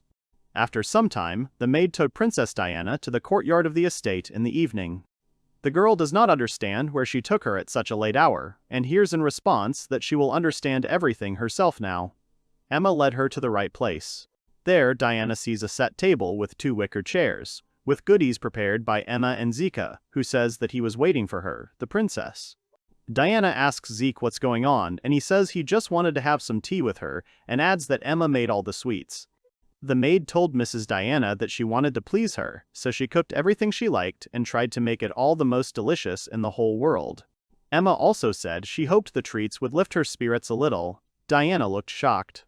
Zeke added to the maid's words, saying that he also wanted to talk to her, but it was difficult for him to find an opportunity, which is why he started this tea party, remembering that when the princess ate sweets in the dungeon, she perked up a little. The boy invited Diana to sit down, to which she sheepishly agreed. The princess notices the pleasant aroma of the dishes, and the young man asks her if she has calmed down a little, to which he receives a positive answer. She also tells Emma that such sweets were prepared by the maid in the palace, they were always delicious, and each day became a little better with them. The princess continues, saying that even now she has such a warm feeling of nostalgia. Pal from the house notices the three of them in the yard sitting at a table, still talking. Zeke said he understands how much the princess is going through, and it's very confusing. Mrs. Diana admits that she is very embarrassed because she understands that she should be strong in such moments, but she cannot imagine a good future, and feels a huge responsibility after the words of Pal, who inadvertently overhears them from the estate. The princess also says that she only feels her own helplessness as she continues the conversation, and she does not know what to do, admitting that she is very scared. Zeke begins to calm her down, saying that he and Diana are very similar, and asks if she remembers what he told her about the able treasure. He continues by saying that when he first learned about the secret of the treasure, it was beyond his understanding, and he did not expect anyone to interfere with his fate. He did not even understand what to do, and was lost. And he adds that he therefore understands her feelings. The princess is confused, and Zeke continues, saying that he nevertheless decided to carry this burden on himself, and decided that he must protect what is dear to him. He adds that there are so many people in his life that he wants to protect and who are important to him, and so he decided to accept his fate, no matter how difficult it was, promising himself that he would become stronger. And so Zeke will turn this problem into an opportunity, because he has his family and comrades to support him. He tells Diana that he thinks the princess is capable of something like this, and she is skeptical. He tells her that there is a kindness in her that makes her rise again and again, that she values her comrades and is strong in spirit, and continues by saying that she may not understand the power she has now, but if she masters it, she can save the world and create a wonderful future. Zeke continues to reassure her, saying that even if she can't cope alone, she should remember that she will never be alone. And, finishing the thought, he says that even if she is scared, he, Zeke, will also be there for her. He asked her to remember this, and that she has many people who are ready to protect her. The boy adds that she can always ask these people for help, and Emma echoes him, saying that no matter what happens, she will always be on her side, as will the Count. Pal, still eavesdropping on them, smiles slightly. Diana is still confused, and says that when disaster happens, she has to be ready. She thought she would be alone, but it's not like that, and adds that she has him, Emma and Pal. Zeke adds to her words, saying that, just like in the dungeon, they can survive this together. The princess replies that then she just needs to be more determined, and then, gaining confidence in herself, she turns to Emma, saying that she needs the girl's help. Diana, looking up at Zeke, asks him for a minute. After a while, she returns to him, apologizing for the wait. The young man turned to the girl and was amazed that she returned to him in that very dress. Mrs. Diana says that she had never shown it to anyone before, but then he said that he liked the look. She uses her magic and regains her animal, ears and tail, appearing before Zeke in her beastman form. Zeke looked at Diana in surprise, and she in turn said that she always hated this appearance, because the girl could not hide it forever and sooner or later everyone would see her ears and tail. The princess constantly looked in the mirror because she was afraid. She added that having met the boy, she would be able to love this appearance, and now she is ready to show it to people one day, and even if they do not support her, she will not give up. The princess said that she would go to the kingdom of Estonia and meet her brother face to face. She added that she would believe in her power, to which Zeke agreed, replying that he would believe in her too. The boy told her that this look suited her, smiling at her, and Pal came out of the estate to them in the company of Emma, saying that he would also help, because when the lady was ready to do anything, he could not just stand aside. Mr. Bulschmiede was glad that the princess was smiling again, and all thanks to the fact that she met Zigbelt and that it was real luck that they met in that dungeon, which the maid agreed with. Emma remembered about the sweets, saying that she had forgotten to give them to him, and handed them to Pal, who was surprised by this gesture, saying that there were some left over from the tea party and it would be better to eat them, otherwise they would spoil, and besides, it would be nice for Pal to relax too. The man said he couldn't believe he had given in, adding that age was taking its toll, saying that if Mrs. Diana was strong, then they should be too, and then vowed that no matter what happened, he would protect her. The Abel family began careful preparations before leaving for the kingdom of Estania. The action moves to the capital before departure. Zeke stands next to Uncle Willie and looks with delight at the teleportation stone, which the Count said was finally finished and would soon be told about to the royal family, and this time it was set to Estania. Uncle also assured the boy that this time the teleportation stone had already been checked and they would not fly into the dungeon today, which made Zeke swallow nervously and say that it was good. At this time, Gilbert stood next to Crown Prince Julius and reported that almost everything was ready for departure and the new prototype teleportation stone was already configured, to which the prince thanked him and said that he was leaving everything to him, especially everything related to the preparation. Gilbert replied that he understood everything and hoped that all this preparation would not be a waste of time, receiving in response from the prince, who was twirling his brush in his hand, that he would also hope so. Diana ponders what she was told, that they will get there today, and she wonders how. A boy runs up to her and offers to go with her to watch the launch of the new teleportation stone. The princess agreed to go with him, and Zeke asked her if she was ready for the fact that they would soon go to Estania, receiving in response from her that she was ready and would not lose heart anymore. The kid extended his hand to her, Diana took it, and they went to the teleportation stone, excited that they would soon be going to another kingdom. The heroes moved to the kingdom of Estania using the teleport stone, finding themselves not far from this very kingdom in a forest clearing. They approached the edge of the magical barrier, and Zeke became interested in its size and how wide an area it covered. Prince Julius said that they had indeed been transported across several countries from the capital of Majesta itself, and added that the power of the sacred tree Amrita was amazing, to which Willie asked in response if he was not surprised by the magic of the Count himself. Zeke asked if it was okay that they teleported to another country's territory, to which the prince replied that of course, because as soon as they found out about the tournament, they gave the heroes permission, and, besides, the teleportation stone can only move them to where a preset marker is installed. Julius added that thanks to their reputation, they were allowed to do a lot, and this phrase made the boy think about how scary this crown prince really was. Pal, standing opposite Julius, said that his son should come for them soon, but for now, they had to wait. And Zeke at that time turned to the stranger who had become ill after the teleportation and asked him if everything was okay. The boy did not know him, but judging by his clothes, he thought it was someone from the squad of magicians. Marcus turned to him, shouting that, of course not, it was not okay, angrily calling Zeke an able kid. The young man asked the stranger why he was wearing the clothes of a squad of magicians, to which he received the answer that he should be asking why a knight of the kingdom where they ended up should work as one of the magicians of another country. He felt sick again, and felt sick. Zeke asked him not to shout like that because he felt sick. The Count came up to the Estania boy from behind, saying that it looked like someone needed to be inspired to work again. The boy turned around, looking at Willie in surprise. He began to justify himself to his uncle, asking why, because this time there were no problems with teleportation, and it passed with only a small error near the marker, and said that he would now write a report, which Willie would then check. Zeke was surprised at how the young man was drawn to work. The Count said that it was nothing, loading the guy with some more work, but they were interrupted by Diana, who recognized the guy and ran up to him. She was glad that he was okay and that she could finally see him. Marcus asked her for forgiveness for what happened in the dungeon. Mr. Powell also approached him, saying that he was glad to see him and that he had returned. Willie apologized to Diana for having plowed her knight into submission and added that he was needed, among other things, to win the trust of His Highness Julius. Zeke, hearing this, thanked Marcus for helping them. Marcus thanked them all and replied that he did not deserve praise, and after that, Powell's son finally approached them, asking for forgiveness for keeping them waiting. He introduced himself as the owner of this land, Edmund von Balschmiede, and added that by order of Her Majesty Juliana, he was here to take them. Powell was glad that his son had come, and Ed answered him, saying that he was glad that the man was healthy. Edmund told him that when he heard that he had become a rebel, he thought his heart would jump out of his chest, and now he was glad that it was not so. His father in turn thanked him for not believing that his father had become a rebel.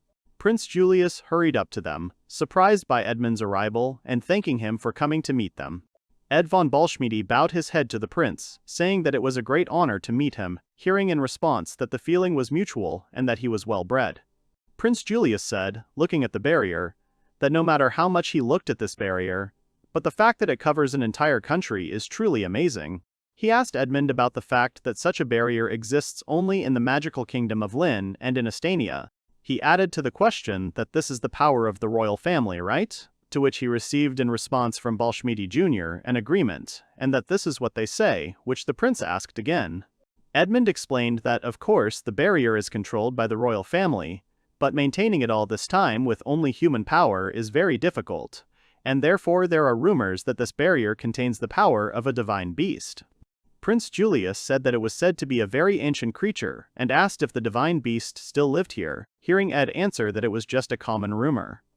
Ballschmiede Sr. suggested that they continue the conversation on the way, asking if they wanted to visit the inside of the barrier, to which he heard in response that of course they did, and that they were relying on him. Nikolai looks too thoughtful, and Theo worriedly asked him what it was. He told her that he had simply never smelled anything like that on him, which the confused woman asked again. Meanwhile, at the Ballschmiede estate, where the heroes had arrived, Julius told the guests from Majesta that rooms had been prepared for them all and that the servants would show them in. A little boy ran out to them, happy that his dad had returned. The prince looked down at him and smiled, greeting Johann and telling him that they had important guests today, and asked him to behave well and not to shout, in response to which the little boy sheepishly asked for forgiveness. Zeke looks at Johann with interest, thinking that this is the first time he sees someone smaller than himself. The little boy looked at her with delight and rushed to embrace Princess Diana, and she caught him in her arms. The boy shocked her by asking about her leaving the castle and what business they had, and wondering if she had come to play. Diana told him that they hadn't seen each other for a long time, and that she had to travel far from home, and also asked if it was okay if they stayed there for a little while, to which Johann said that of course it was okay, offering to stay forever. Zigbelt asked the princess about that boy, to which she replied that the boy often came to the castle with Pal. Johann noticed Zeke and, looking at him sternly, asked him who he was and told him not to approach the princess, while pressing closer to her. Zigbelt frowned and, folding his hands, told him that he was, in fact, Dia's fiancé, and entered into a squabble with the boy, saying that he was her husband, receiving in response that this was a lie. Diana yelled at Johann, asking him to stop being rude, while the others watched their squabble. Of those present, only Marcus did not know about the children's engagement, muttering in bewilderment that these shorties were discussing a wedding with a princess and seemed to be making fun of her. Having calmed down, the little boy turned his attention to Haku, exclaiming about how beautiful the cat was and asking Diana if she had touched the cat. The princess asked Johann not to bother him so much, while Haku, being squeezed by the boy, was in ecstasy from such a massage. Zeke, watching his cat being cuddled, is angry that Dia and Haku betrayed him, and tries to calm down, thinking that he needs to be patient and that it's not adult-like to be so angry at a normal child, even though Zeke is not an adult. He silently, in his thoughts, addresses his uncle and the others, saying that they could have warned him about this beforehand. Already in the mansion of the von Ballschmiede family, Nikolai asks Zeke about the other shorty hurting him, hearing in response that no one hurt him, and Emmy adds that everything is fine with Zeke and that everyone knows that he is the true partner of Mrs. Diana. Zeke only became more offended by these words. Marcus lifts Johann off the floor, telling him to stop, as he is in no position to be clinging to the princess, receiving in response from Johann that he is actually an aristocrat, with the demand to let him go. Marcus tells the boy that his birth status is not a reason to be rude. The kid continues to be rude to the knight, saying that he doesn't want to hear anything like that from Marcus, but he himself constantly hangs around the princess. The knight turned to the maid, still holding Johann above the floor, and asked her to give the boy a picture book, so that he might be calmer. The maid said that she could find it, but the boy did not let her finish, turning to Diana. He asked her if she knew the maiden's promise to the white wolf, and the princess answered that yes, she knew, and that it was a famous fairy tale from Estania, although she had never read it. The boy was delighted and said that he really liked this fairy tale, and suggested that Diana listen to him read this fairy tale to her. The princess was slightly embarrassed and asked again, what, he was reading it to her? Marcus recited a summary of the story, causing Johann to be displeased by his words about how much the knight knew. Marcus told him that he had read it as a child too, and that in the story, after a conflict, a country was created that eventually became Estonia, and that the divine beast sealed its power in the girl, after which it returned to the world of the gods. Diana thought about the power of the divine beast, while Marcus finished by saying that the girl was called the Child of Light because of her golden hair, that she was very kind and had a strong will. Johann still didn't calm down and asked if the princess wanted to read, and then said that he could read her this book because he was smart. She tried to tell him something, but Zeke interrupted her, saying that he also wanted to listen to how the Child of Light saves people. The princess finally agreed to listen, and the boy was delighted, after which he ordered Marcus to carry him to the bookshelf, causing him to get irritated and promised to throw Johann on the floor. But no matter how angry the knight was and called him an annoying shorty, he still carried Johann to the bookshelf. Already in the evening, Zeke, in the bedroom prepared for him, was lying with Haku, talking to him and talking about how eventful the day had been. It was the first time he had played with so many people and added that he had had a lot of fun. Haku silently agreed with the boy, stretching out on his back, and Zeke told him that they would get a good night's sleep tonight. Before going to bed, the young man also thought about the tale of the girl and the white divine wolf, because everything in it was exactly as Camille had told him. Before going to bed, he also thought about the tale of the girl and the white divine wolf, because everything in it was exactly as Camille had told him. The boy thought about the jewel and the power of the divine force. It really interested him. He thinks that maybe this is a hint on how to find Dia's power. But he is not allowed to finish his thought by the one who came in and said that Zeke had a fun time today, uncle. The kid sat down on the bed, and Willie apologized for disturbing their rest. He said that he had finished talking to Edmund, and now he had come to chat with him. Zeke asked what they had talked about, and was told that they had discussed the same thing they had discussed with the others before leaving, about all the members of the royal family. The uncle added that they had also spoken about the divine beast. The boy asked with interest if it really existed somewhere in this country, and Willie replied that it was quite possible, but no one had ever seen it before. The uncle went on to say that the tracks of this beast were visible all over the country, and that Edmund had advised them all to be careful. Zeke asked again, wondering what it meant for someone in the country to be against a divine beast, hearing from his uncle that it was possible and that they needed to be prepared for it, and if it was the royal family, then their opponent was too strong. Willie also added that it could also be somehow connected with the Magic Academy, and that the enemy was still not entirely clear to them. Uncle finished speaking with the fact that in general, if the help of people is not enough for them, then they will use the help of comrades who are not people. Zeke, asking about this again, heard someone's voice behind him and got scared. The spirit of the wind appeared in the room, and the boy recognized her.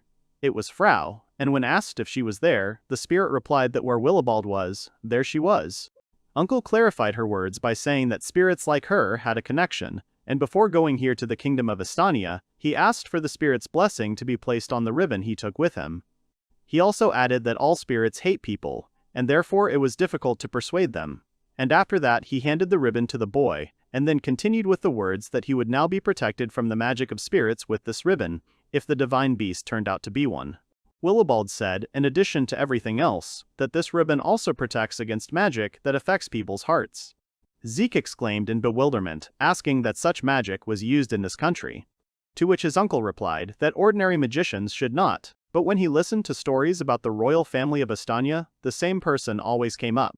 And that's why he decided to make this tape just in case, and besides, he said, it would help to confirm his theory. He told Zeke that he couldn't let anyone know that there was spirit magic on it, so he asked him to use concealment on the tape. Uncle said that no one else should see anything through Zeke's concealment, and Frau then picked up the boy and asked him to hide her well, for which he would reward him. The youth said that it was not necessary and it was better to let him go. Willie, watching Frau fooling around with the boy, thought that maybe he was being too cautious since he used the spirit's blessing, but still, he continued to think, it was always better to be prepared for the worst. In the morning, the guests leave the estate of the von Balschmode family, and the hospitable hosts of these lands say goodbye to them. Johann asks Diana if she is already leaving, to which she replied that yes, but they will definitely meet again. Prince Julius thanks Edmund for everything, to which Balschmode Jr. says that there is no need for thanks, he did what he had to. Edmund wishes the guests a safe journey and says he is glad to have been able to talk to His Majesty, Prince Julius, who is also glad to talk. Uncle asks everyone if they have put on their good luck charms, after which he gives the command to advance. The action moves to the Estonia Palace. As the procession enters with Princess Diana, they are greeted by a mysterious stranger who rises from her throne. This girl, in the company of Prince Tobias, caused bewilderment among the arriving procession. She says that she was looking forward to their arrival with all her heart. The stranger greets those who enter and introduces herself as the second princess of Estonia, Juliana von Estonia, after which she says that the king, unfortunately, is not in a position to meet them now, and therefore she will be with them these days. The crown prince of the Majesta kingdom said that this was his first time meeting her, and he stated his title and wanted to state his name, but he was interrupted by the cry of Tobias, who saw Diana. Prince Tobias, with an enraged expression on his face, accuses Diana of first starting a rebellion and now daring to come here. His servant tries to reason with him, addressing him, but he fails. Zeke sees the man and realizes that he is Prince Tobias, so he clenches his fists and frowns. But Princess Diana stands in front of him, stopping the boy from doing something rash. The girl begins a dialogue with her brother, saying that she swears that she would never point a weapon against her people and her family, because they are important to her, and she believes that everyone will understand this. The brother doesn't believe her, and gets angry again, but then Juliana enters into their quarrel, stopping him with the words that she is very upset by the quarrels in the family. The second princess asks Tobias for a favor, which is to calm his mind. The man clicks his tongue and walks past Diana, pausing briefly to whisper that they are not finished yet. As he leaves the palace, he insists that he will be the king. Juliana asks for forgiveness from the guests, saying that Toby became so hot-tempered about 10 years ago, and adds that brothers and sisters should stick together. Uncle Willie spoke to her, asking about when Diana was accused of rebellion. Was it Prince Tobias? To which Juliana replied that no, and she could not tell them everything. But, she added to what was said, it was a rebellion of the Beastmen, and the rebels were talking about Diana. The second princess said that it was obvious that the words of the abnormal cannot be trusted, but this was enough for her brother, and he became furious. Uncle asked her if she thought the rebels were being manipulated by someone, and she answered that it was most likely so, but given the information about what was in the dungeon, she decided that these were false accusations. Juliana turned to Diana, saying that she was very sorry that Diana had to go through this, and her sister thanked her for her sympathy. Zeke breathed a sigh of relief, because he was afraid that Diana would be eaten here, but Juliana seemed like a good person to him. She asked those present about the Abel family, who decided to take part in the tournament. She added to the question that if the Abel family wins the tournament, they can officially declare Diana's innocence and engagement. Juliana said that she thinks the winners of the tournament will be believed.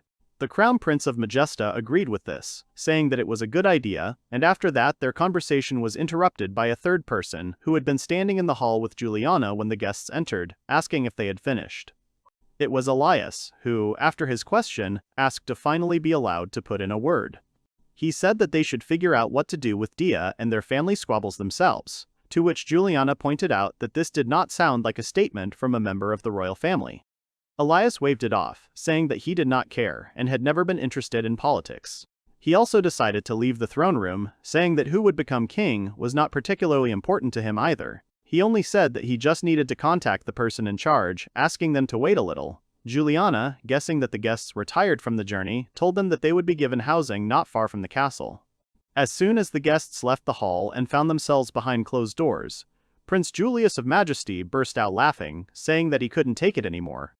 Willie, watching him laugh, said that he now understood why he had been silent all this time.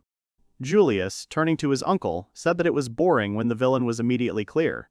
But now it would be more interesting, in response to which his uncle asked him to restrain his impulses. Marcus, indignantly, said not to dare laugh at the royal family, he wanted to tell him. Nikolai asked about whether it was really necessary to talk to his younger sister like that, and Emmy was still terribly afraid. Edmund, with the others in the common room, said that, however, Diana's statement had been received better than they had expected, and that she had behaved very maturely, adding also that she had a strong will. Zeke praised the princess, telling her that she was very smart, and smiled. And to this, Diana replied that it was because the boy was next to her. Julius turned to Willibald, asking what he saw in the three with his eyes, but Willie replied that he did not use them, which surprised the prince, because his uncle usually immediately uses them when he suspects someone. Uncle said that, of course, maybe it was worth looking at them, but he added that the country was protected by the blessing of the sacred beast and a magical barrier, and so if he used the eyes, he could be immediately discovered and the company would have a lot of trouble if they were considered enemies. Willie said he doesn't fully understand how the barrier works yet, so he'll hold off on judging the royal family for now. Julius said that it was now clear that thoughtless use of magic could arouse suspicion and he would now also be careful, and Zeke, who was listening to their conversation, perked up. His secret assistant, invisible to the others, asked if this was true, to which Zeke mentally replied that, of course, the sacred beast barrier could indeed have such an ability. The assistant said he thought Zeke should refrain from using the judgmental gaze too, and Zeke, clutching his head in his hands, thanked himself for forgetting about it. A young man entered the guests' lounge, interrupting their conversation and asking for forgiveness for it, and asked to take up a little of their time. Julius, turning to the newcomer, recognized him and tried to say his name, but the young man got ahead of him. The boy apologized for not introducing himself and stated his title as Prince of the Kingdom of Estonia along with his name, Matthias von Estonia. He apologized for his older brother's rudeness, but the Prince of Majesta said it was okay and even seemed somewhat amused. Matthias stopped in front of the guests, and Julius, saying that since the prince himself had come to them, asked that it was not so simple, to which Matthias agreed. The Prince of the Kingdom of Estonia, apologizing, asked everyone except Julius, Sieg, Albert, and Princess Diana to leave, to which the unnamed ones agreed. Sieg asked him why only he and Brother Al were left with the princes, to which Matthias replied that it was because Mr. Albert would be participating in the tournament and Sieg was Dee's fiancé, so he wanted them to know. Willie, having heard what he wanted, said that they would then wait for those remaining at the hotel, and they left Julius with Zeke and Albert.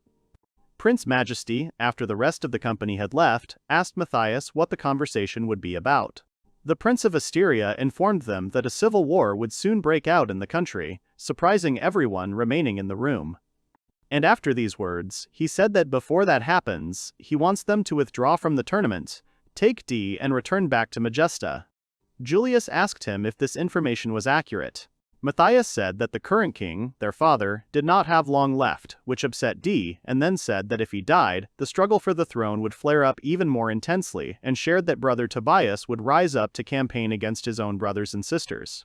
The young man said that, as the heir to Estonia, he was going to gather supporters and fight his brother, but he didn't want Di to get involved in all this, so he asked to save her.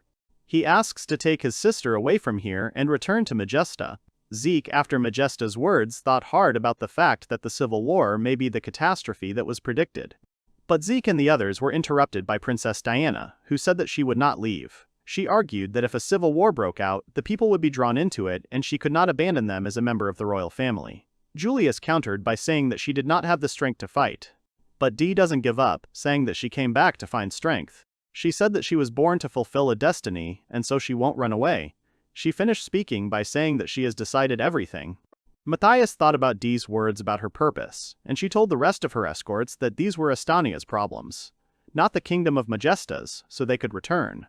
But Albert didn't let her finish, saying that it was their mission too. He said that when the family is in danger, they cannot stand aside. Diana asked embarrassedly about herself and the family. Julius said that their sense of justice is at the highest level and he himself would prefer to leave. But when Matthias himself came to them with such information, his heart bled. Julius added that the only thing that could be behind all this was the Majesta Magic Academy, causing confusion in Matthias. The Prince of Majesty continued by saying that this was why they came to Estonia, and at the same time to clear Princess Diana's charges and deal with the academy. He also said that if Al won the tournament, he would be able to enter the academy as an honored guest. Julius added that if information about their academy's involvement in all this were to surface, Majesta would be blamed for everything, and he didn't want to deal with a war between their countries. Matthias asked in surprise that they wanted to cooperate because of this. The Prince of Majesty answered him that no, he could not promise that, and maybe they just came to check the work of their academy, but if they accidentally prevented a civil war for the company, then Julius had nothing to do with it. Matthias, turning to him, thanked him, and said that in that case he would respect Dee's choice, no matter how reckless it was, and turning to Zeke, said that he trusted him. Princess Diana thanked her brother. The Prince of Estonia finally turned to Mr. Albert, warned him that Tobias might do something at the tournament, and asked him to be careful.